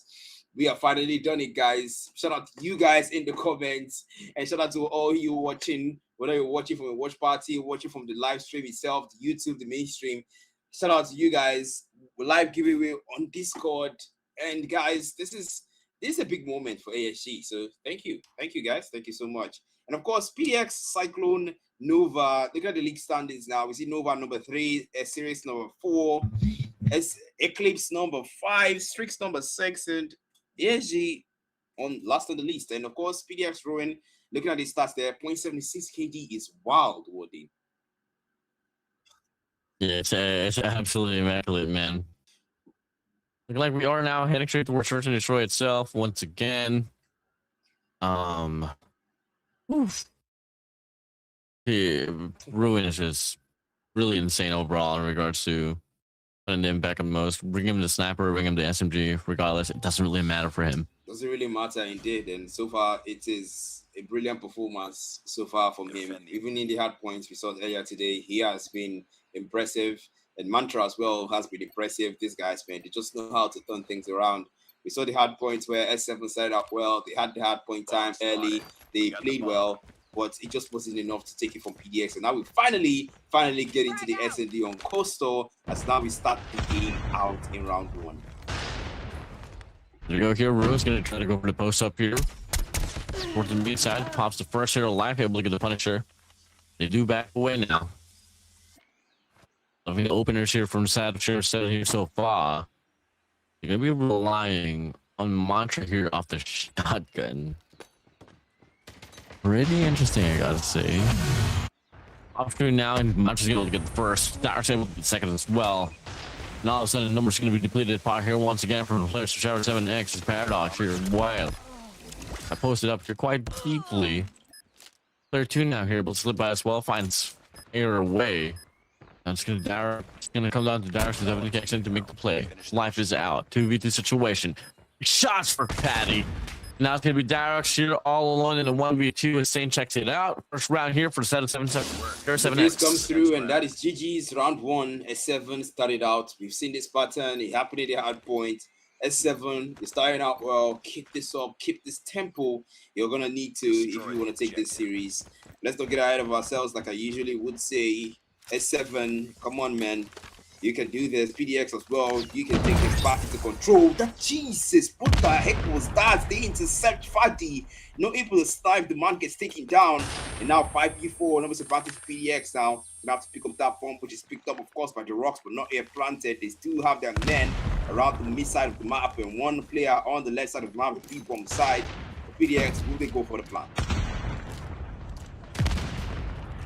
Does it go? Now when we go, take shots now coming through here. It's back and forth now. Numbers advantage once again here for the set of Paradox. It's now going to be Hacker all alone in a 1v3. They run for their life. They want to play this one safely and intellectually. And it's going to be hard here for the side of Fax to be able to get the retake, especially with an R9 on the ace side. So needs to look for a gun to pick up in the process. Need to pick it up in the process. And now they do have the bomb planted now. They're going to have to lure out Hacks in this situation. The man's going to switch blade. They are waiting for him. And now he sees one on the side, slice through, and that they're trying to let him make one of him. That's the rocks. The man will lose that one out. I should have just used the gun, man. Why go for the punching gloves? I don't know why. Just use the gun. And of course, now 1v2 the situation. PDX lose one member out, and they take him down immediately. Hacks will fall, and that's a gun finally used. And of course, round 2 goes to PDX. 1 for 1 to go. It's through now. This time it's going to be PDX here looking to post up on his ace side. Ornament push here from the front. No, it's going to be a 5 push actually here. It's A long, so that should be relayed on the side of the A main, but I'm not too certain how what's going to be initial call here, but it's going to be a full stand here for the players. Off Paradox on the A side. They do have good advantage here, and of course the bomb already picked up and finally planted. At this point, you're gonna have to go for that defuse. Really, the bomb is planted completely now. Axe walking into that building. He's got support. PDX defending that bomb really well, but they might be doing a pricing strategy in this case. It'd be a 1v3 or in situation we see a player flanking from the back on the A side. Sage 4, Axe falls, and only 2 players left. PDX make that one well, and now they will do that one again, and maybe a comeback. Oh my god! Oh my god, pain! Oh my god! It's not over yet. Ready up. What? Ruben! What? Bro, we gotta get a replay for that one. What was that? Oh my god! I am completely speechless, Warden. I don't even know what to say, because these guys, man, where did Ruin come from? Jeez, this guy is just something else. But man, so far you're gonna do 4v5 now, 4v4 rather, because now they don't have the numbers of 5 once again. And sees the man slides through, life puts it down, maybe a double. Yes, it does. Switchblade will do. The Rocks and Eeyore out to the next round, out for the count. The bomb dropped. Not picked up yet. They might want to go for TDM in this one. As 7Ken snipes paying away. And only 3 players are left for the boys of S7. 2 players left. 7Ken and Mantra. Can they clutch it, Warden? And a player from the set of Paradox is capable of just making those type of plays. And again, extended here from the backside. Big shot from Mantra finds life. Now it's a 2v2. You had numbers for yourself, then all of a sudden Mantra just went and offered a denial. Here we go. So, no look you can. I'll bait it out. and has the bomb for himself. They can definitely go for the plant now here on the Bravo. Therefore, March is going to go for the cut. Stunt's going to be out as well. Disconnect, so. And they look to trail him down here. Mantra, double chow here to be offered. Mantra finds Saint away. Now it's going to be Fatty all alone in the 1v2. 1v2, that's the situation right now. The bomb, man, already planted. And that's 7 Ken. Oh my goodness, 7 Ken. Doesn't even give Fatty a chance to snipe. The man puts him down, and PDX take 2 rounds in their favor. And man, at this point, 6 more rounds, it's gonna be GG's and go to control, but still 0-7. Show something, show some resolve, because you're gonna need it. Now the bomb over to the A side. We see the boys of PDX make their move there. They might go through the rocks still with that punching gloves. And now 5v5, Mantra takes some shots there, but the man is able to survive that one. Heals up. And only 1 player on that B-bomb side. And most of the numbers of PDX concentrated towards that A side. They might make it their move. The rocks with the Odin might walk into that one. Check your corners with matter in situations like this. They take things slow, but Pain move for first. As the first blood drawn. Now 4v4 situation being here. Hacks takes some shots there. Your 5v4s. That's Hacks falling now. And only 2 players left. 2 against 3. And somehow PDX turned it around to make it work with it. Be tough here for Star 7. Bomb has been planted. Left by both slip by no player 1 there. It's gonna be right around as well. Yep, execution's gonna be right around. Nope, never mind, the punch that's gonna be there. Player 3, Saint's now gonna be all alone now here, and it's 1v2. Next up, wraps around. Gonna get Darius as well, and just like that, it's 4-1 now here. 3-round lead here for the Set of Paradox. I love the fact that Darox did not use the punching gloves in that situation. I love the fact that he actually used the gun properly, because honestly, the punching glove thing did not work the last time. So let's just drop it. We get straight to the round 6, and well, to be fair, PDX have been doing so well, taking 3 back-to-back rounds. And S7, whoa, Faggy. Taken out immediately. Pain sniped by 7 Ken, and now only 3 players left. PDX going to rush this round and maybe plant the bomb, and the bomb already planted. They play objective, they play TDM, they've got it all covered, and now S7 can't they go for the diffuse. Life takes a blow in 7 Ken. Life gets a double for the man, and that's Hacks taking down as well. So far, they got 3 players there. 1v3. Can he clutch it? Can he clutch it? Life will get HSO. As that is another round for PDX. Like to see it here for set PDX. I mean, was only on the first initial case where you got to see that for sure 7X was shooting back, but now Paradox, they are just showing why they are Paradox. Showing why, and we are beginning to understand it. You might have heard it before, but they are showing us what it really means to be Paradox tonight, because now they still preserve the numbers in round 7. Maybe a war bank. Fadi might go for a war bank in that situation. They're taking damage, the rocks.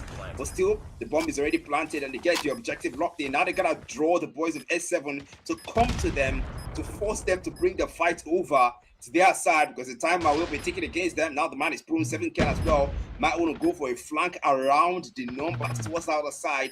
7 Ken. They want to box them in. But there's a player coming in between and coming from behind. But then Axel Fadi falls immediately and a double victim. 7 Ken will fall to life while taking down 2. And that's an HSO Mantra. Almost a double for PDX. Ready up. Jesus. Immaculate performance here, man. I thought installing the Search and Destroy was going to be a back and forth, but nope. Paradox is breaking away from the hands of Sheriff 7. Jesus. Man. Smoke out. Too much, man. Way too much. This is just something. S7 can't seem to respond to these guys. S7 can't seem to do something that can turn this around, because this is 6-1 now, and only 1 round taken by S7. They've drawn blood before. It's not new. Can they still draw the blood again? 50! 2-piece! And Ruin move for fight to kill. And if you think about it, every single player in PDX is a fight to kill. But 5v3 now, and also advantage to S7. Almost dropped though. It is planted. And you can just get more kill chances all the time, I mean. Next now here to hit it from the multiple lane here. Pipper's gonna be there. Actually gonna find an entry. Finds the first two as well. 7K. Now it's gonna be all alone now here. It's 1v2. Finds the double. They find a triple, and the answer is yes. Oh my God, 7K extended once away from their last. 10 seconds left on the clock. Checks up and get the slap, but the question is, does he have enough time to get the defusal? And the answer is yes, sir. 7X finally finding another round here on the board. Yeah, that was close, though. 7K almost clutched that ace. But, well, they still have 4-round cushion in this situation if you think about it. So, technically, PDX can take this still. And S7 finally get another round for themselves, which is also a great move to make if you want to delay things even further. Potentially take this one up from the hands of PDX. So, man, that's going to be a tall order because with the way these guys are playing, life will fall. Your falls as a vital play from the side of S7. Hack sticks out one. Now it's a 4v forwarding. Battle stalemates, battle pickoffs. He's going to be fighting Darius away. Darius in the process able to find Hack. For to trade the next. Now she's able to get spawn planted here without a problem. Back into it. 3v3 we go. Back to 3v3, man, so far. And man, 3v3. They preserve their numbers, but they don't know that they're inside that building. So, but I don't think so, man. I don't think they're gonna make that move. Then they might want to find out. One walk saying that's a double kill. Does a double kill, almost a triple. And now 2v2, 2v1 now. Ruin falls. Fadi takes out Ruin and Fadi takes out another. But Fadi gets taken down and 1v1 is completed. The defuse comes through for PDX to take round 9. Ready up. And only one more round as well here for match point. 2 for the win itself here on the Search and Destroy, and the supremacy continues here from the players of Paradox. Defend the objective. Go. Moving over here. Looking to be a 2-3 split now here for the players of Sheriff 7. Once again, a hit here on his ace side. Only has to deal with A or dare on an A-long on a staircase. Well, 7K extends what to be on the back end ramps. Gonna be a lot of wraparounds now. 7K extend leads the first initial kill here. VMP's gonna be out here for AR, tries to run away. Derek finds Fatty away. Life finds one. 7K extend's gonna be out, but in the process finds Fax as well. Pushing through here, the numbers are just so immaculate here for the side of PDX, but yet still not over. Life gets another for himself. Can he find a triple? 1v2. A flag will be offered here for player 3. Because Ruin will ruin the odds of S7X to survive and mitigate the odds for match point. PDX, one more round to go. Things here amicably and put S7 in control Crossroads and PDX here. If you can do it before, you can do it again. The slide through, Fadi sees the man there, but they're not able to find that shot. The man is looking for that perfect angle, maybe a single, but the man takes some decent amount of damage there. Survives this tell the tale. PX, one more round, smash point already. End this, end it here, end it now. But Fadi for vital kill and triple picked up. Oh my goodness! What the heck? That was barely 2 minutes round, and PDX have won SND on Coastal. Yeah, it took them 5 seconds to close out the round right there. Jesus Christ. Yeah, Darox is getting the read of the lifetime, and yeah, not to be said. That's a closeout now. It was more dominating in how it went down in Hardpoint. The Search and Destroy was no topic at all. It was just PDX showing us masterclass performance here in this game of Search and Destroy. It's the word to use, man. It's just Jesus. These guys just know how to do it. And go for the final map and the final match for tonight. Before we close things off, so me and Warden can finally take a bow for you guys tonight. It's been a long run. Look here, I'm saying it because only God knows how fast this control is going to go. So I better see what I want to say here now. And this has been an amazing set of games so far. S7, it just isn't in store, man. The skill gap is there. The gunfight difference is there. The operator skills, performance skill difference is there. So, you know, S7... it's just not in store. But look at the stats now for the S&D. Oh, one player left on the other side of S7, but still 168 impact for Vantra. Yeah, I mean, you know, live here first out of it, so didn't really do too much well, but I think you kind of wanted to have either shotgun or a pro sniper to try to put up the impact for their team. Unfortunately, Bad wasn't really feeling the best of days as well, but hey, it is okay. It's fine. Gotta go back to the drawing board, as I like to call it, man. So valid effort nonetheless, but now control is something that it's another reality you gotta face. Yeah, it's another reality you have to face, man. But still, Jesus, man, S7. They start out well, but at some point, you just have to wonder: was there any way that could have gone differently? And then you realize, wait, you have Ruin pulling off 9 kills, 13 kills for Mantra, 13 kills for 7K, and 12 kills for the Rocks, and you then answer your own question of if there is any way that could have gone differently, because S7, it just wasn't in store, and I can't wait for Control Crossroads, but I think at this point we already know what's gonna happen, Ru and Warden. Yeah, well, it's definitely gonna be a pretty quick one, but it'll be tough for sure. Yeah, it'll be tough. If there's anything they can do, if they want to take one map for themselves, and if they want to take one map specifically against PDX, at least the Control, it's gonna be here, it's gonna be now, but it's not gonna be easy. It's like taking food from a dragon's den. So, which by the way, PDX is that dragon. It's not gonna be an easy thing, but still, it's not out of the possibility, because we have seen PDX lose before, but not to S7, to Trinity, to Cyclone. If S7's got what it takes, they're gonna show us here in Control Rate. I'm really hoping to see that one play out, man. But hey, let's just see just a little bit. Now this one's gonna play for 92, 250 to 152. Rate control might just be a 3-1 at most, at max. Maybe a 3-0. But could be a 3-0. I mean, but at a minimum, at least 9-1. I'm hoping to see. But obviously, we all know Paradox. They don't want to waste too much time. They have a lot more matches to prepare for on hand, especially in this tournament here for this Africa Pro Series. Indeed, they have been doing so well, keeping themselves at the top. I mean, they've got competition. Cyclone is right there up their alley, right under their noses, and they can't let Cyclone top them off in that pool. So they have to make sure they're performing their best in every single map they're given, every single team they're put up against. So Cyclone, their boys are locked in. PDX as well, their boys are locked in. We saw Cyclone perform tonight. We saw them clean their opponent 3-0. And now we're seeing PDX do pretty much the same thing, because only one map stands in between that and a 3-0 clean sweep. And 0-7, I don't know if they're going to make any statement tonight. I don't know if they're going to make any statement against PDX, but if they're going to do something, it's going to be here. It's going to be now. And Radio Control is where we are going to witness that happen live.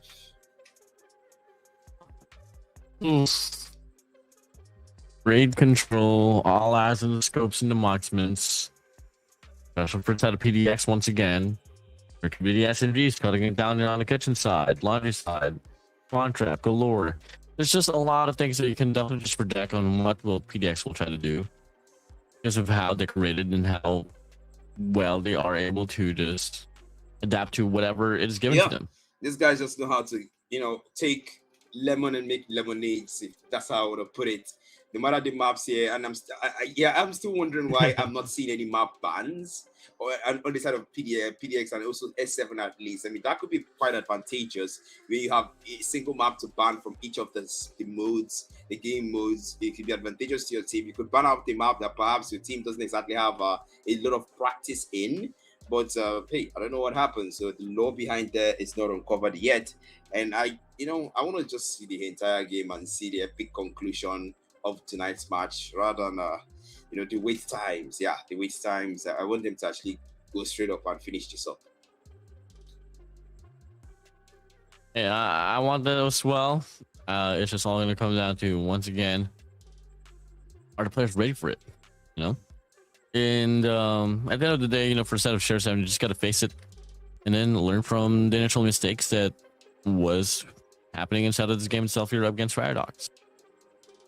Yeah, up against Paradox, and so far, man, I gotta commend these guys, man. I gotta commend PDX. That consistent performance so far And looking at the polls here, though, on the YT, you see who wins control. It's PDX who's winning that one out. According to the people voting, 86% to 14% Warden. That is significant. It tells you that there's a lot of people that actually think PDX are going to take this one, and I don't blame them, man. Yeah, you definitely can, man. I mean, numbers have been something that has been proven here from inside of PDX. It's, I don't want to see cycle on PDX someday, though. Yeah.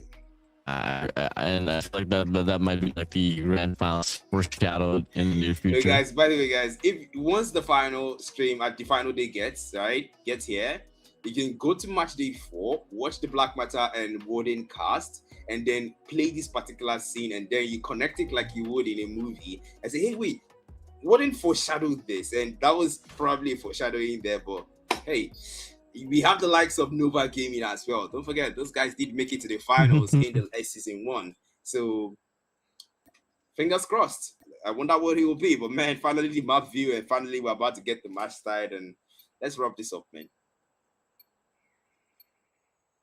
Looking like it's gonna be a 4v5. Yeah.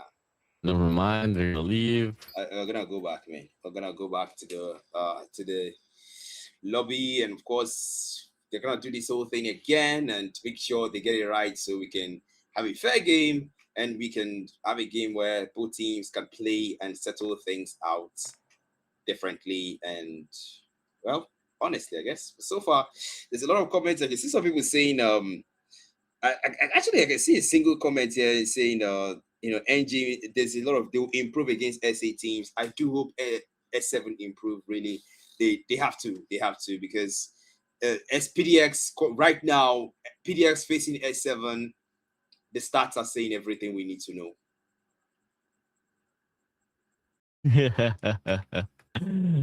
Oh man, it all really just comes down to like projections, what to do, but initially gun skills is just one of the more crucial things that you really have to work on here if you are on the side of Share 7 or Intro, man. Hey, Black Matter, you definitely can agree with me in this one. And I've had my time working with the players from Share 7 once again, and all I gotta say is give my boys some fiber. They play on data, bro.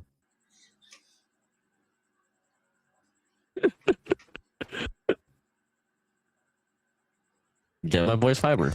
Oh my god, I can't even imagine playing on mobile data for a competition like this, man. Oh my god, it's kind of like production streaming with Globalcom. Yeah, that is definitely not it. Oh my goodness. Well, yeah, that was a good joke. I needed that laugh, Warden. Thank you, man. It's not a joke. That's a statement, man. That's a fact and a half. Oh my goodness. And we just get to see the poll keep getting wider. We had 84% before to 14. Now we are saying 87 to 13. And man, at this point, everyone just seems to be inclining towards PDX for the final map for tonight. But still, S7, we love an underdog tail. We love an underdog tail. I don't know if that's gonna happen. I don't know, really.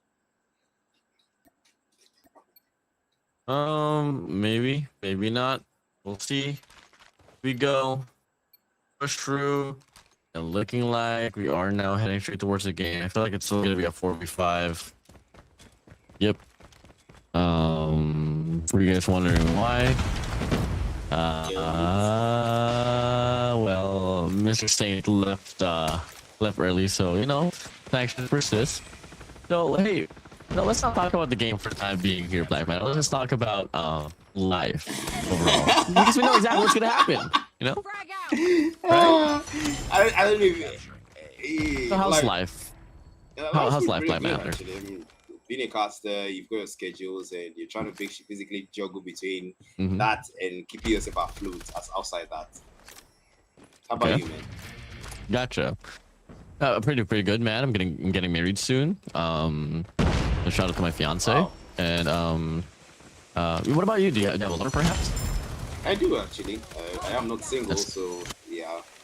That's nice. Friendly hunter killer So, with that being said, guys, to continue back into the game, capture, persist, set of paradox to win the first round. Anyways, back to our topic, man. Yeah. So, how long have you been together? Doesn't matter. It's actually I don't know the exact number, but it's been a while. It's been more than a year now. Mm-hmm. So she's a wonderful person. She's someone that looks out for me. She's someone that really cares about me, and yeah, she's someone that makes me reflect on. Okay, go on, Woody, please. Hunter killer drone deployed. That's why people in the bucket like, are we actually watching the stream? Is there like a drama radio happening in the background, and the masters are not really around right now? By the way, my guys, days. Just the mic drop. 7 Production can relate to what me and Woody are saying. So yeah, go on with it. Yeah, Is he single? go on with it. Well, guys, hashtag production needs some love in the chat. I'm just advertising my man. You know, he is looking for a lover. So if you guys are interested, hit him up in the tournament, Discord or whatever. He definitely deserves some love. Imagine, next production. I know you can't really answer on broadcast, but imagine, you're switching the scene, switching the players while holding someone's hands. Isn't it wonderful? Yeah. Motivating. Production is laughing so profusely right now. Honestly, he is just doing what he can to keep himself afloat. I think if we're discussing our love life, but then production is just laughing himself away. And wait, hold on. There's a bit of love here inside the game. We're seeing Sheriff 7 actually win this round here. Hold on, wait a minute. We go back on track here, Black Matter. 15-14 we go. Paradox is on the trail. Capture will persist, but never mind, Paradox will be hopping inside of the hill. But no, they lose the gunfights. Time extension granted. Sheriff 7, Nigeria is alive. Back to West Africa from the land of romance. But still, production laughing in my ears. Please don't do that. And it's gonna be a 4v5 though, but still 11-10. It will be, and they have things there. Now Ruin comes out with that death machine 10-9 there. Paradox gonna turn this around. They have life count all over again. PDX, they are trying to still make this work. They are trying to still salvage and defend that A objective, Wooden. Let's see it happen, man. 6-7 we go. 6-7, baby. Kane out here with an Idler, make it 6-6 now. The glass is now going to be all equal. One of us going to be wrapping around here for the Paradox here to try to make a play off from the back of AC. But Sheriff 7 again, they get the call now. All they got to do is make good old wave here from the front. Maybe till then they could probably take this run for themselves. It's 5v5. Hacks for 2 elimination. 7KX and AR is going to be out. Ruin alone as well. Now it's going to be 3 players remaining for the Paradox. Sheriff 7X.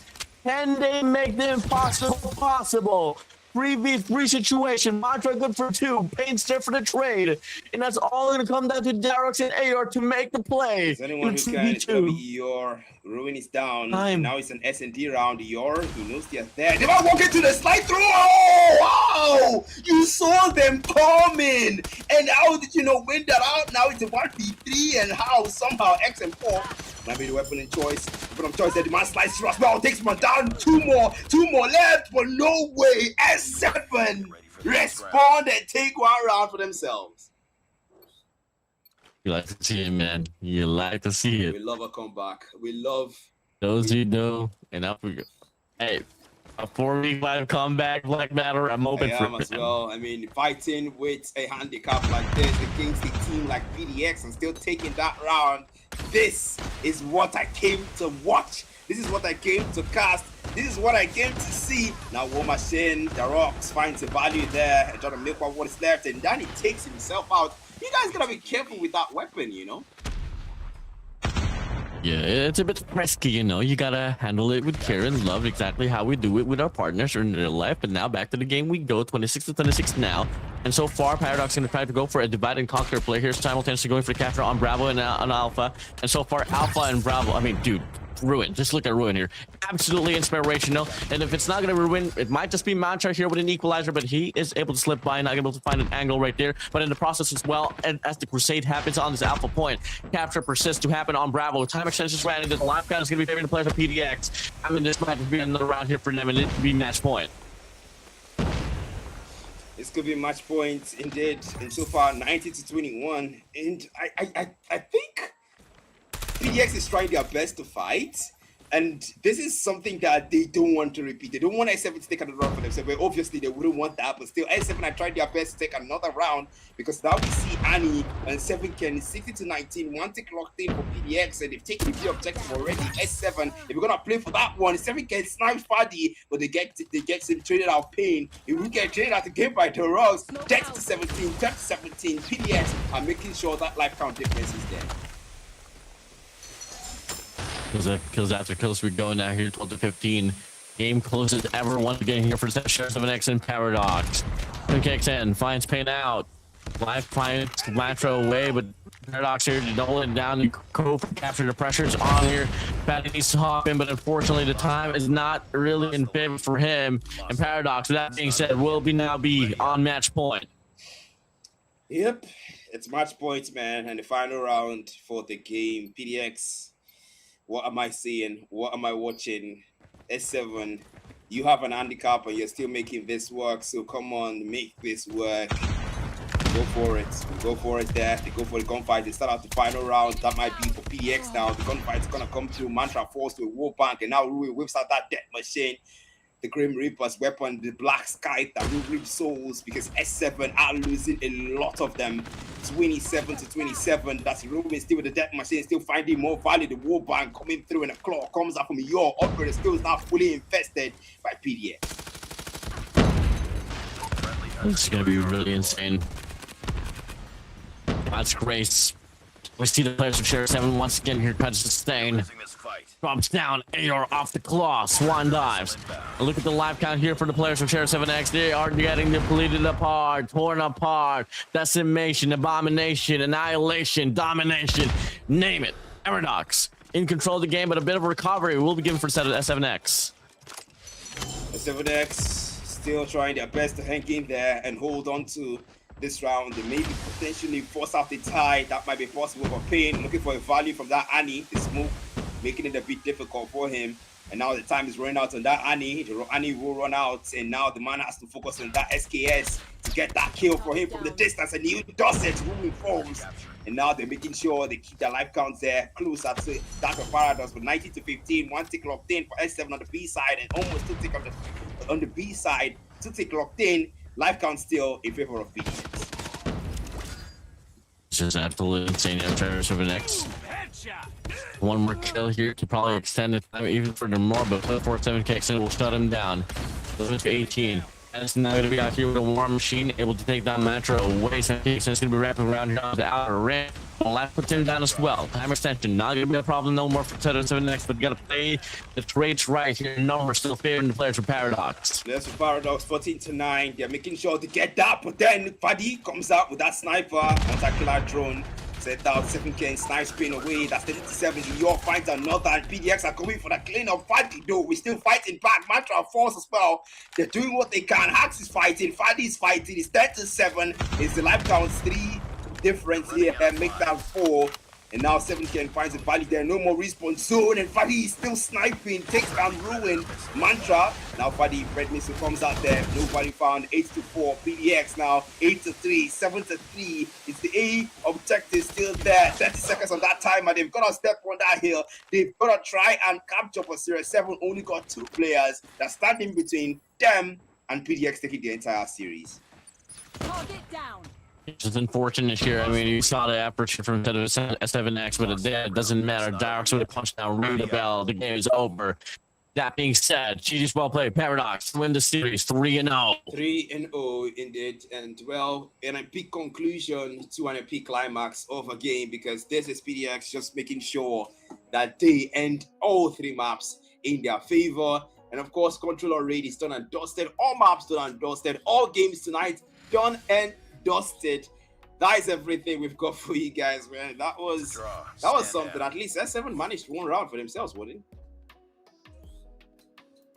Well, absolutely, man. I mean, whew, it was definitely, you know, really nice to see that, you know, in some way S7X was really looking to fight back. But unfortunately for them, though, they got overwhelmed with gun skills once again.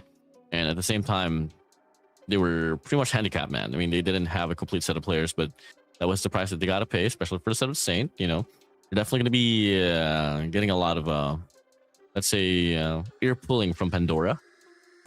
So, yeah, nice try, though, from the set of S7X. Still plenty of time to prove yourself, you know, in the competition. But for the time being, it's not your night. It's not your night, man. It's not your night. Maybe some other night, but not tonight. Hopefully now, looking at the stats here, 163 for the Rocks, 24 bomb dropped, 21 for Ruin, 19 for yours, 16 for 7Ken. Man, it was a powerhouse of a team. Hacks 21, Fadi 19, and man, what a powerhouse of a team that PDX is. You know, still efforts for the side of Hacks here and the rest of the crew as well. But yeah, I mean, it's kind of unfortunate though that it all ended up to that way, but hey, it is what it is. It is what it is indeed. And of course, it has been an amazing night, guys. It has been an amazing night. Warden spending time with us, casting with us, showing the African scene that some of the Garena can also do something for us. And man, it has been an amazing time with you, casting with you as well. And we've seen a set of amazing games. We've seen, you know, starting from the first game of the night down to the last game of the night. We've seen peak, we've seen back and forth, we've seen fierce contests, especially with the likes of NATO Gaming. But at the end of the day, it has to end somewhere, and that is here. Well, with that being said, man, I mean, you know, it's truly an honor to be here once again. I mean, I think that will be my last task for this month. I don't know. I think I do have the 30 yet still. But regardless, I mean, but we'll definitely run things down on the playoffs overall. You know, huge shout out to Jared Yamo as well. You know, the rest of the crew here for ZVSG for really inviting me and just involving me into this mixture here for this African scene. I love really the scene here overall. I love the fact that you guys are so decorated and so structured and so systematic in regards to just making sure that there's just always constant action and entertainment here happening on this African region. So yeah, that's really it for me, man. I mean, I'm just thankful overall. Loving the support here for the teams and for me and for us, Black Matter, and looking forward to be working with you more, Black Matter, in the future. Same here. And I'm looking forward to casting with you once again, Warden. And don't forget, guys, it is Blackwater, it is Warden casting these games for you for match day 4 of the African Pro Series Season 2. And with that being said, we'll be signing off for tonight. Bye-bye. Bye.